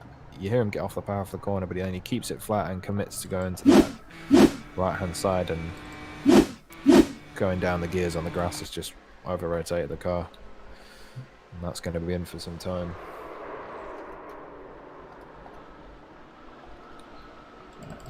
Still have some troubles through the fields. It's the Mustard Seed Mavericks cars that went pushed by the Newman Sim Racing GT cars. Ooh, and almost caught one of the Abruzzi cars. Oh, big crash just coming up to the hairpin now. Not quite sure what happened there. Let's get it. The N-Race Esports. Oh, yeah, N-Race. Big crash there. And that's the LMP1 of Lone Wolf, again causing more carnage. So that decided to go for the stupidest move I've ever seen, by the looks of that, and has now taken out the TCR car that was sat in 5th in the HBD, and N-Race Esports, who are in 2nd in GTE, and that's a massive crash. That's going to be a lot of damage to all those cars involved. Yep. I definitely think that's quite a penalty there to Lone Wolf. Definitely, that's causing a massive collision. Yeah, and that's really unfortunate, because there wasn't a gap. Yeah, there isn't even a gap for him to go through both cars. It's just impatient, and you know, the P2 was leaving a really good space so that he could clearly overtake the Ford, giving him room to maneuver, and that Lone Wolf's tried to capitalise and taken out both cars.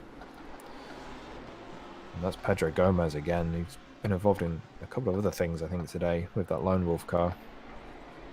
Yeah. So, expecting a penalty, I would imagine. That's the Ramada battle. Race control is pretty busy today again. They have loads of works to do. Yeah, we saw live that Christophe from the Abruzzi HPD Pro lost the car. Just gonna jump off for 2 seconds. Yeah, just a few 1 minute back. But yeah, didn't hurt the car. Just lost a bit of time. So all good for him. Still well ahead of the 2 cars on screen at the moment. Sorry about that, Sam, but sadly it's going to be my time to jump off because I've got to head off. So, yeah, I'll leave you with it for now and maybe come back on in a bit and help you out. Okay. Thanks for joining me, by the way. Yeah, no problem. Hopefully it goes well. See you in a bit. Yeah, see you. Thanks.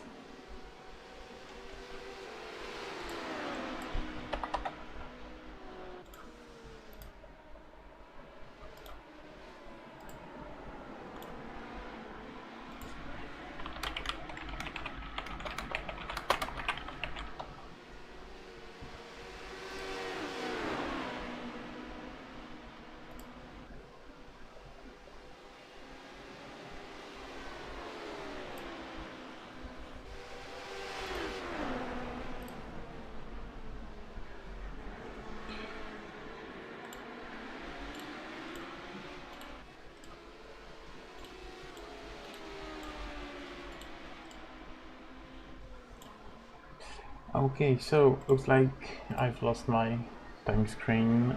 I'm trying to figure out what's happening and get it back running.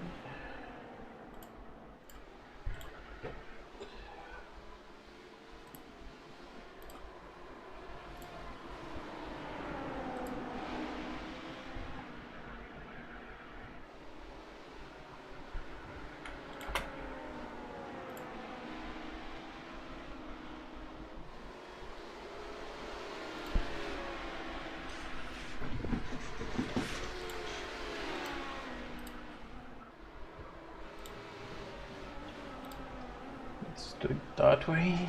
Let's go.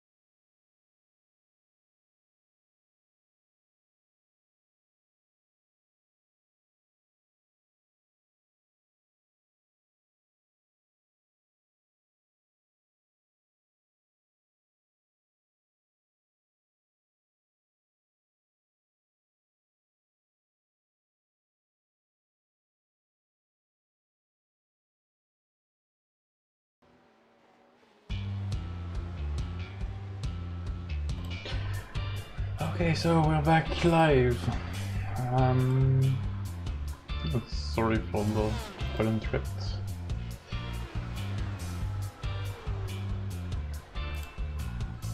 That's some issue.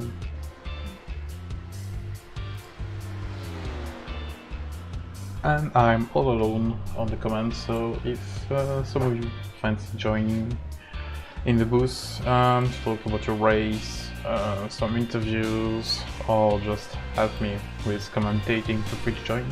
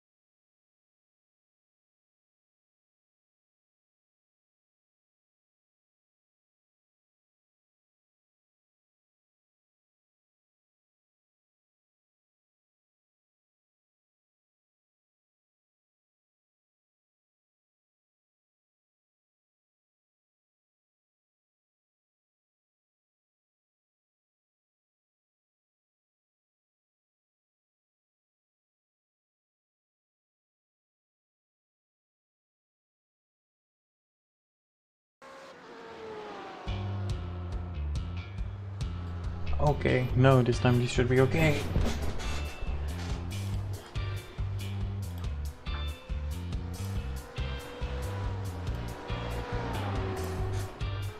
So, like I said, I'm alone for now in the booth. I'm sorry if my English is not the best in the world. I will try my best to keep you entertained as much as I can till Seth get back. I hope he will get back to as soon as he can. So within these little breaks,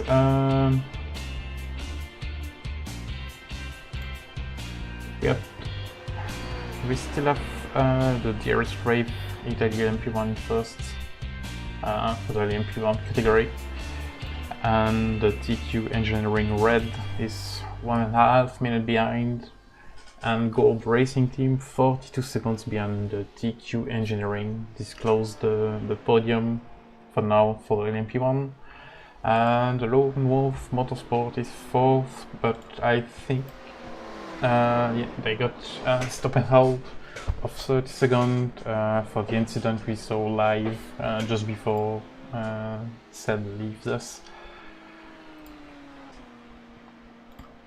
And we still have the TQ Engineering in 5th position in LMP1, currently going through the LMP2 fields to try to catch the LMP1 and get ahead of the LMP2s. In LMP2s we have the Abruzzi Esport HPD Pro, 1 minute and 8 seconds in front of Race Getters. That's still ahead of the Ramada Motorsports. They now have 3 seconds lead over the Ramada Motorsports. The TQR Club P2 is in 4th in the HPD, followed by the German Sim Racing couple. The TCR is not so far behind the German Sim Racing after the big crash they had with the Lone Wolves Motorsports, and I think it was N-Race Esports. Yeah, it was N-Race. They are retired now, sadly for the GT cars. The B Esport is in 7th position, followed by the RSR Esports LMP2. The Abruzzi Esports HPDM is 9th now. They lost a bit of place after a very good first hit. The Mask Devil Sports round up the top 10 with Newman Sim Racing in 11th. And we have the Joker Sim Racing purple that we saw earlier for the little break, but ended up in the wall, losing the front end of the car, and it's sadly the end of the race for them.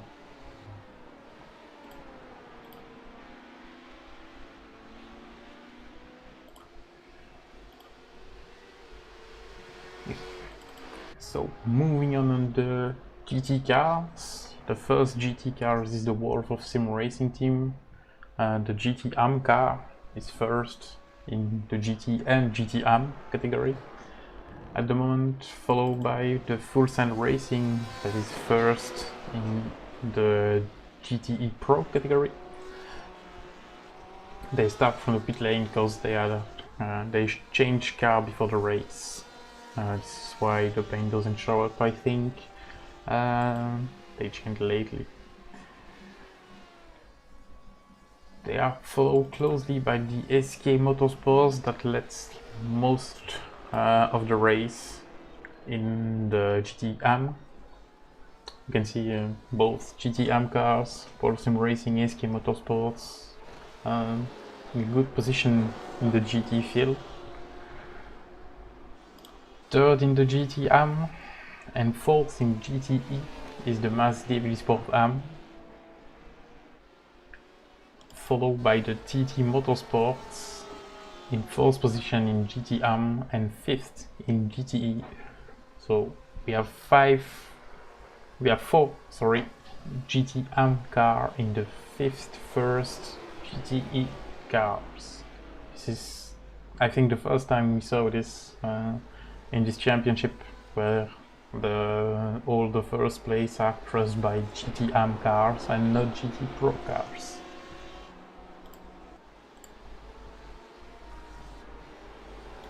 The second GT Pro so is the RSR Sport GTE. They had a lot of issues earlier in the race.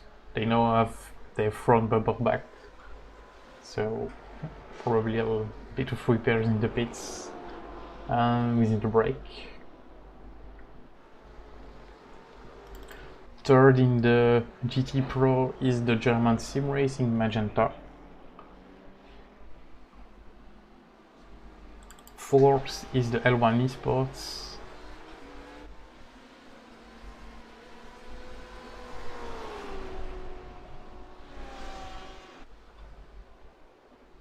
And the closest battle we have at the moment is for the lead, for the second place, sorry, of the GTE categories between the Full Sail Racing and the SK Motorsports.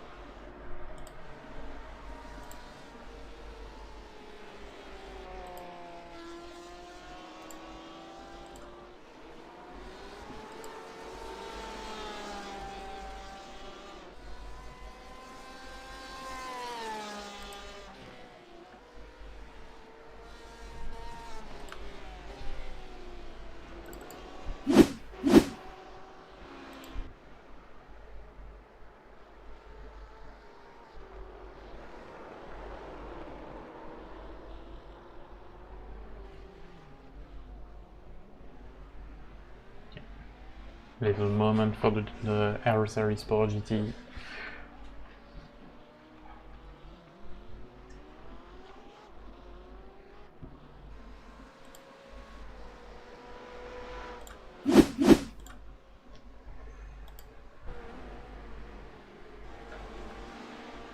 And now battle for 5th in the HPD between the German Sim Racing and the TCR.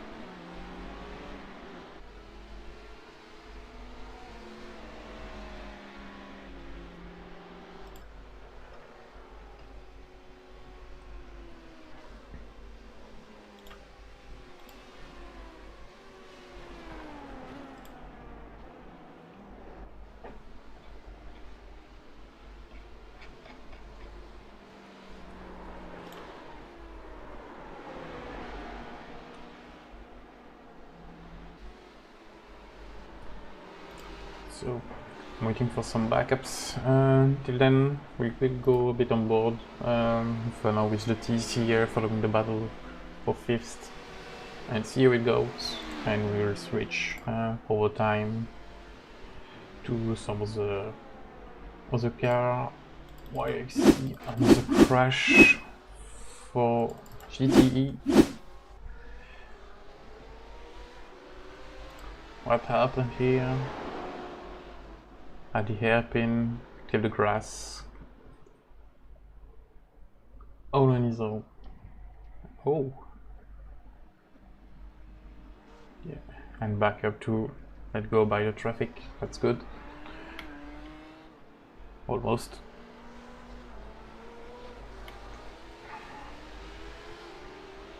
This is a hard place to go around, and this is very not very good. Yeah, this is a hard place because you don't really see cars coming. Of course, in sim racing we have the delta box, but it doesn't always make you feel the car coming. So it's quite an interesting run. Everything goes well at the end.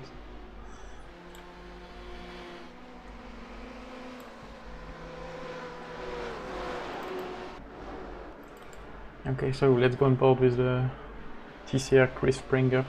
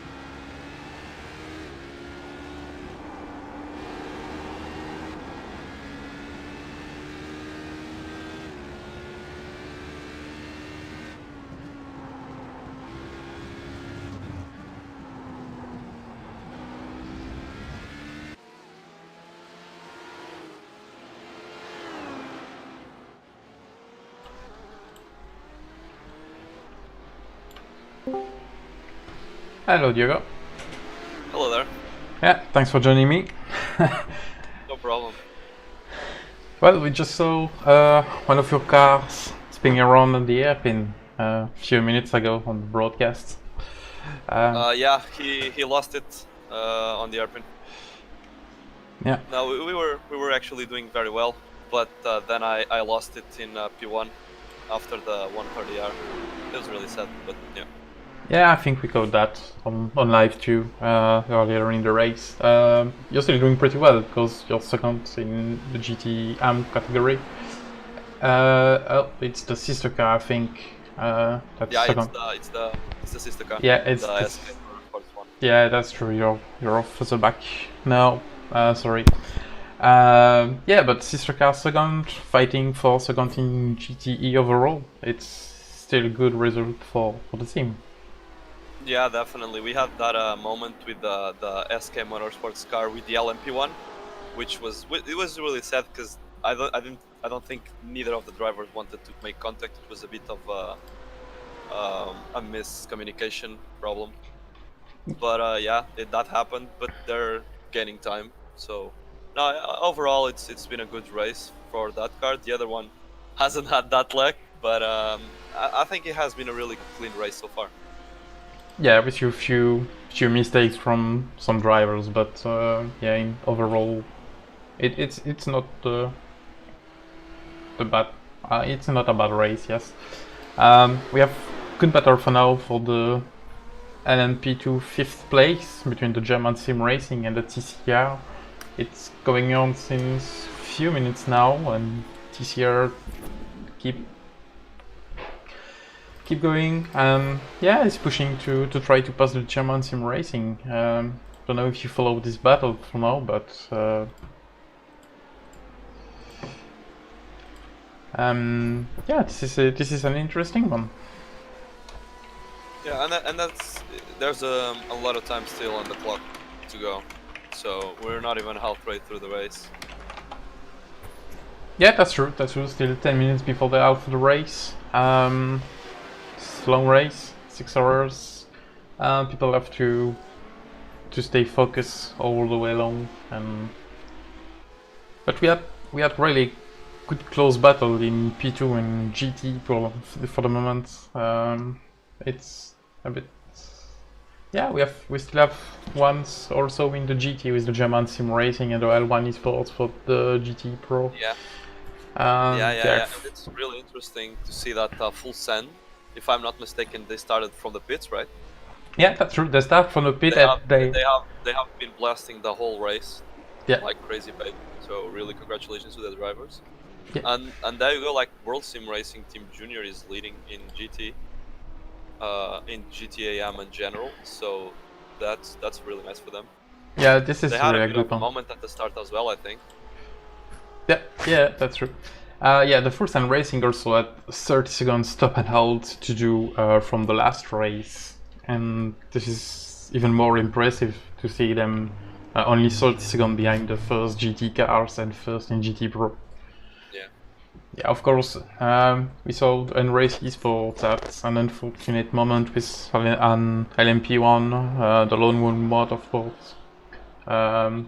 Few minutes ago, and they went. I was wondering. Yeah, I didn't see that. I was wondering why they were so far down the grid. Yeah, they had a big one. For the win. They were one of the for the win. They had that moment where they spun out near the home, the Suzuka circuit board. But then they were really nice. The pace was just on point. So it's a bit of ironing those mistakes, and they could have been leading right now. Yeah, sure, they should be leading, and they are fighting for the championship still. Of course, we have only one race in, so everyone is fighting for the championship, but they are big contenders. Yeah, you already know from the first race who you have to look out for in terms of title contending. So yeah, they won the first race there in Race Esports in front of the Overdrive Performance. Yeah, and they had P2 for this one, and they were holding a really good pace. There was a time of the race where Nuno with SK Motorsports, he was just gone, and we were like and Race Motorsports. Then were 2 cars, and then it was me. So we were like the top 4, apart from the first place, really just tied together. But then Guillermo just ran like Esia completely, super fast, clocking the times. He then made that mistake, which really cost him a lot. Yeah, and the start of your car was just a blast, to be honest. We saw you gaining seconds and seconds at the beginning of the race, and they were all fighting behind you, and you were gaining seconds and seconds, lap after laps.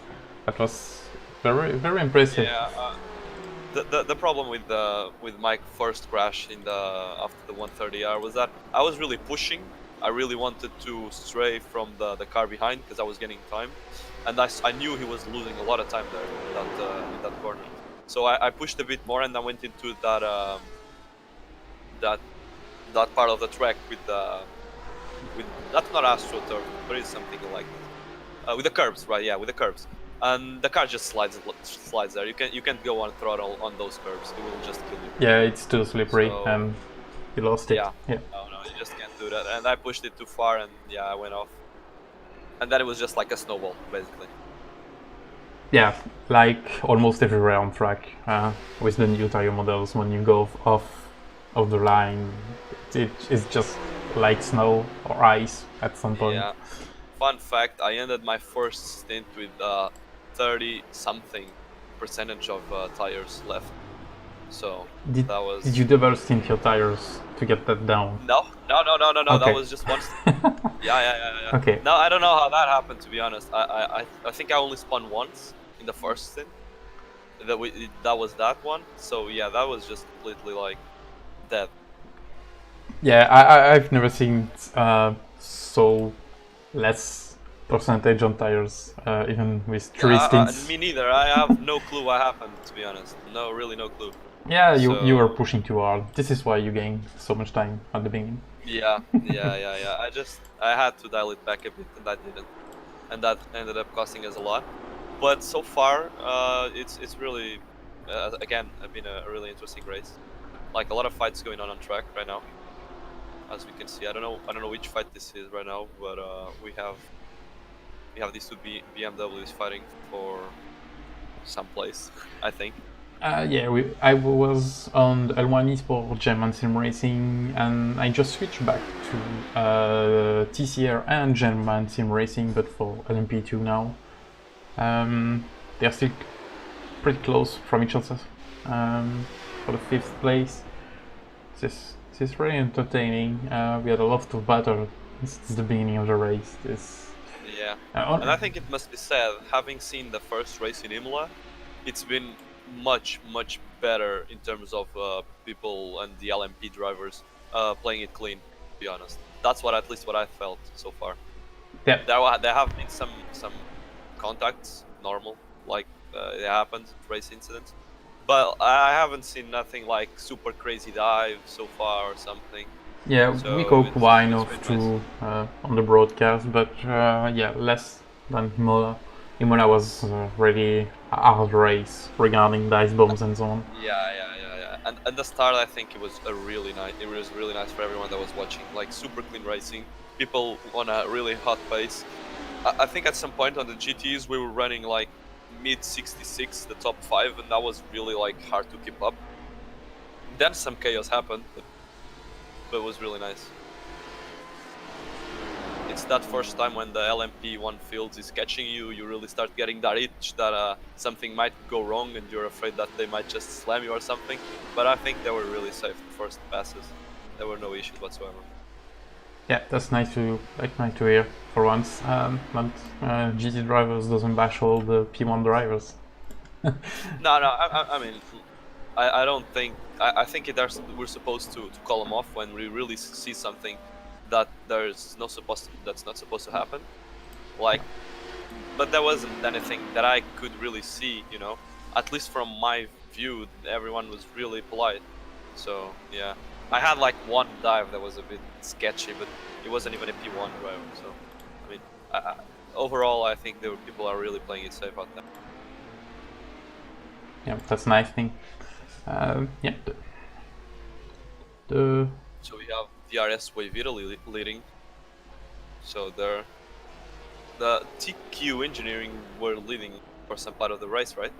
Yeah, that's true. They were leaving. I don't really know what happened to them. The TQ Engineering 168 had a lot of issues. They made contact and had to repair the car, so they went way far back into the field. The second one I can't really remember, to be honest. Yeah, I was a bit busy, to be honest. We were not supposed to broadcast today also, so yeah. Second in class here, which is my sister car. Yeah. Which is Luis Quintela, who's driving right now. After Mac Miller, super fast driver. The guy is really fast. Really interesting. So I think like we could really see a podium here for us, to be honest. I think the pace is there. Nuno did a great job. He had that moment with the LMP1 driver, but he's been doing a great job so far. Yeah, you're looking good so far. You're only, if I'm not mistaken, 35 seconds behind the leader. Load of things can happen in 3 hours, so...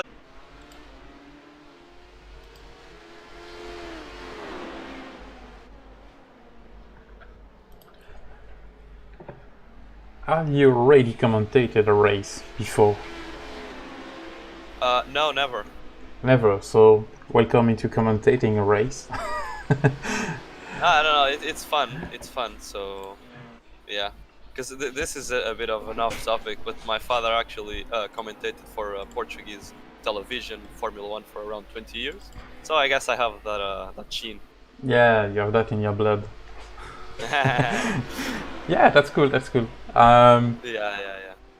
Yeah, this is a home-based broadcast today. Sadly, GP had to go to the hospital. Really? Yeah. Is everything alright? For now, I have no news. I hope everything's alright on his Okay, side. okay. And yeah, we wish. Let's hope everything is alright. Yeah, we wish all the best for him for today. This is why we are hosting the broadcast and not him. Yeah, and went with a teammate 15 minutes before it started with Pete, Seb, and Lennart that were with us at the beginning, and now you're part of this too. So thanks to you. Yeah, okay. And No problem. your first steps into the commentating. So Yeah. So here we can see a lot of the battle for P5 in class. So they're really close together for a couple of laps now. I've been seeing them for 2 or 3 laps now, just pacing around each other. So it's really nice to see this. yeah, I think they're fighting each other since 30 minutes now. Yeah. Let me see if I can pull up the live timing. I wanted to check what times these guys are doing. Okay. Right.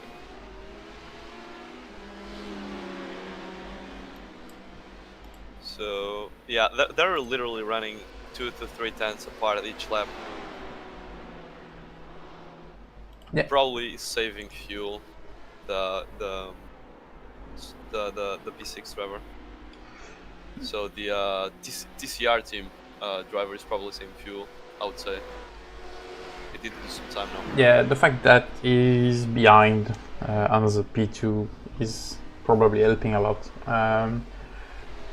You can really lift really early and doesn't lose time because you're on the draft from the gap in front of you. Yeah. This is, I think this is even more than in the GTs. I don't know if you already tried the HPD or not. No, not really. Not really. I have no clue how it behaves in terms of draft and fuel saving, to be honest. Yeah, when you're behind someone, you can carry speed and just lift off, and you're still going at the same pace. So this is basically. That's right. Yeah, That's really. this is good to save fuel. If you are close enough, of course. I think it's now more than 1 second behind. You can't just keep doing that when you're so far. But when you are less than half second, you can really save a lot of fuel and 1 or 2 more laps on your stint. Okay, that's really great. If people can pull that off, that is really interesting. Because if they can pull that off, they can just stay in the draft of another driver and save like 1-2 laps of fuel in the end of the race, and that's big when you're into endurance racing and you have to put like 4 liters. Because we in the GTE class we had to put almost like 4 liters per lap. So in terms of weight saving, it's a lot. If you can take 10 kilos out of the car, I mean, you're gonna be much faster in the straight, and you can make a move in the final final hour of the race, or even less than that. Yeah, and the last splash, I think it will be splash for today. Yeah, will be shorter. Be a Yeah. splash. And if you can make that splash even shorter, it will just be better. Yeah. The main So- thing is to keep up with the car in front, because Yeah. the other part of being less than half second behind is that you lose draft. You lose drag, not draft, and it becomes slightly difficult in some corners, like the first part of the track, the 2 first corner. When you're too far from another MP2, you can really lose a lot of drag, and you went a bit off your trajectory, and you lose all you gained before. Yeah. So Kike Martin with the World of SimRacing Team Junior, he's doing a really good pace. He's running 57s, which at the moment in the track, that's really decent. So that's really nice. No one's running anything near that time. We have actually like Stefan Wilk, that's running 57.9, so he's up there as well. But apart from those two, no one's running those times. So Kike Martin doing a really good job right there. Yeah, they are really doing a great job. After all the problems they had in the start, I think they're really looking really good. A really good pace. I wonder if it's the pro driver in the car at the moment. Good question. I'm not sure. I can check that, but I'm not sure. It might be. It might be, yeah. Let's go check the entry lists and see who's in. It's not. Surprisingly, it's not. Well, congratulations to Kike. He's doing a really good job out there. Yeah. The whole field is running in the 9s, 2 minutes, some in the 58s, and I think that a lot of that is due to the contact, because the GTE really lose out a lot when they have contact in the straight line. Yeah. And if you don't have a draft to hold that, you will lose a lot of time. So people right now doing 59s in 2 minutes probably have damage, because the track is not that hot. And if you were doing clean laps, you would probably be doing 57s, if not like a really high 56.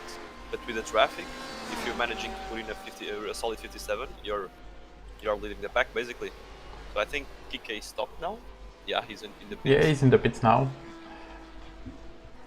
Let's see if someone jumps him. Sergio might. I don't know how much much longer Kike will stay in the pits.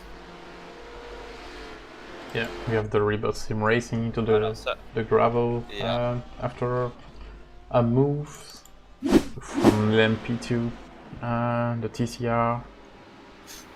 Yeah, I'm just seeing it right now. Yeah, he went forward. And the thing is, like with this, he also touched the wall. He clipped the wall. The thing with this tire model, which is really annoying, it is that you just can't get the car stopped if you go on the grass. It's just not possible. So as you can see here, he went a bit too wide to let the LMP cars by, and he couldn't stop it in time. Just clipped the wall slightly. Yeah. That's the thing about the new tire model. You just can't stop the car in time. Yeah, we also have the Mustard Seed Mavericks cars that have been pushed by the German Sim Racing GT into the straights. And that fourth. That could have been worse, to be honest. Yeah, that could have been worse, yeah. 3 wide for a second. They were actually 3 wide for a second, so that could have gone so much worse than it actually did. It ended pretty well. But I'm sure race control will have to look at this. Yeah, from my view, the only issue here is that the BMW was probably too eager to get a pass on him. And although he didn't touch him, he was just a bit too dangerous. Yeah, and the battle for the 5th place in the LMP2 still going on. Chris Spencer ran by the German Sim Racing car and lost it on turn 1 and lose back the place. So it's still the German Sim Racing in front of TCR by... I'm seeing it right now. He lost it there.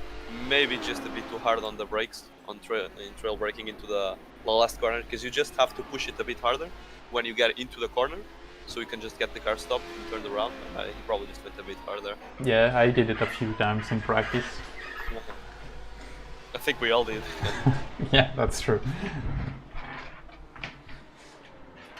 So DRS way virtually just cruising almost like a minute in the second car. So they're setting themselves up for a win if everything goes according. Yeah, don't speak too soon, but they're on a good way, yes, that's true. You can check We that. do see Ramada really close to Abruzzi. Ramada did win in Imola, so they're pushing to get at least a podium here today.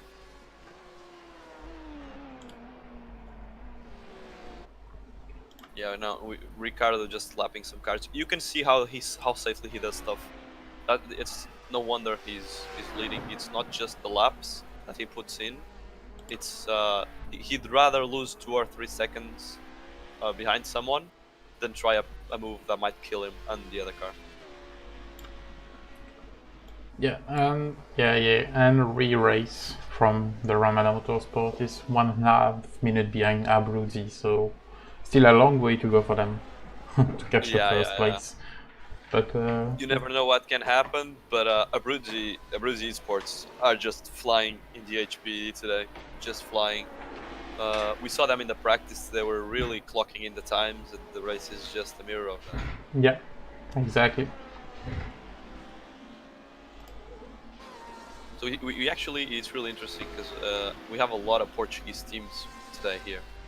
We have Ramada Esports, we have B Esports, we have the 2 SK teams cars, so we have 4 cars of Portuguese teams. Yeah, and I think the MESC Devil Esports are also from Portugal. Possibly, I'm not sure. But it's really interesting to see, in this case, my country being represented like that.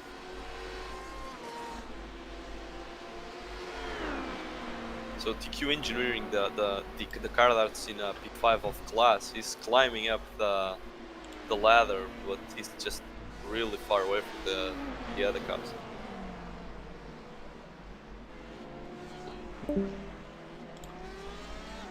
Yeah, they have a lot of way to go before catching the Lone Wolf. Lone Wolf is 5 minutes ahead of them at the moment, so it's a few laps.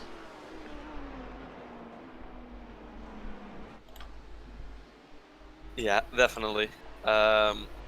So this is the car that was the driver that was in this car was Aguado. He was the one that had contact with Nuno. I don't know who's in the car right now. It's Colin. Colin Stark. Oh, Colin. So yeah, I know. So they were really doing a great race. They did lose some places, but they were really fast. Yeah, they did 1 and 2 at Imola, the TQ Engineering cars. Yeah. Oh, there we have it, Colin. Yeah, and we saw an LMP2 car off the track there. Yeah, it was the Abruzzi HPD AM. Oh, okay. Yeah, because they have 2 cars. One of them is a bit closer to the bottom. Yeah, the AM car had some issues today, but they were in front of the Pro, I think, at the beginning of the race. Yeah, if I'm not mistaken, they were, but they had, as you said, some problems, which put them to the back of the field. So in our skins we have Adria Milan 10. So he's following the Abruzzi's car closely, so half a second. If he can hold that draft, then yeah, he might just make a move. I don't know if he's faster. I don't know what times he's doing, but let me check. So yeah, they've been clocking. Oh no, yeah, he gained 2 seconds. Yeah, I think this is because of the little incident of the Abruzzi AM. Yeah, exactly. But most HPD cars are running in 49s. We have Rui, who is running 48 from Ramada Esports, Ramada Motorsports. So he's gaining time to Abruzzi, to Christoph actually. But they still have a lot of time to gain. Yeah, the other car in 48 is the RSR Esports.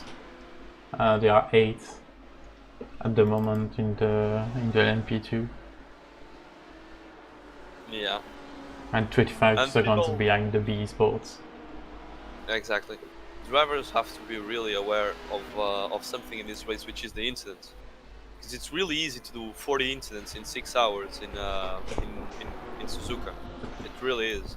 And after that, every 10 you have to make a stop and go. So even if you have to go half a second slower or even 1 second some laps to save some incidents, you might really be paid back at the end of the race. Yeah, that's true. And yeah, this is also something to avoid. People gaining time by cutting the track at some corners. Oh, and we have Sasha Lind from the Newman Sim Racing in the LMP2 that went off track.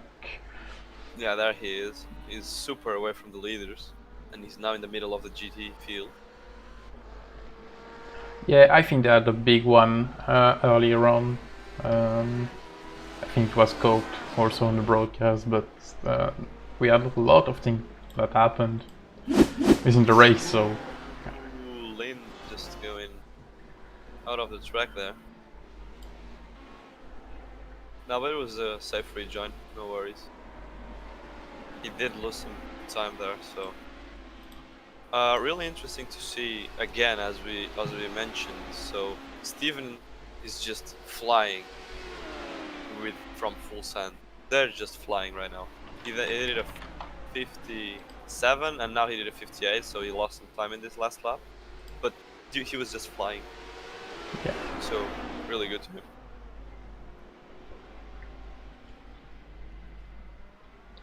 So the other car from SK Motorsports is clocking in some really respectable time as well. So he was running some 59, some 58 as well sometimes. So he's on the pace of the leaders. We already have 1, 2, 3, 4, 5, 6, 7 cars out of the race, if I'm not mistaken. Yeah, 7 cars. So too bad for them. Yeah, that's true. A lot of them was in the last left speedy corners. What I think is really interesting to see here, Samuel, is that if you look at the top of the GT ladder, a lot of them are AM, you know. So I think the conclusion we have to take from this is that the times are really important, but if you can keep the car clean, which most of them are doing, you really are rewarded. Because it's really interesting to see that the AM have more cars in the top than the pros actually do. Yeah, I'm already convinced of that. No, but it's actually true. Yeah, maybe, I agree with you. Maybe not in like the top split, you know. Maybe there you really have to just keep it clean and be super fast, you know. But in basically every other instance of the case, so if you're not doing professional, oh, we see here, ooh, he actually got it. Okay, nice catch from him. So if you're not running professionally, you maybe just have to dial down a bit, and you will be rewarded for that. And we've been seeing that throughout this race and many others to come. Just that. Oh, the B car going off here. Yeah, a big damage front left. Yeah, they're going in the bits. They're going in the bits. I'm trying to find... Oh yeah, they went off. Oh, really off. At the double left before the last straight. I don't know any names here. The spoon. Yeah, the spoon. Exactly, the spoon. Yeah. You will see it on the broadcast in a few seconds. They hit really hard the wall, so this is why they went to pit. Yeah, they just got onto the grass. That was really heavy. Yeah, that steering is cooked. So it was Ricardo on the car, which I actually know him. Really nice guy. Feels bad for them. They were actually on a really good, decent race. I mean, on a fast pace. So now they're really down in the field. Yeah. I don't know how many repairs that will have, and if it's even worth doing them. But yeah, we will see. We'll see what happens. Yeah, another spin from the RSR Sports at the spoon. And talking about repairs, on the HPD you can get away with 10 minutes or less if you only damage the front wing and the car is still like a new car when you go out of the pits. Yeah. What happened right here is the same thing that happens in the GT cars, which you really have to watch out. You just can't do, which is clip that right curb with your rears, if you do that, the car will just turn itself around. We really have to watch out there. So that was what happened to this LMP2 car. Yeah, we saw a few incidents like this one on this particular corner and the last left. We can see on the track we have all black rubber that goes straight into the wall. So load of cars going to the left or to the right and touching the barrier. Yeah, this corner that we're watching right here, that's the curb that I was talking about that you can't touch. And if you do, you just really have to go off throttle, and even that, sometimes you just get thrown around. So that's what happens if you go into that curb. So just don't.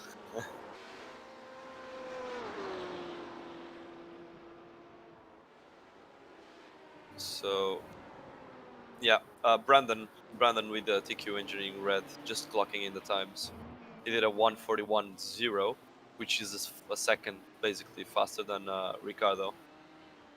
But now Ricardo did a 49, so he just took a 10th off. Really interesting to see because he's 14 seconds away from the lead car. Let's see how that turns up. Yeah, and Ricardo did pit a few laps ago, on laps 111, where the TQ Engineering car with Brandon Cronin at the wheel at pit. He will have to pit. He pit in lap 94, so I assume they will come to the pits soon. Okay. Then after that is basically a minute to Rick with a Gold Racing Team LMP1. Yeah, 1 minute. Yeah, it's gonna be interesting to see where the TQ Engineering go out of the pit, because the Gold Racing Team did pit on lap 109. So they will not pit soon. It's gonna be a battle for second place. Yeah, we see now actually Brandon lapping one of SK Motorsports cars, which I can't see, but I think it was the SK Motorsports one. Yeah, it's the SK Motorsports one, because the other one has the golden mirrors. Really interesting, because we had P4 and P5 in the HPD class stopping at the same time. They're a bit far apart now though, so yeah, so it was Ramada Motorsports and German Sim Racing, if I'm not mistaken. And German Sim Racing went off track on the double right before the bridge and touched the wall at the end. Okay. Can't get it stopped. You can't be too aggressive there, because if you just go, oh, there's a car off as well. So this is what we're talking about. Yeah, and the front of the car is damaged, so they just went back out of the pit. This is bad for them, because it will cost them really a lot of times, and they were battling with the TCR a bit earlier before the TCR made a mistake. Yeah, we saw that fight. And the TCR is now catching back really fast. You can see here he's making the move on the outside. Yeah, not really something the German Sim Racing can do. No, not really. They really just have to keep themselves out of conflict in some of those corners, and that's the one. You just can't go too hard on throttle there or delay your braking, because you won't make the corner. And then you just go straight to the wall. And yeah, basically, that could have been even worse if he had spun and hit his left front. So that could have even been worse, but now they're gonna lose a lot of time. Yeah, they were already more than 2 seconds back, the TCR. As they just went off the pits, I think they should go repair the car. They would lose less time. I don't know. There are points to battle here and to be won, but I don't know how much that will cost them in terms of lap time. I don't know how much time that repair is, so they really have to set that and see if it's worth repairing the car or not. Yeah. Because they will really lose a lot of time if they get out of the pits and then jump back in again. Yeah, the front ring is not a lot of time to change. They may lose a spot, that's for sure, but they can get away in front of the BE Sports in 7th place, so they will just lose 1 spot. That Kike keeps on turning the laps. He just did a 57.9, faster than Steven 1/10 of a second. So he's really leading the pack. He's doing a great job. Following them is Luis. So Luis is doing a mid 58s. So he's also keeping up the pace. Oh, okay. Steven just did a 57.3. So that's a turn of events. I'm really looking forward to this battle in GT class. The top 3 are really close together. Yeah, they're really close, and the 2 and 3 in GT Pro are also pretty close. The German Sim Racing and RSR Sports. Yeah. Yeah, German Sim Racing 6/10 behind RSR Esports.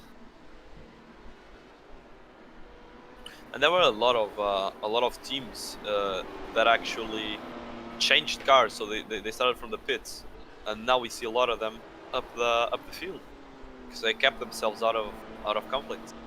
Yeah, we had 2 teams that changed cars. Yeah. Yeah. Okay, yeah. Safe passings. Yeah, the LMP ones in the S's can really play it safe because if they just hit their turbo button, they just go faster than GTs by a whole lot of time in the corners. Primarily in the S's.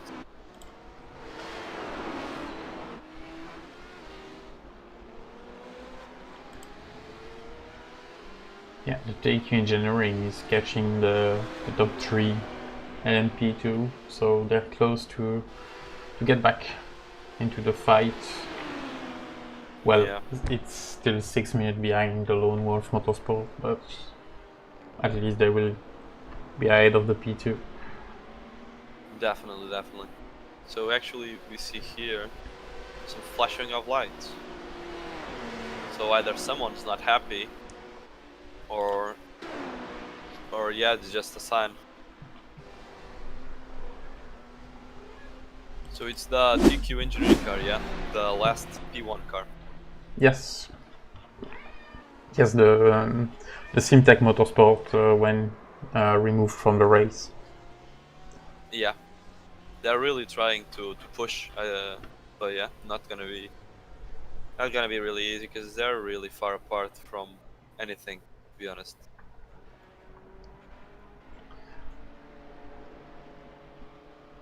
Yeah.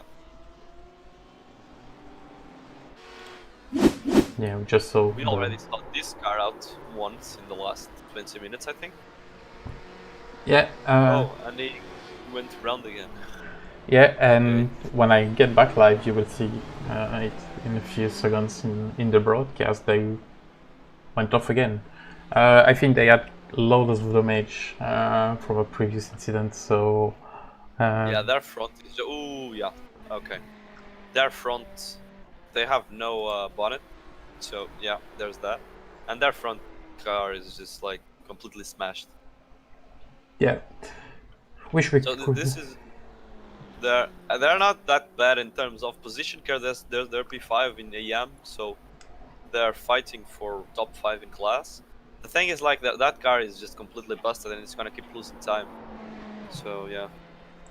Yeah. Let's see if they don't cause any other problems to anyone on the track. At least the rejoins have been somewhat safe, so nothing to be warned there. But yeah, that car is... It has a lot of damage. Yeah, I think the main thing for them for now is to keep the car on track and reach the end the best they can. Definitely. Like the back of the car is actually intact, but the front is just smashed. Yeah. And in the Ferrari, the damage is with this damage model it's really heavy. Like it takes a lot of time from you in straights, and the car just becomes a huge mess to drive.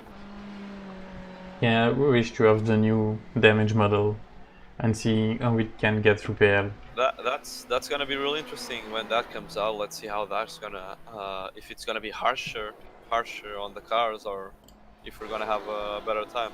Because now like some small touches become like stupidly big incidents. Let's see how that becomes in the future. Yeah, and we hope we can get fixed cars, and because in real life you can change the bonnet and the front bumper. These some things that people change. The rear wing can be changed also on GT cars. Yeah, definitely. And when they stop, the rear is still screwed. So it's like they were hammering it down and they just couldn't get it to the right spot. So they were just like, just go, mate. It's fine. But most of these days, the cars are all like they can be basically split apart in a couple of minutes. So it's really a matter of them, from my racing, nailing that. If they can just nail those components to be just torn apart, that would be great. Like if you have a damaged wing, then they just put a front wing. They'll put some time on it, but the wing will be new. There's no point in like having like a at least visually hammered down wing, because that's what happens when you have damage and you fixed it on iRacing. In terms of at least wings, it looks like it's been hammered literally by a hamsmith. Yeah, that's true, and it doesn't look good. It doesn't feel good on the car as well. No. It's just updated the damage model, basically. Because sometimes you even like get hit on the back. You know, imagine on the Porsche, you get hit on the back, and then you look at the wing, and the wing is just torn apart. So Danielle here on the replay. Yeah. Okay. I see. Just lost it. Too much speed on entry, probably. And he was close to be hit from behind by the Germans. Not the German, the Joker SimRacing, sorry. Yeah, he missed the brakes and the last chicane and went back on track. Not the best way he should, but they get away with it. Oof, yeah, that was a bit of a tough rejoin. And now the Abruzzi Pro did the same on the exact same spots, but did not lose time. This is something that this kind of like, it's not trigger, but it's something that's really not pleasant, because you see a car that's really eager to move into the track, and then he just goes into the pits. Yeah, maybe something style related. Maybe they tried to double stint the tires and didn't go well. It's really not worth it in this tire model. Really not. The tire just burnt, but at least in the GT cars. Yeah. I don't know how that is related to the HPD and the LMP. I will be honest. I tried it at Sebring and I had to pit earlier on the second. How did it go? Oh, okay. And yeah, I went straight into the wall 2 times. I was lucky. I had no meatball flag. And yeah, I left the car to Dom and said, do only 1 stint, never do 2. Don't double stint it. Yeah, exactly. On the HPD at Imola, I should have been capable to do 3 stints on the tires. But they changed the tire wear since then. So true. I don't really know how this can be handled now, if you can still do 2 stints or not. I hope so, because this is endurance cars and you should be capable to do at least 2 stints on the tires. Yeah, no, right now it's really hard to double stint tires. On the GT cars it's really almost impossible. Really, the track needs to be like 18 degrees, and you can't wear them off by any means. Because it's worth if you just like change the tires and you'll gain more time on track. That's the problem. And you don't have to put up with, oh, let's see if I don't kill myself pushing the car. Yeah. Really nice fight here. It's not a fight, but Christopher lapping these 2 cars. Yeah, he was just lapping the cars. With the German SimRacing. The HPD one seemed to put up a bit of a fight, but yeah, that's why I said lapping. Not lapping, fighting. But yeah, just clean stuff. So really nice from them. Yeah, the German Sim Racing Magenta lost the car on the first corners again. Oh yeah, yeah. It's You can't go on that curb. No. yeah, it's unusual spots. We had 3 big spots on the track where we saw people going around. It's the first corner, the spoon, and the last left. Yeah. It's sad, but I literally went out 3 times in the last left. It's on the same curve, so I must have some sort of mental disability or something. You're not the only one then. It was really sad because you can't go on throttle there, and the first time I did went on throttle there, so I realized that. But the other time it was a bit of like tire wear. Yeah, it was not great. Ricardo, here we see him back in P1. Yeah, as expected after the pit stop. Yeah, exactly. And Q Engineering dropped third though. yeah, third. They're 10 seconds. Yeah, 10 11 seconds seconds away from P2, so interesting fight there.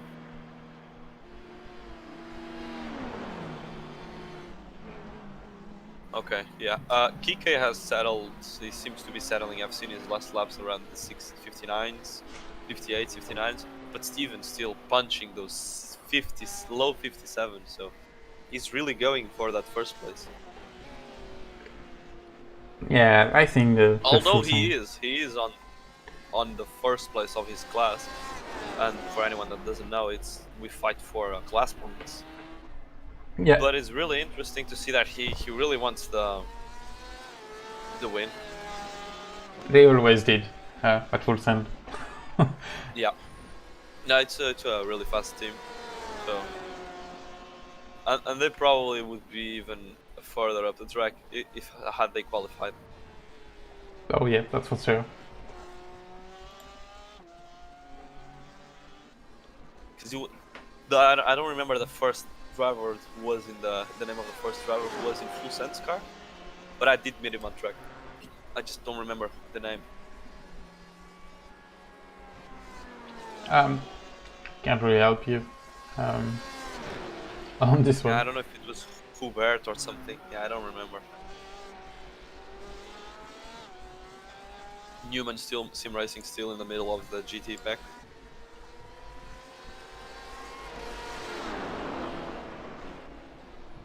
Yeah, they really have hard times at the moment trying to pass all these GTs. Yeah. They're running per lap 3 to 4 seconds slower than the lead cars, so not so great. Yeah, I think they still have damaged car on the right side, so this is not helping you. Yeah, no, definitely not.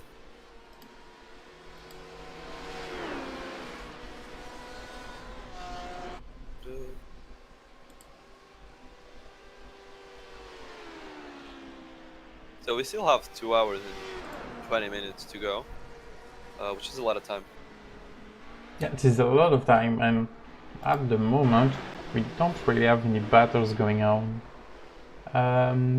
We have the race kiter that is going to be called by the CQR club in the LMP2. Yeah.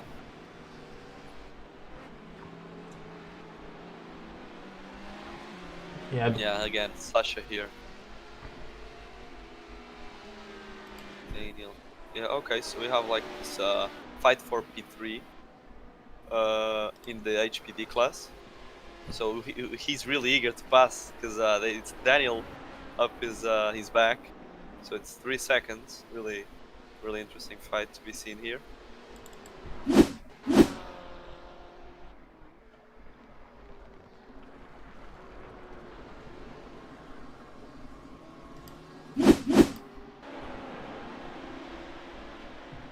Yeah, and they have some traffics now. Yeah.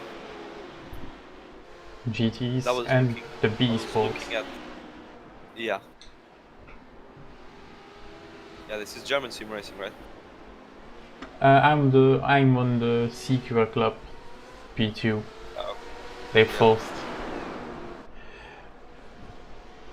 Yeah, 2 seconds. He's getting time on them. On the... What's it called? Race Getter. If I'm not mistaken. Yeah, we had some issue getting the name, to be honest. Race Getter, the probably Deutschland. Yeah, it's Powered by I MBM. think so. Yeah. Yeah. Yeah, the gap seems to be 3 seconds with lapping cars and everything. It seems to be around 3 seconds. So that's going to be interesting to see if Daniel with a CQR club can get close to him. Yeah, I think they lost a bit of time in the traffic the last lap. Yeah. So after this race, we actually have Barber 10 hours coming in. Yeah, That's exactly. The track is so tricky, you know.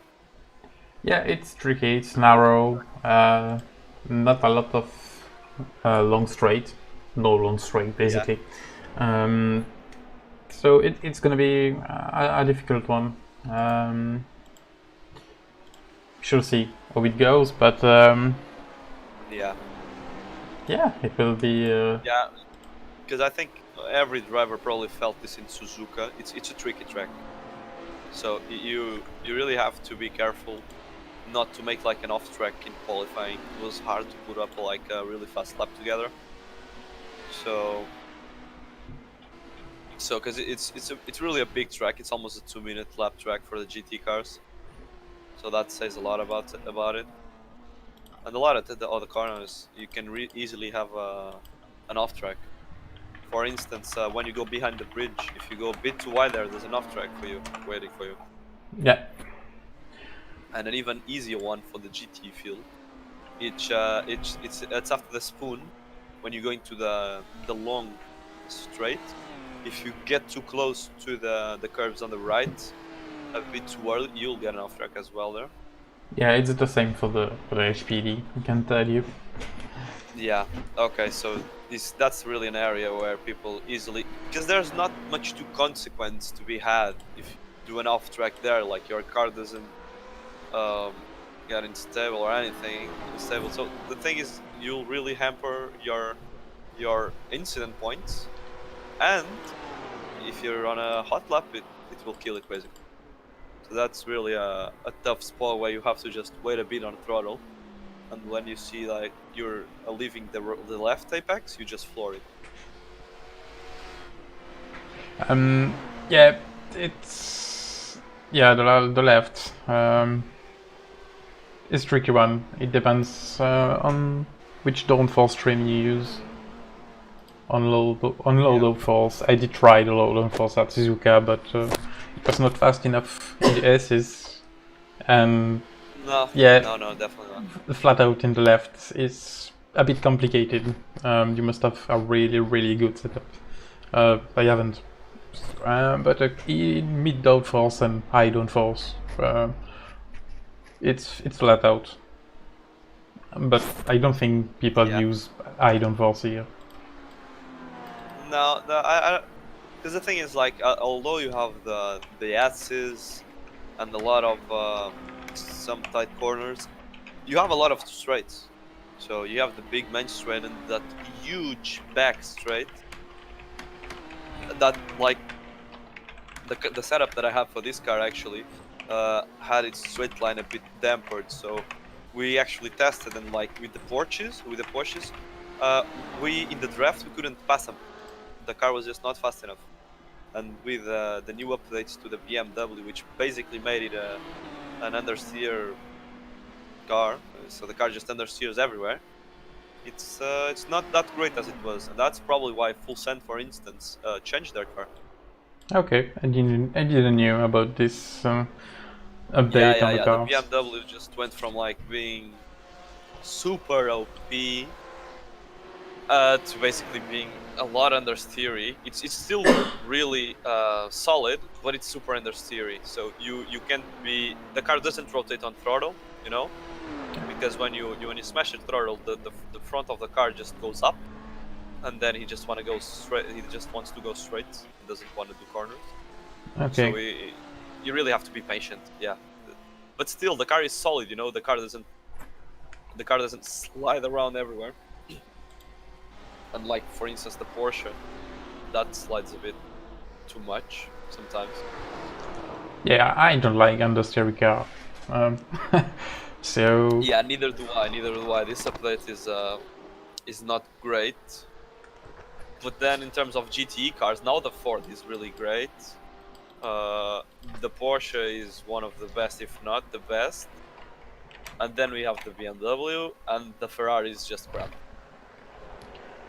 The front line and downforce were improved, but the car is still a bit sketchy. It's not yet. It's not there yet. With the new tire model, it's not there. Not quite there yet. yeah, never tried the Ferrari. To be honest, I tried the three others.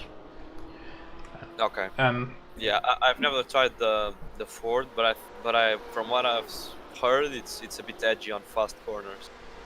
yeah, I did try it when we had only the Ford and the Porsche, so it's a long time ago now. Yeah. So Kike, we talked a lot about him in this broadcast in the last hour, and you see him at the screen. So yeah, he's leading. He's been leading for like an hour and a half, maybe more. I'm not sure. But he's really doing a great job. Yeah, he's doing a great job. I've switched back on the fight for P3 on the HP. There you go. Yeah. So this is what we were talking about, Samuel, like 5-10 minutes ago. Yeah, exactly. This fight was one to look for. Yeah. Exactly, this is the one. Yeah. The CQR car on the outside into that corner, he just couldn't stand it. Let's see, like, you just have to hold the draft through the S's, don't lose too much time, and then when you get to the back straight, that's your passing point.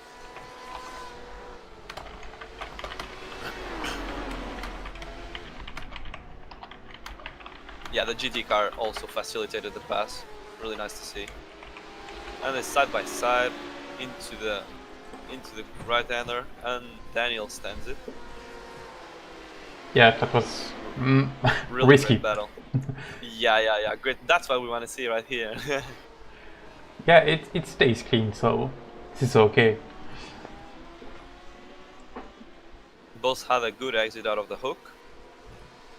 Going into the spoon right now. So if Daniel can keep him out of the draft, he'll be fine. Yeah, if side not, by side on the fast left. Yeah. And Daniel went by. Oh yeah, better exit, much better exit for Daniel. I think they're actually both called Daniel, yeah. Oh, yeah, they're actually.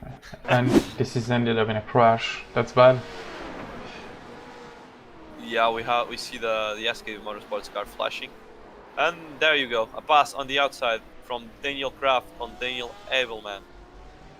Yeah. Very nice move for the. But ooh, and there was a bump, but no harm, no foul for the CQR car.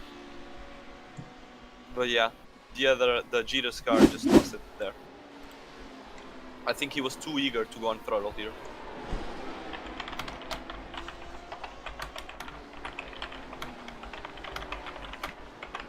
Yeah, so basically with this, P3 for CQR team, and P4 for Jeter's.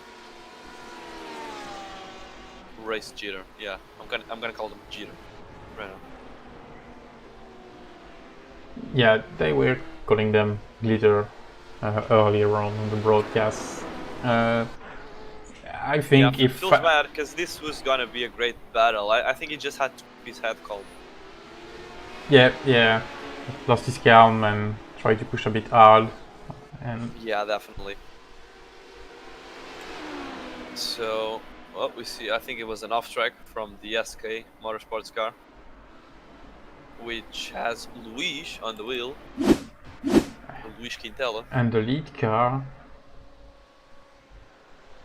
just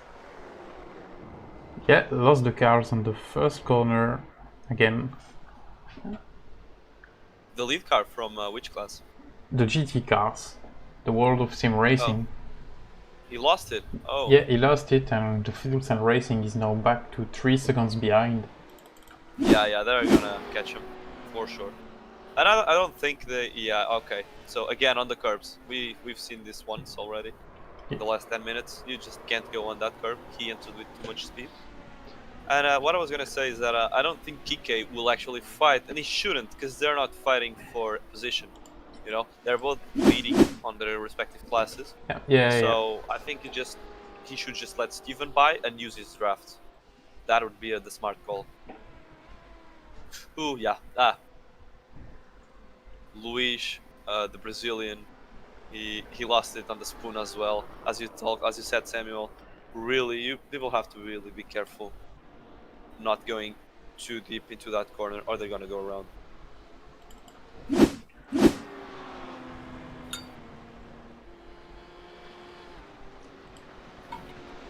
Yeah. Continues also going to the grass and gravel on the fast lefts, trying to lead by HPD. That ended up well for him.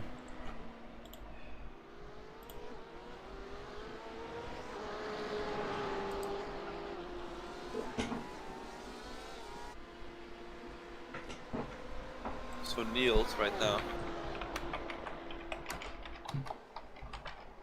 Yeah. Nothing.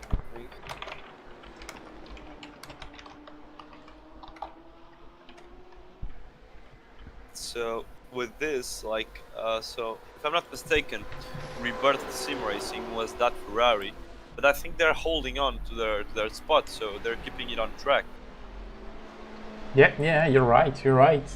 They're keeping up, and they have 1 minute 40 seconds over the F3T Racing AM. It was not this car previously, I think.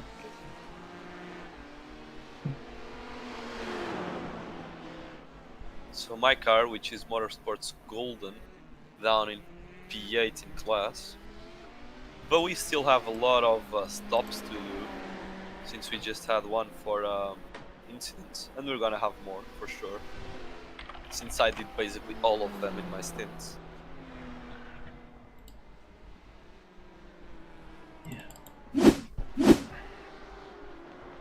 Yeah, oh, we were talking about it, and there he is, the Rebirth Ferrari, with that beautiful front.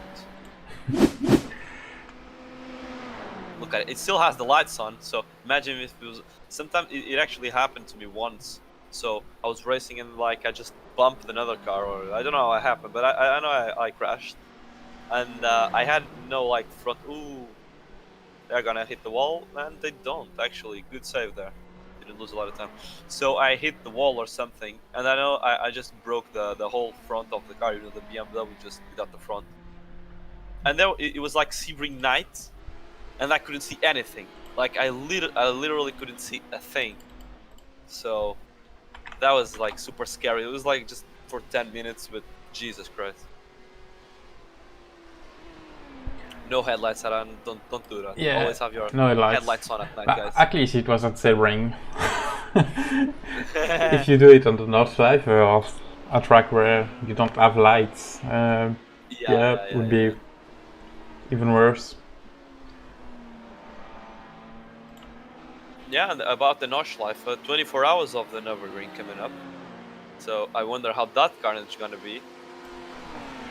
Yeah, we did the VLN Wisdom, I think it was last week, and we were surprised by the racecraft in this series. Well, it's not called VLN anymore, it's Nürburgring Endurance Championship, but... yeah, but it was basically VLN. Yeah, exactly.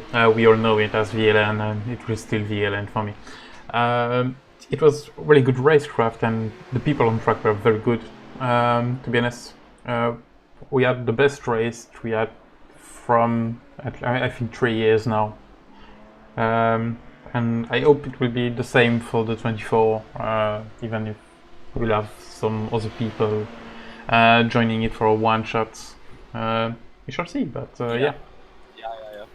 Yeah, I don't know, I just look at it with really interest, but it's just so much carnage always on that track. Like it's such a narrow track. A lot of things could go wrong. Drivers really have to respect themselves on track, or things are not gonna go well. It's basically that. Yeah, that's true. Yeah, people want to win. They think they can win on lap 1. So yeah, definitely. That happens a lot of time. yeah, you were talking about the battle between the two first GTs. There it is. We shall see if they're gonna fight or not. Yeah, the gap is down to basically nothing. So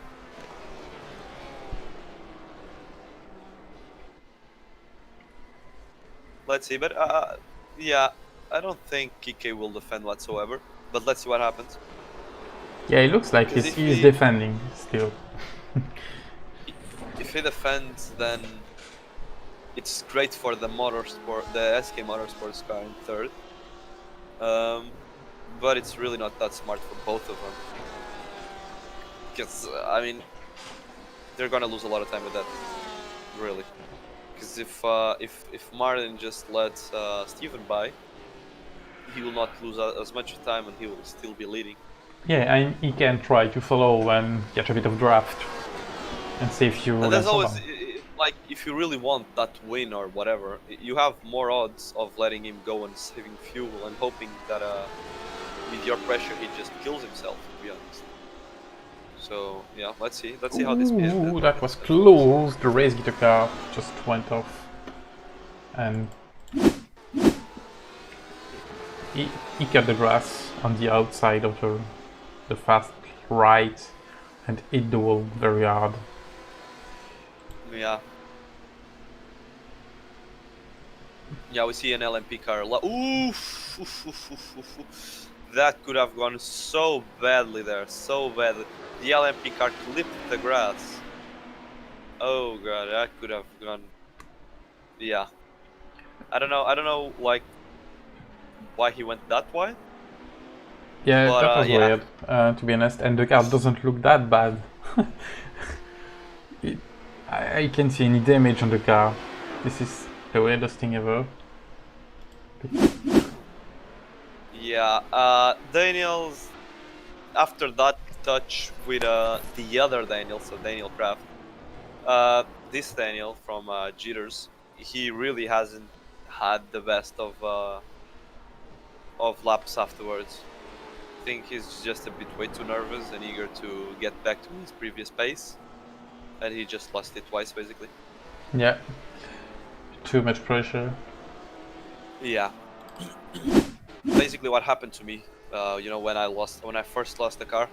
Ooh, and we saw an SK Motorsports car going wide there, and he kind of lost it, but I think no damage. When I first lost it and lost the race lead, I was really like beat down. I was really like beating myself up, and then I tried to push twice as hard, and that didn't go well. Okay, so is it the pass for the lead? Yes, it is. So full send, leading the GT back.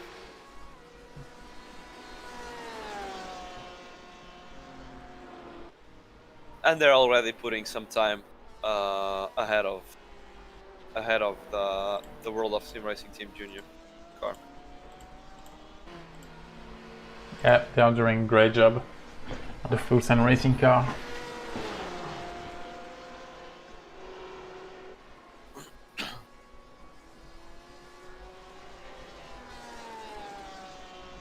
Yeah, okay.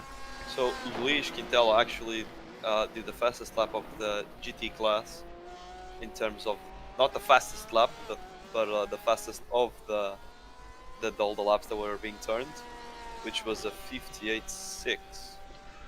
So great time from him. But then Steven right now just doing a 57 with clean air ahead. Yeah. They're really set for the full send, really setting themselves up for a win here. If they can keep themselves together, yeah.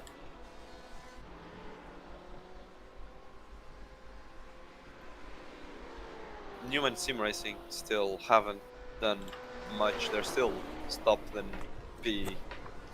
be last, basically. Yeah, they're having trouble to catch the P2 field. They have some outcomes against them on the protest sheet. I can see they have stop and hold, warning. Yeah, this is not going really well for them at the moment. Yeah. They're down in P11 on class, but they're in the middle of the GT class. Yeah, another crash for Joker Sim Racing. And the spoon on the second left this time. Oh, this is the first one I see this. Thanks, camera. Oh, and he reverses on the line. This is the baddest move I've ever seen. In fact, this is the second one I saw this today. Not the same place, but yeah, this is not a good rejoin. He just loses it there. Now he can't see anything. Okay, yeah. No, whoa. Yeah, you just saw the rejoin, yeah. Yikes. It was just better for him to put it in neutral, floor it, and go around to the right. So he just had to go a bit onto the grass ahead of him. And yeah, that just wasn't the great rejoin. And he just did a Lewis Hamilton on box entry as well, I think. Yeah, I think he will have a penalty from iRacing for the pit entry. And no, definitely. What position was he on? He was... Oh, this is pro class as well. Yeah, okay. This is pro class. He was 4. Maybe 5th after that. We shall see. Yeah, they're gonna lose a lot of time. So Sim Racing Magenta, P3. So basically we have Full Send who's pitting right now, RSR Esports in second, and followed by German Sim Racing Magenta in third. So that's our podium for the pro class. In terms of IAM, we have a World of Sim Racing Team Junior, followed by SK Motorsport and Mass Devil Esports IAM. It's really interesting fight here in the GT class. For the lead, we had so much lead changes. I don't think that it was like this for the LMP classes in terms of leading, because Bruzzi, I think, basically just ascended and won so far. Like Ramada is 1 lap behind. In P1 we have DRS, which is basically 1 minute ahead of P2. So, and I don't know if they had that many lead swaps. Maybe in the P1 class, the HPD not that much. I don't know. I don't think so. In the HPD, it was more midfield. We had a lot of battles. Oh, we saw there's a car going off right here. Yeah, an HPD one. He just lost it into T1. Yeah, the P Sports. Yeah, it was bad. They had that huge crash, Emil. Remember when they just went off on the spoon? Yeah, exactly. Yeah, just mid. Yeah, I think he clipped the grass. I don't know. Let's see. Not that big of impact compared to that previous hit that they had.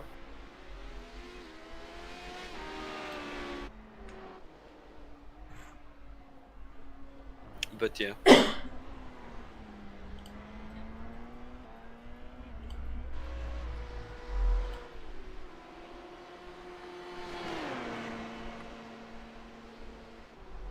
Let me see who is. So we have SK Motorsports beating as well right now. So it will probably be a driver swap. I'm not sure. Yeah, this is something we were asking yourself earlier before you joined me. Why your car is pitting few laps before the other cars? Because we saw already Full Send Racing as pit, but the SK Motorsport is also into the pit, and the other GT car seems to pit later on. Yeah, that happened because we had a stop and go. So when Nuno was entering the pit, he kinda smashed the brakes a bit too heavy and the wheels locked. so we had a 40 seconds hold, and so we basically had the car turned off and we were not consuming fuel. So we basically, compared to the other cars that didn't like that advantage of lapping to us, we're stopping like a lap later, basically. Okay. Yeah. But apart from that, yeah, it's basically been a bit of a sour race for them, because Nuno was having like a crazy pace on the start of the race, and the qualifying, like he did a 55.2, so it was really decent. Not even decent, it was really good, that's what I meant. Okay, yeah, so LMP1 car just passing by. The speed that they lap other cars with the boost is just crazy. Yeah. It's just like I don't even know how people drive that, because that seems. Do you even like process images with that car? You know, is everything not like I don't not know. going so fast? They must have yeah, really big brain. Don't know. Big brain time, yeah. They just turn on the car. This big brain time.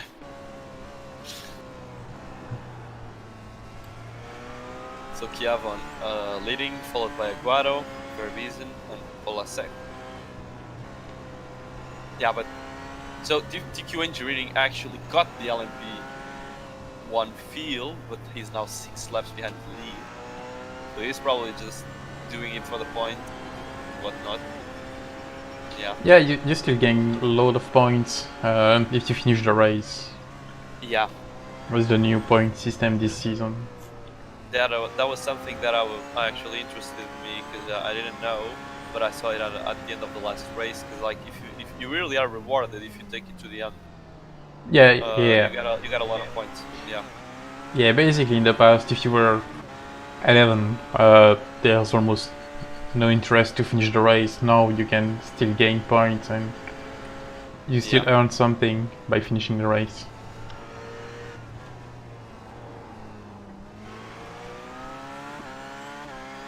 So actually I was checking right now. Race Jeter actually finished P2 in Imola, but they are now down in P4. Yeah, and Ramada is in front of them, so Abruzzi did a very bad race at Imola, so yeah, they finished 9th. Yeah, nice. They're not gonna jump into first, but they're gonna hop in the order. So that's interesting.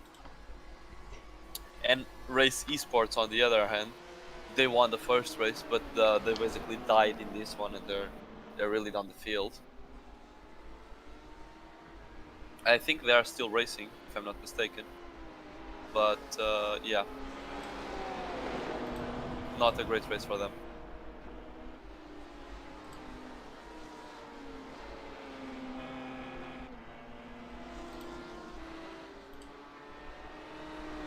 Yeah, I think you look at I'm not sure. Okay. The Arisari Sports did not have good results. Yeah, I'm checking right now. Yeah, and race. So Guilherme is in the car. Yeah, and race he's Sports. running. Yeah. But he's like super far down the field. He's just probably just taking it to the end. He's actually on the same lap as the Densu car, motorsports car, which is Andre Patcher, and they're driving in the same class, so he might push it and try a move. Yeah, they're still 7th, so there's still good points to take. 7th position is still 30 points, so yeah, it's only 20 points less than the leader. Yeah, it's really interesting to see it like that.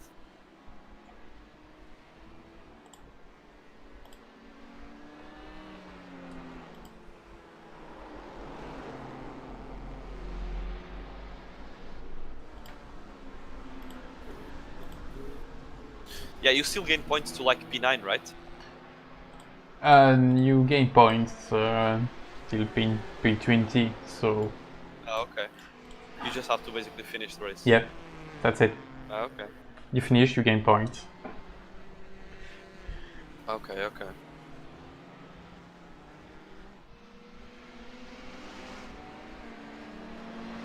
Yeah, So this is to try to keep people still racing, even if the car is maybe a bit broken. yeah, just so people don't give up. It's really interesting for you guys to do that. Yeah, It basically makes the whole thing more competitive. yeah, exactly. The last seasons we had people just redriving the car after 3 laps because they were 11th, and they say there's no point to continue because we know we don't will gain points. Yeah. No, So you have Samuel, something to fight. So yeah, we now see these two cars, which yeah, this is probably the fight that I was talking about. The yeah, any sports car, yeah, they just went exactly. by the Dance to Sim Racing Rainbow. Yeah, the car really does look like a rainbow. Look at that wing from the Ferrari. It's really literally been hammered down. Yeah, and Look at that. they go to the Jesus. pit. Yeah. So Samuel, I'm actually gonna take a break here, but I will come back if you don't mind, like in the last like 45 minutes or something, Yeah, so I don't leave you stranding here alone. yeah, that's So with yeah, pleasure. I'll thanks everyone, and let's see if the race keeps on clean as it is. Yeah, thanks for joining me. All right. So thank you, and bye bye. Yeah, bye.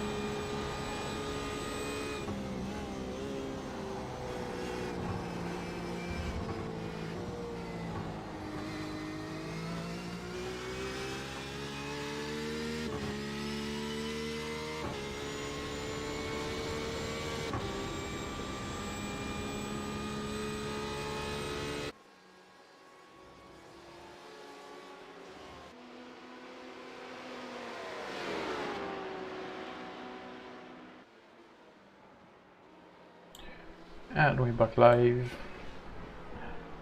And I will have with me Daniel. Hello, Daniel. Hello, Samuel. Thanks for joining me. Don't you worry. How's it going this race? Yeah, not so bad on my side. And yours? Yeah, it has been what it is. We've been a bit unlucky. We work hard for this one, but well, that's what happened. Well, we're trying to get home and figure it out, to get a good result and some good experience. Yeah. We knew that, unfortunately, Suzuka is a twisty, narrow track. Yeah, it's not the easiest one. That's true. You're part of the AM team. I'm correct. I am on the AM team. Yeah, the AM team. Okay, that's fine. Yeah, so you're 9th in the P2 categories at the moment. Oh, yeah, we are. Which is a shame. Zeb has had a really good pace for us, and me and Dario, we were trying our best to keep the car and with keeping up. Unfortunately, I saw that. Unfortunately, I had a bit of problems around. Yeah. And I had a couple of two. Zeb did a great job at the start of the race. He was really fast. He said the pole position. No, it was fourth. It was the pro guys that got the pole position. Okay, it was the pro guys. Oh, sorry, you have two teams, and yeah. No. I sometimes struggle. The good ones are the wannabe guys. Yeah, too many abroody on the cars at the moment. To be honest. Right. Yeah, but yeah, Zeb was really fast, and yeah, we saw a couple of mistakes after that. But yeah, you're still in the race. That's still good. 9th place, still good points to take. Cheers.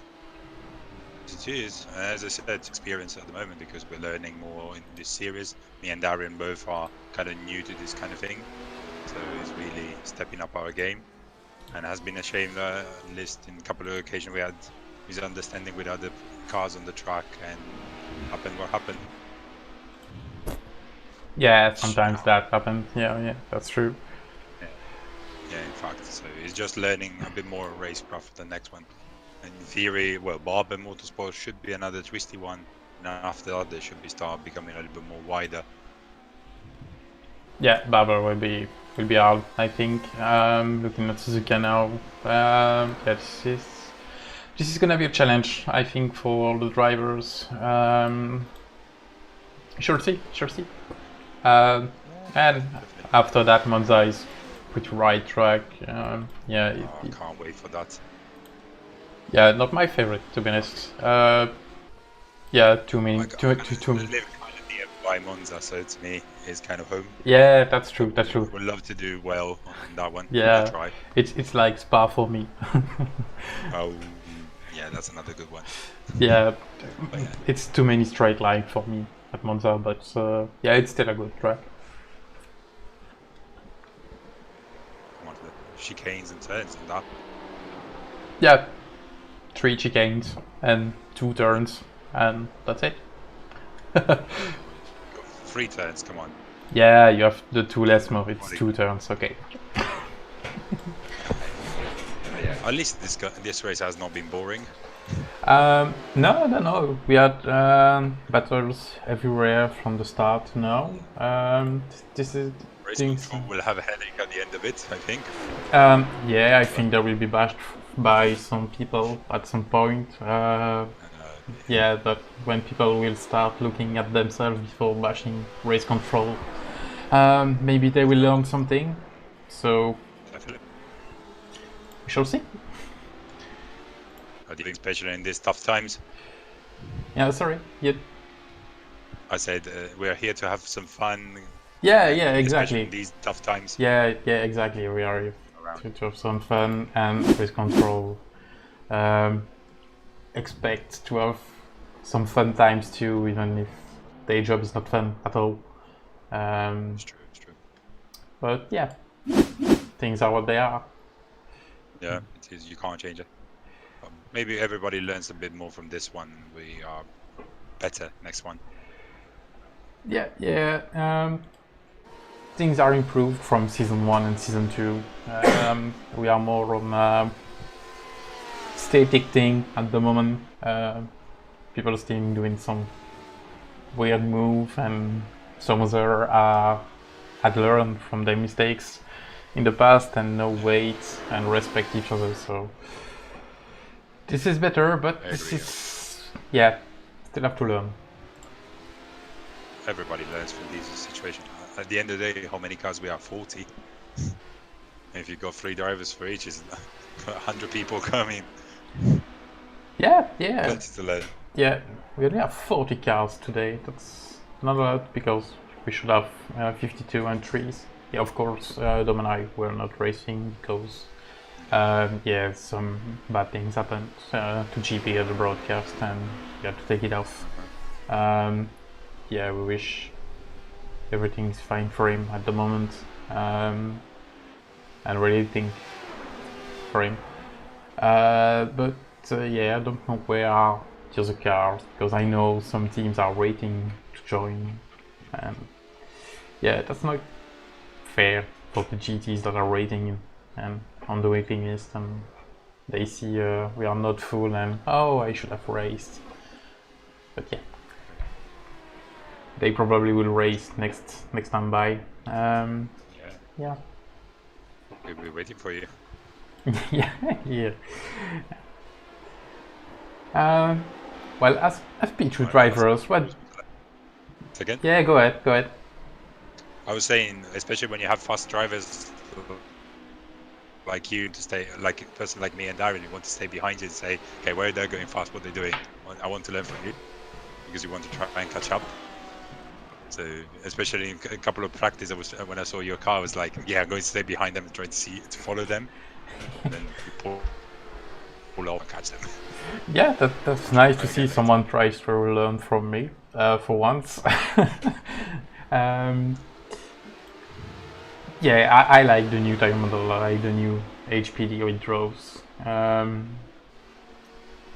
wasn't that fast at Suzuka, so we didn't lose too much. Okay.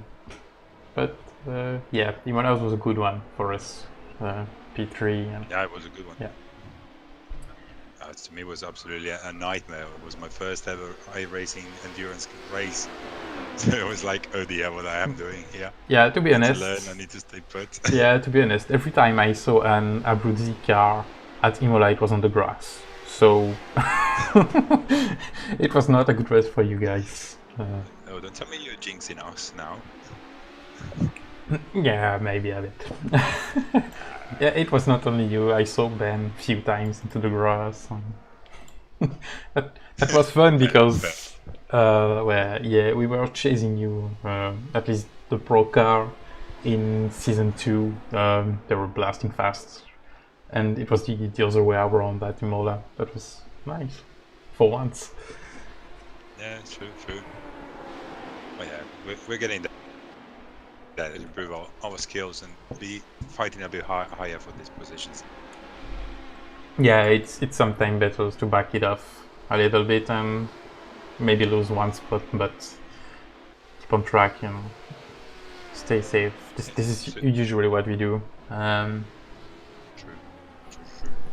for us, what we can see improvement from one race to the other. So this is what we want. Yeah, getting that. Definitely. This is something cool when you see you improve from one race to another. Yeah, true. Oh dear, now we have to finish this. How many left? Oh, an hour and a half. Let's hope that goes for it. We can get a good results finally. Yeah, I think you're good for a top 10 at least. Yeah, we should be. I don't know how much we're down from the 8th position, but who cares? Yeah, 1 minute 52, so a bit more of lap. We're staying here. We're getting a car home and get a good result for the team. Yeah, that's true, and still good point to earn. It's nice. It's 26 points, so yeah.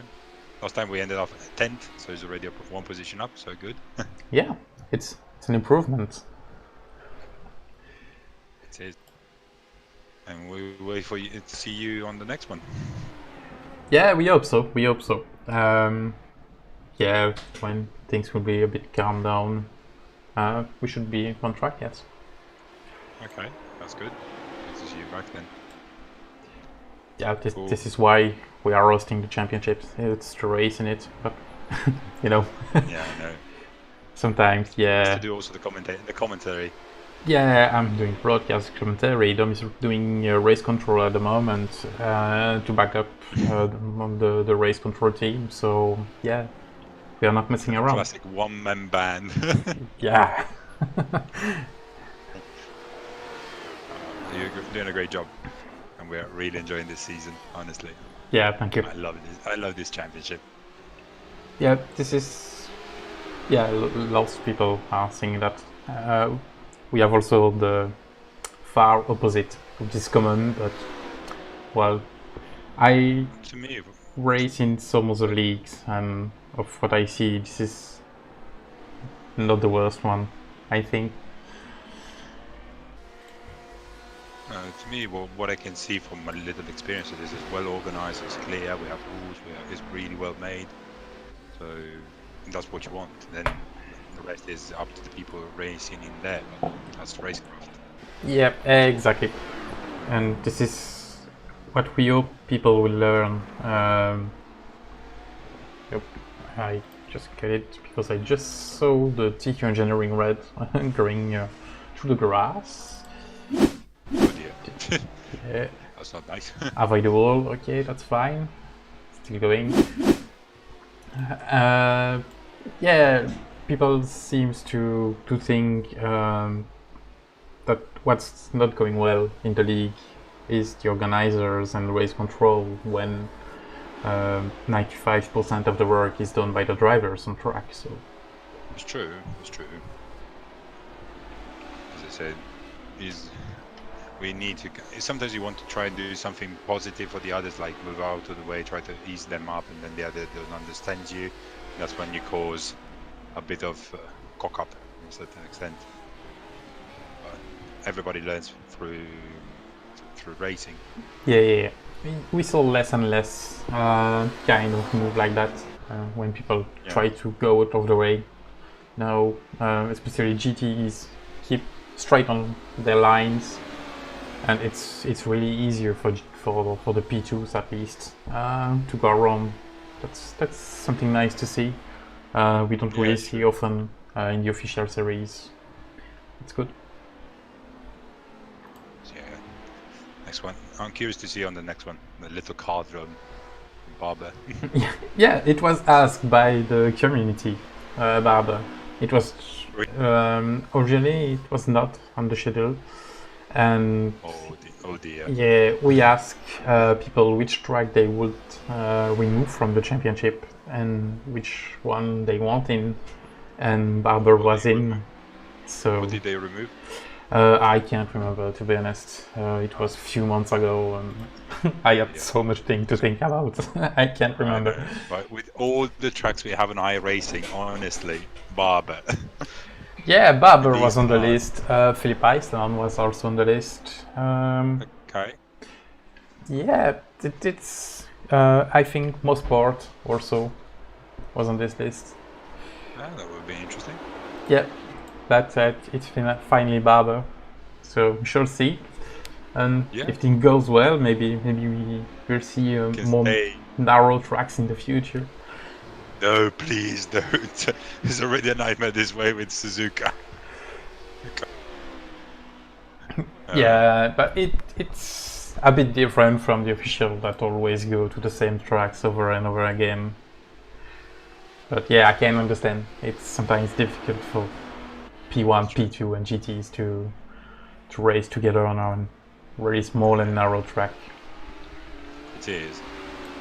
I think the point is, like, in Suzuka, you don't have many stretches where you can kind of overpower the GTEs, at least in our case. So you're always in this kind of position where you're kind of equal. Yeah, that's true. All the Aces, you can absolutely not really make a move in the P2. The P1 can at the end, but in the P2 it's more or less the same speed. Maybe the last right-hander and try to dive in the inside of the left, but it's still a risky move for me. But yeah. It is. Oh dear. we'll see. Now, going back to the team to see how they're doing. Because they will say, where the heck are you been to? Yeah, so Seb told me what he's doing. He should be with the team, so on. But I told Seb, yeah, you're just taking your place in the booth. So Zeba has been doing a really good job with us. When honestly, the amount of practice and work we did as a team together was really good. Yeah. Trying to find the setup, discussing between each other, making practice, helping each other, improving. yeah, That has been really great. I've been trying to teach him a bit more racecraft. Yeah, we are all he's teaching. fast, Yeah, but yeah, that's true. He needs to learn a bit. Yeah, you're right. But But he's a good team manager. Yeah, that's true. He is. No, we've been doing a really good job all together. Honestly, I can't deny it. This has been a really good team bonding experience also, which is something really nice to see. Yeah. Cool. I'll let you go to the commentary section. Otherwise, they say, "Oh, where's the commentator?" Yeah, that's fine. And I'll go and see my team, and we'll see you at the end of it. Yeah. Well, Daniel, thanks for joining me. Thank you. I hope I get you a bit of company since you were feeling lonely. Yeah, I will ask for company for the last and half hour that left in the session. It's good. So, man, I would say still thank you for the amazing race you always organize. Yeah, thanks for joining me, and have a good end of the race. Okay, I'll catch you later. Yeah, see ya. See ya. Bye.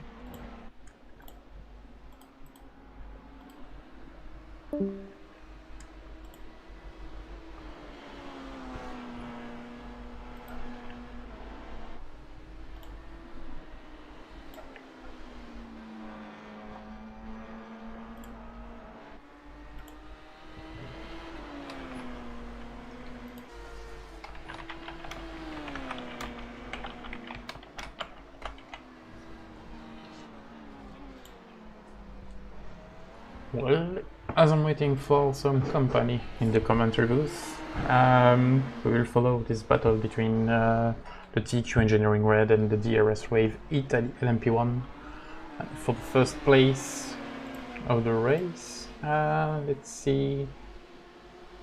Yeah, they both did it a few laps ago. No, the TQ Engineering have to pit shortly, so this is why they are so close together.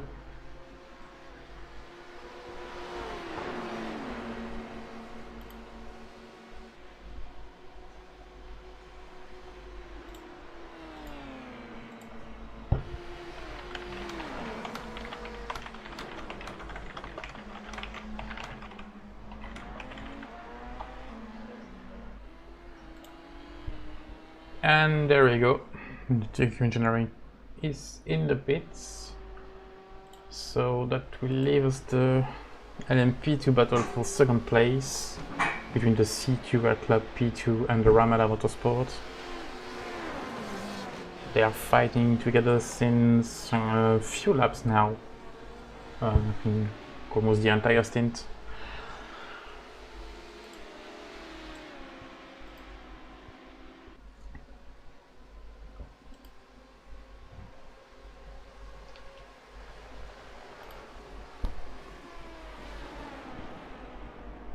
Let's follow this battle on board with the CQ Club.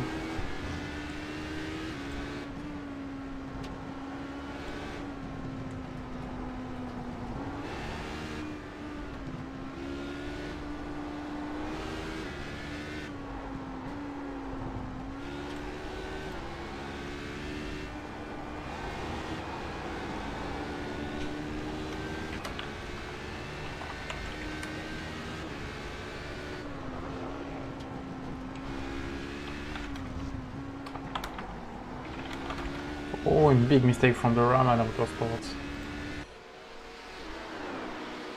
Yeah, thing now back it up.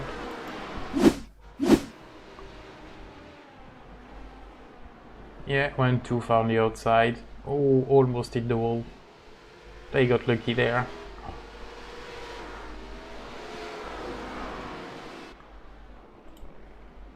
Very lucky.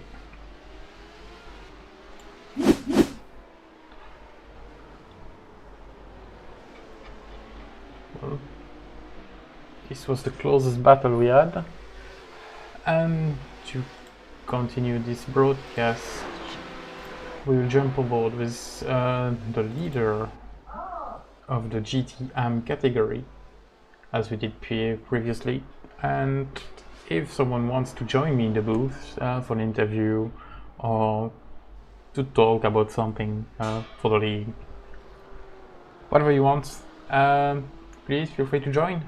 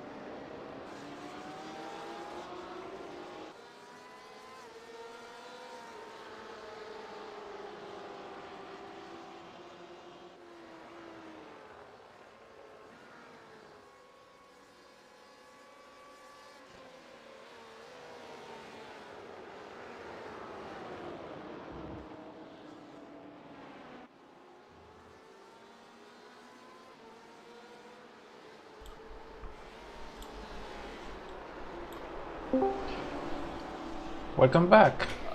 Hello, Samuel. How are you? Yeah, still fine, still fun. And you? Nice, great. Yeah, I had to run some errands, but I'm back. Yeah, that's fine. So a lot of stuff changed. So we had a bit of a change in the GT leaders pack because there was World Sim Racing Junior team. Yep, exactly. And now they moved to P3.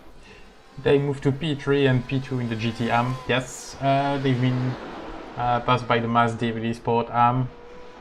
Exactly, yeah. They are battling together. Yeah, the SK Motorsports car is running third in class, and yeah, I think we will finish there if nothing bad happens. So that's still a good finish with all that's happened. There was a really big crash like 5 minutes ago from the B sports car with the what was it called? Yeah, it was the Rebirth Sim Racing. Rebirth. Yeah, I actually feel for the guys because the Rebirth team didn't have that much of a lucky race, you know.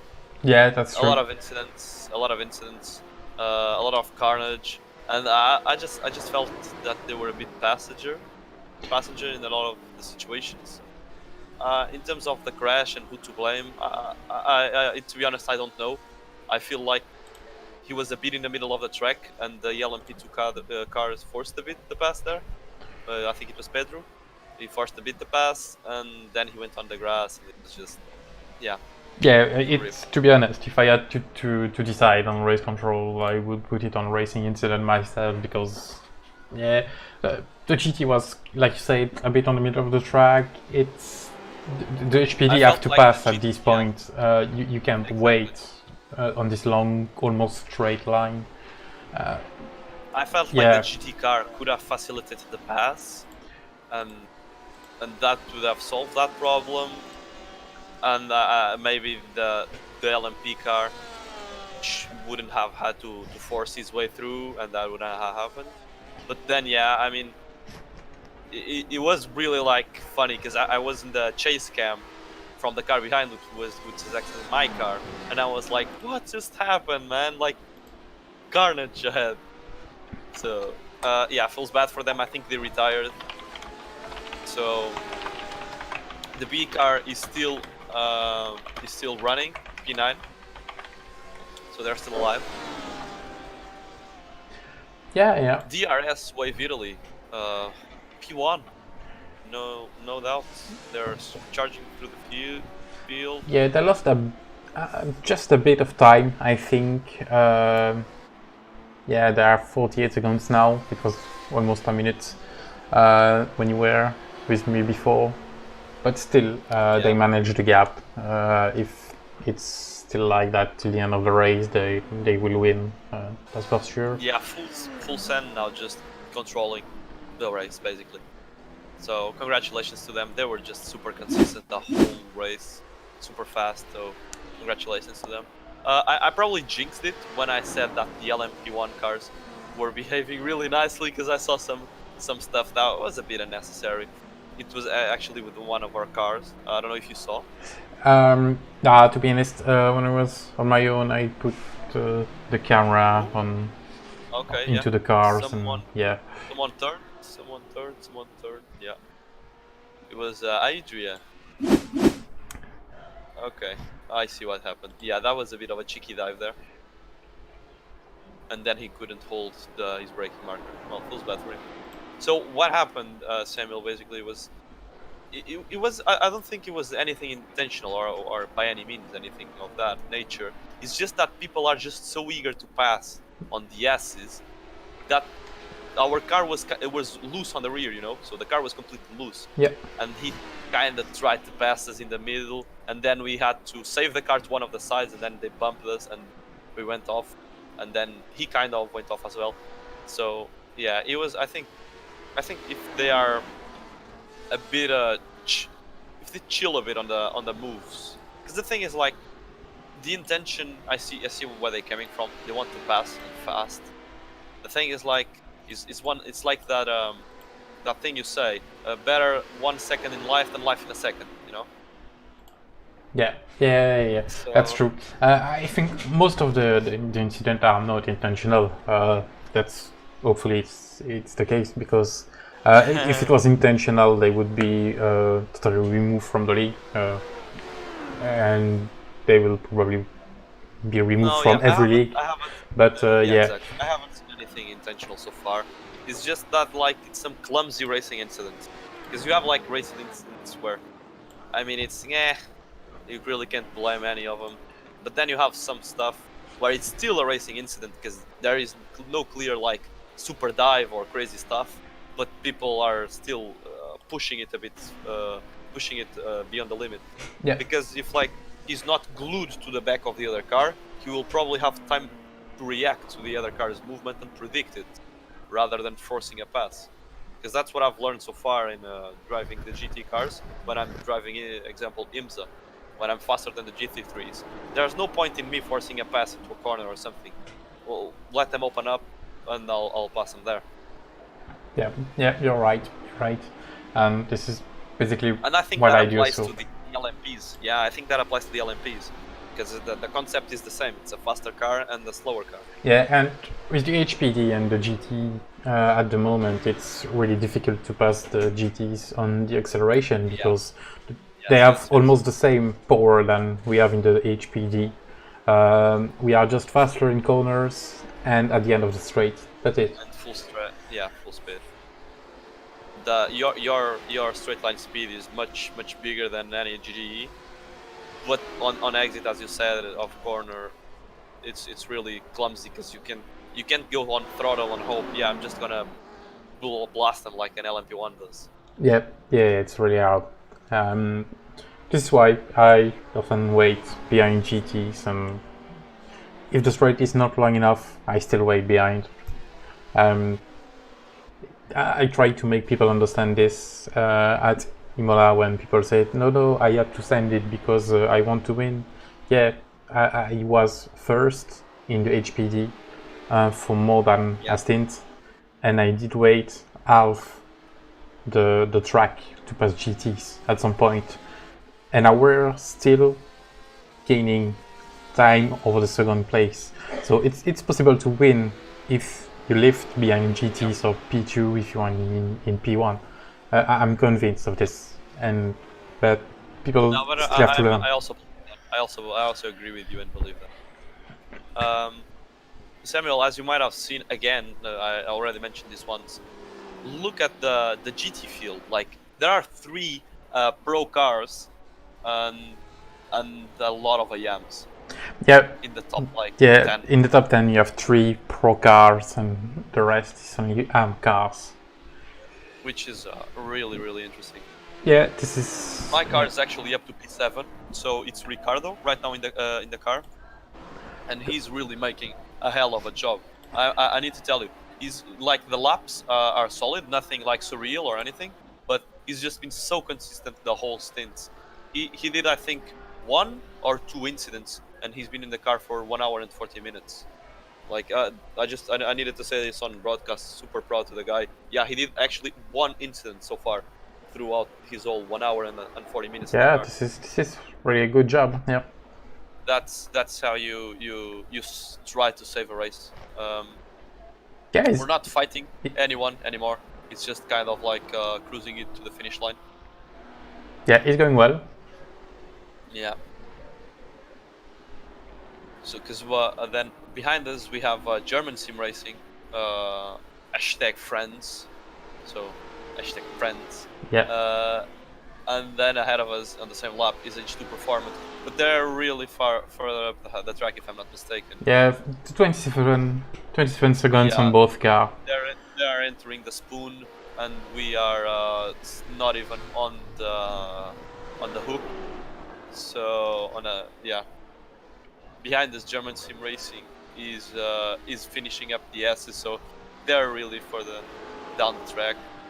So if we keep this pace, we will finish P7 class, which is, to be honest with you, really decent after everything that happened. After I tried to ruin the race for the guys, so yeah. Yeah, you did a great job. Yep. Yeah, I did a great job in trying to murder the car. No, but we also have had some bad luck with that netcode. You probably saw that with the HPD entering the Harpin, where we netcoded it. We went just full throttle basically because we couldn't brake. Yeah. Remember this one? Yes. Yeah, and then we were hit by the, I don't even remember what car it was. But then they were even more damaged. And we also had some damage, so that was the bad luck part, really. Yeah, the netcode is something that really affects us. Netcode, exactly.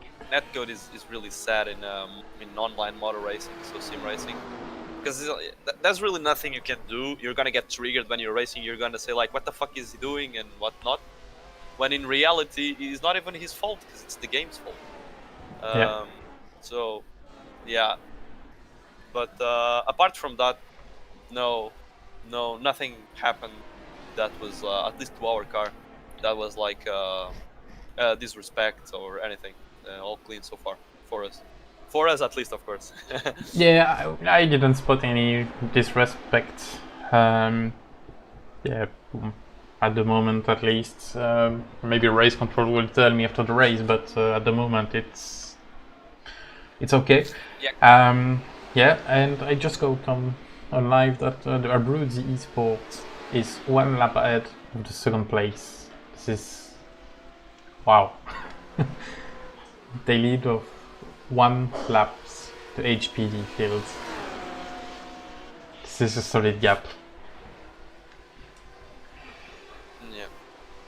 Well, the Full Send Racing has 2 laps over the second in GT Pro, so this is something else. The racing car is completely cruising through the field, and he's gonna score a win if he doesn't win it. To be honest, it's at that point of the race that if he doesn't win it right now, he's gonna win.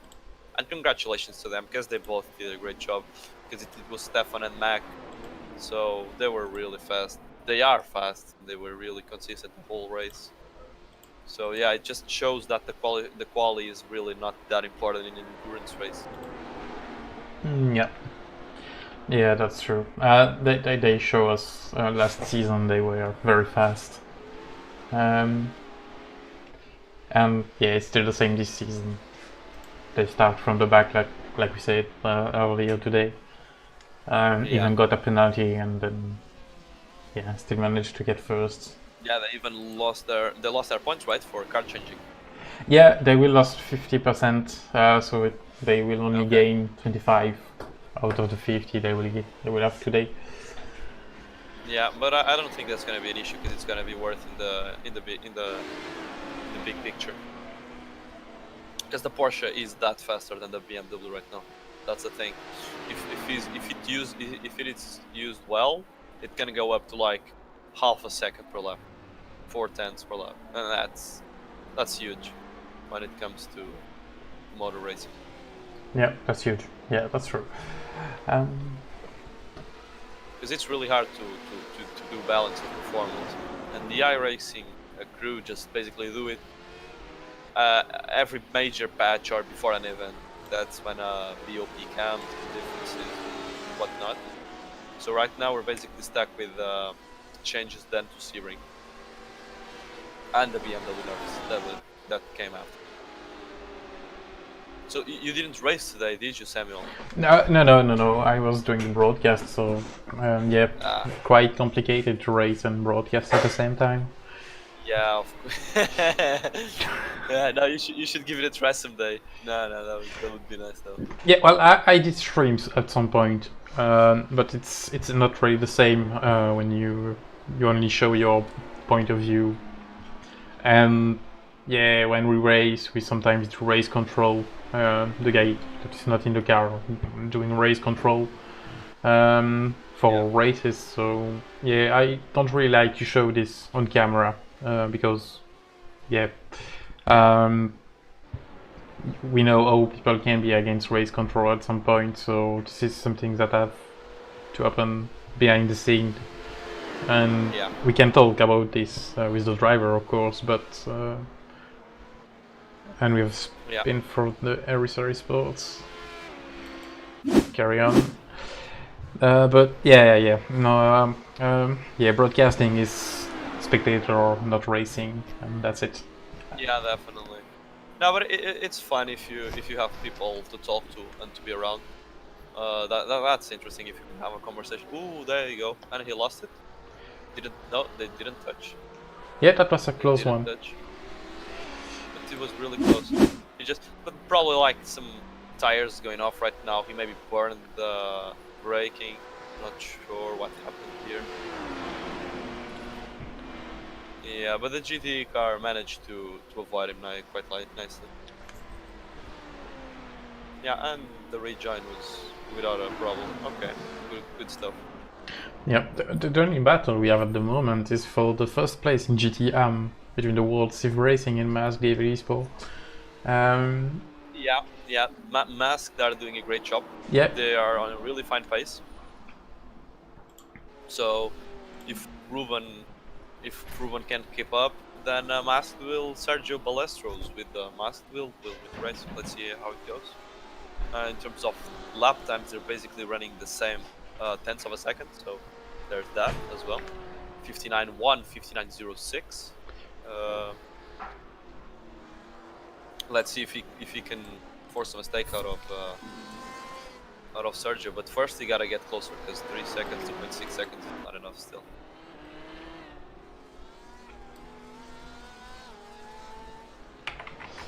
Yeah. Okay, so yeah. I just got. Yeah, because the podium in pros is kind of set. The podium in pros is kind of set. Yeah, of course. With the delta they have, this is set. Yeah.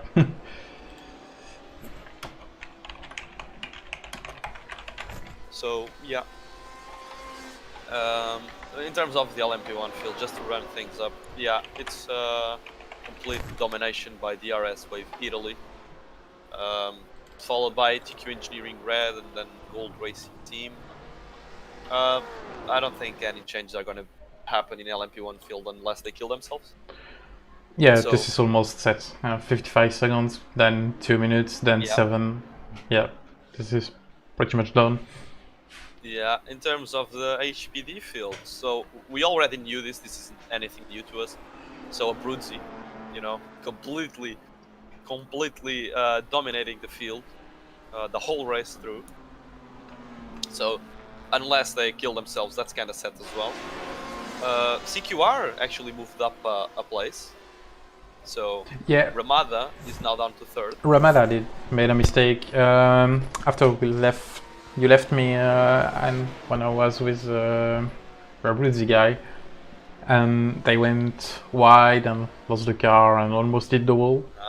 Okay. That made CQL pass them and gain almost 20 seconds now. Yeah. In the GT field, yeah, in the pros, full send, in the pros and in everything, full send just completely dominating the race. They started backwards, but like we were at 2 to 3 hours into the race and they were already in the race lead.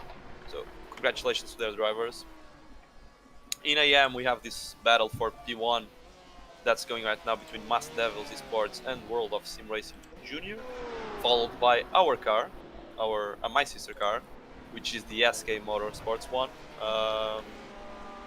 And then we have P2 and 3 in pros, which are completely away from everyone and everything, which is German Sim Racing Magenta and L1 Esports. So what do you think of this battle in AM? Do you think he's gonna catch him? Looking at the time delta at the moment, you will probably see them on the broadcast soon. We can see the second place, the World of Sim Racing, is gaining a little bit the last few laps.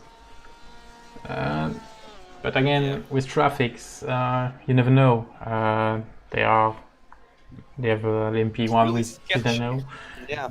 And the gap is now stretched back to 3.8 seconds. So they lost a second right now on the last lap. So this is gonna be complicated for them to catch the first place. Yeah.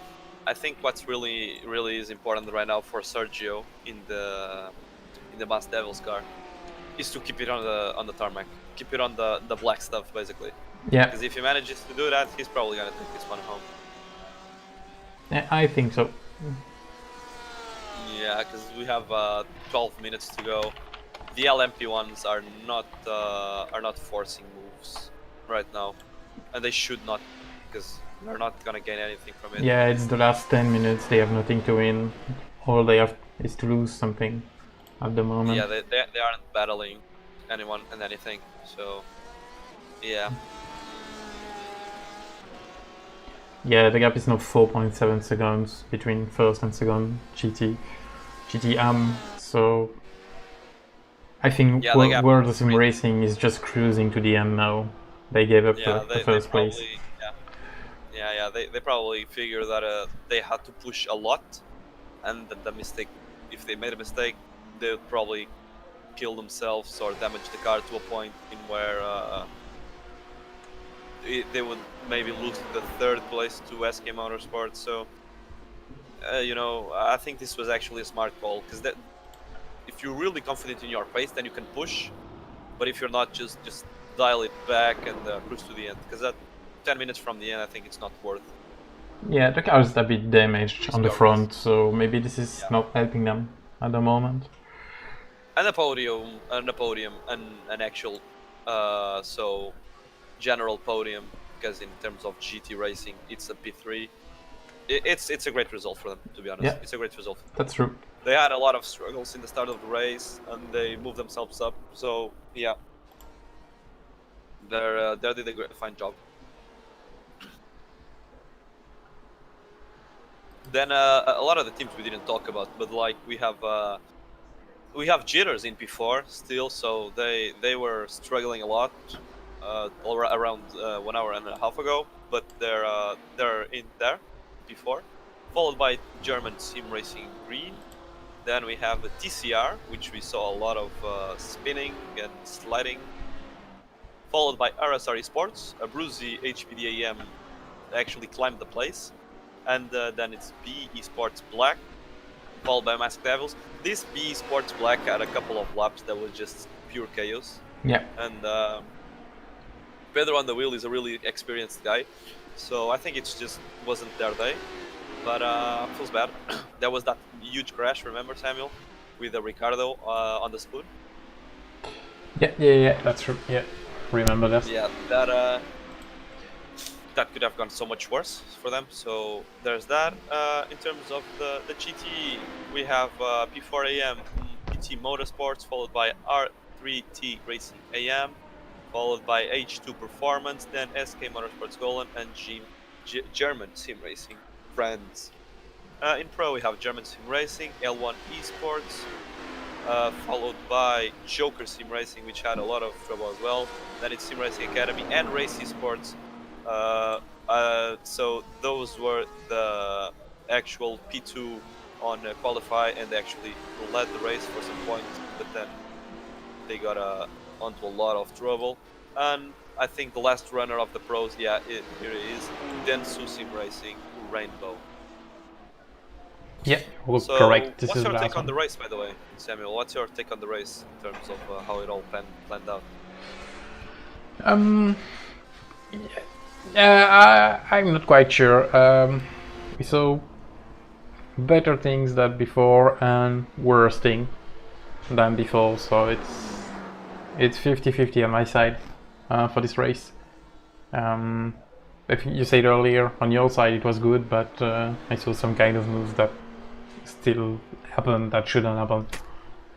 Yeah. Well, I said good because, like, the amounts of time that we crashed, it was not particularly someone else's fault, you know? Yeah. So basically that's my take from that. But yeah, I did saw a lot of stuff that's avoidable. Because there was, like, I didn't really see anything like a crazy track battle, you know, which you see in some sprint races. Because, for instance, at the start of the race, I did this cheeky pass on lap 1 onto the last corner, I think it was German Sim Racing Magenta. I'm not sure. Which I passed them on the outside of the last chicane before the main straight, and I think that was a move like for a place and track position, etc. But then I really didn't see a lot of that throughout the race. I think people just exploited each other's mistakes. I didn't see that much of a battle, you know? Yeah, there are. Yeah, we had some unfortunate moments that helped out to wait before mistakes. I think the field was really spread out pretty early today, and we had only few battles at the same moment. We had 2-3 cars battling in the P2 and the same for the GT, but almost everyone was pretty spread out. Yeah. By the way, like you said, I didn't hear about this, but like you said, there was gonna be an announcement. So, can you fill me in on that? What was the announcement that it was gonna be done? Like big announcement on broadcast. Yeah, the announcement was made after 1 hour of racing. The SimRacingAcademy did a giveaway.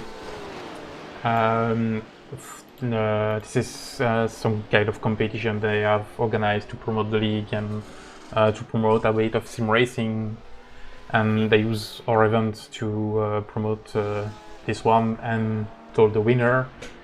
And the winner are Tobias Kantert and Nico PGN. This is the Instagram accounts that won the first giveaway. And the big announcement was that they will make a second giveaway that will be announced next week or the week after. And all the people that want to participate will have to follow the SimRacingAcademy Instagram account to get all the details, of course. And the end will be around our Daytona 24, and the result will be told during the Daytona 24. We will organize in about 2 months' time now, in June 27. Okay. Yeah. More 3 months. All right. 2 months, yeah. Great stuff then. Congratulations to you guys. Yeah, really big thanks to them because they are supporting the league and they put a lot of efforts to promote our events with this giveaway. This is some cool stuff to get people in the interest in sim racing and in our league in general. Yeah. What was the giveaway about, by the way? It was 50 iRacing credits for this time. That's really nice. Yep. That's really nice. They don't know yet what will be the next one. If it was your question. No, I mean I haven't thought about it, but yeah, it could be one. Okay, but still great to them. Ooh, slidey action here from the Porsche, the full send one. Probably some tires wearing out right now. Yeah, that's the thing about the Porsche. It likes to rotate on throttle, so you really have to be like smooth, really smooth on the inputs. Yeah, I really like the V8 supercars, and it's the same things with these cars. So I should probably try the Porsche and give it a go and see how it works. Yeah, it's really, you'll see it's really different from an HPV. Ooh, now we see. Who was this actually? It was the Newman Sim Racing Yellow. Damn, yeah, they had a lot of wall action in this race. Both their teams. Yeah, both their teams had a lot of action. Yeah. So yeah, they are P9 in class, and if they survive, they will finish there, I think, because everyone is just like Rebirth is plus 17 laps, but they have retired. If I'm not mistaken, they're just like stopped in the pits doing repairs. No, they're racing. They're back on track. Are they? They actually got back on track? Yeah, they got back on track with a completely destroyed car, but yeah, there's still points, like we said before. And that was the car without the bonnet, and now it's like basically without, just with wheels on it. Yeah, they've got back the bonnet. Actually. Yeah, the wanted this back. They managed to hammer it down. No, yeah, this car has been through hell. Like, yeah, it's still being out on track it's a miracle, to be honest. Yeah. As we are entering to the last few minutes of racing, this is almost the end for all those guys. Yeah, I don't think there's gonna be any changes. Actually, TQ Engineering Red actually gained a lot of time to DRS. Yeah, but I think DRS Race is just sitting in first and cruising to the end. Completely just cruising, but it's always interesting to see, like, when there's a lot of time that's being gained from one car to another. Yeah, we just saw they waited behind GT, like, where they should have passed.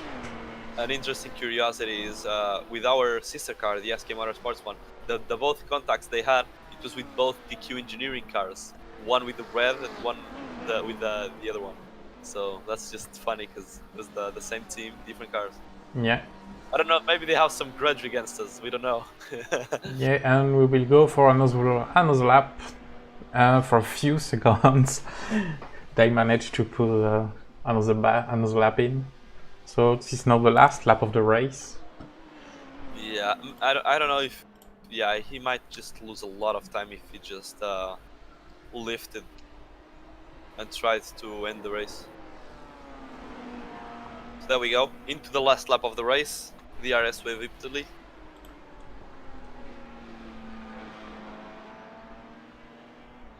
Yeah, we didn't put a lot of broadcast time on the LMP1, to be honest, because yeah, there are not a lot of action. Yeah. Going on the LMP1s, you know, so. Yeah, there are only 5 running now. There were 6 at the start. This is, yeah, sadly for them, there are nothing a lot to show. But yeah, they're still running. They're still here. They're part of the race, so they got a bit of coverage now for this last lap. Yeah. So Marco basically just blasted this race and led, and congratulations to him.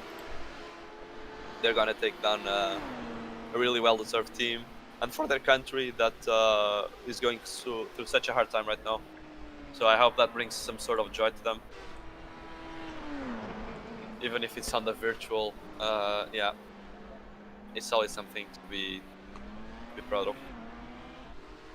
Yeah, there we go. Last standby. Check a flag for them. Congratulations to them. TRS Wave, I-30 and P1.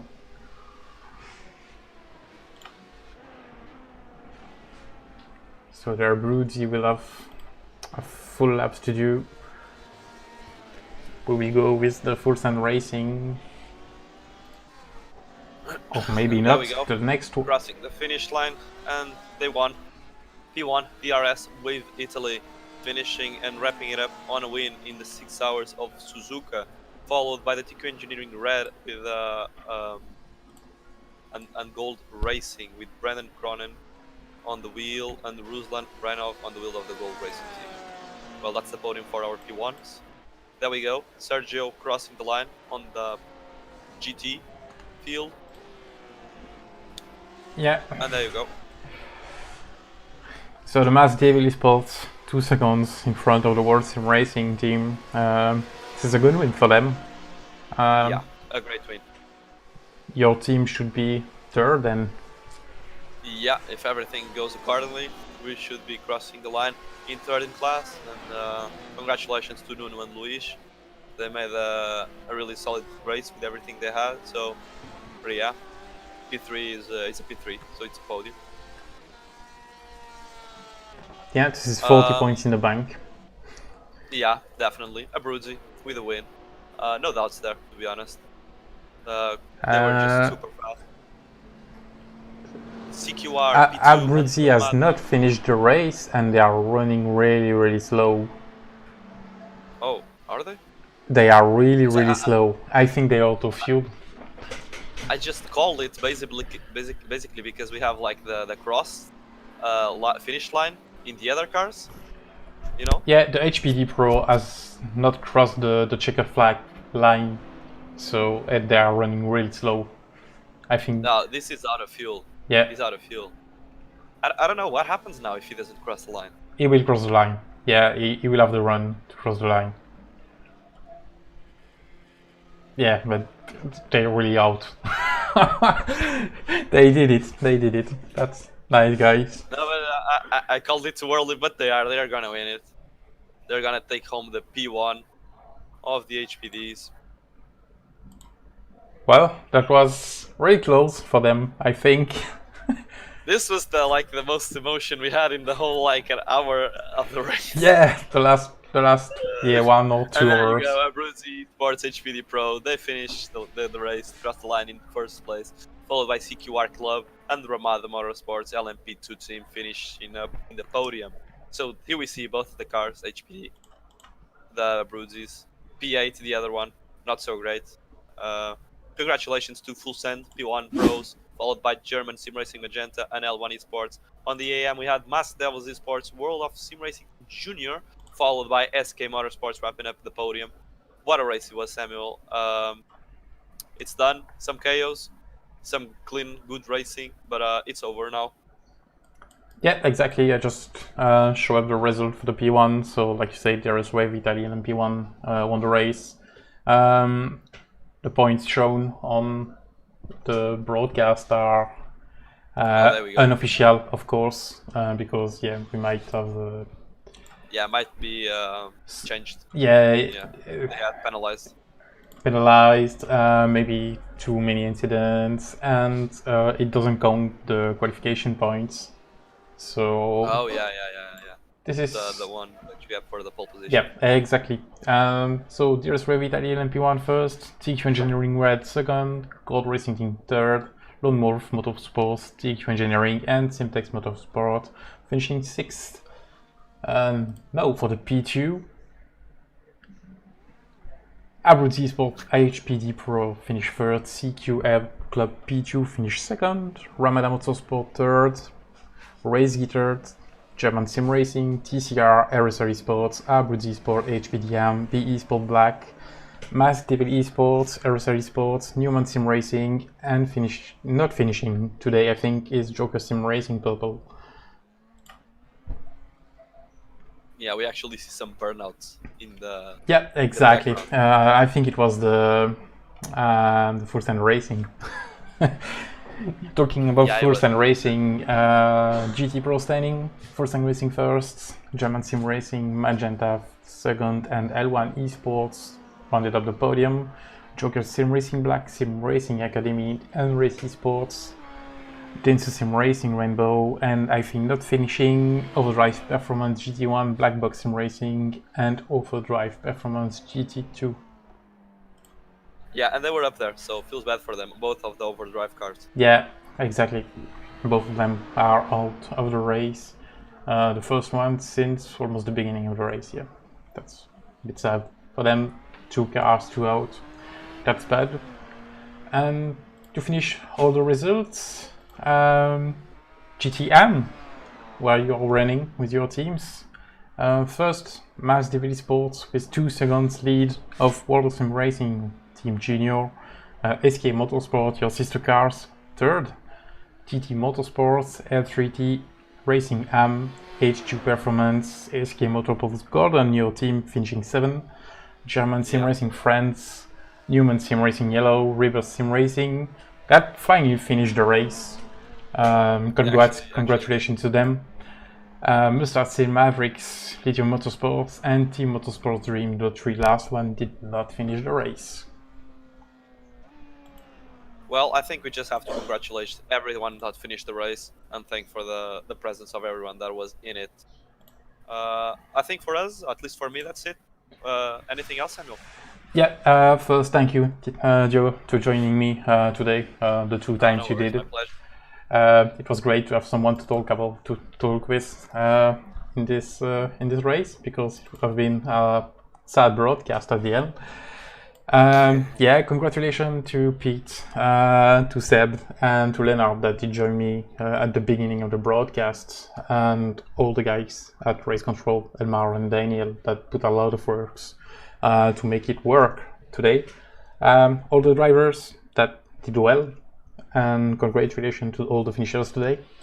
Yeah, I think that's it for me. I will also thanks. For me as well. Yeah, I will also thank SimRacingAcademy again.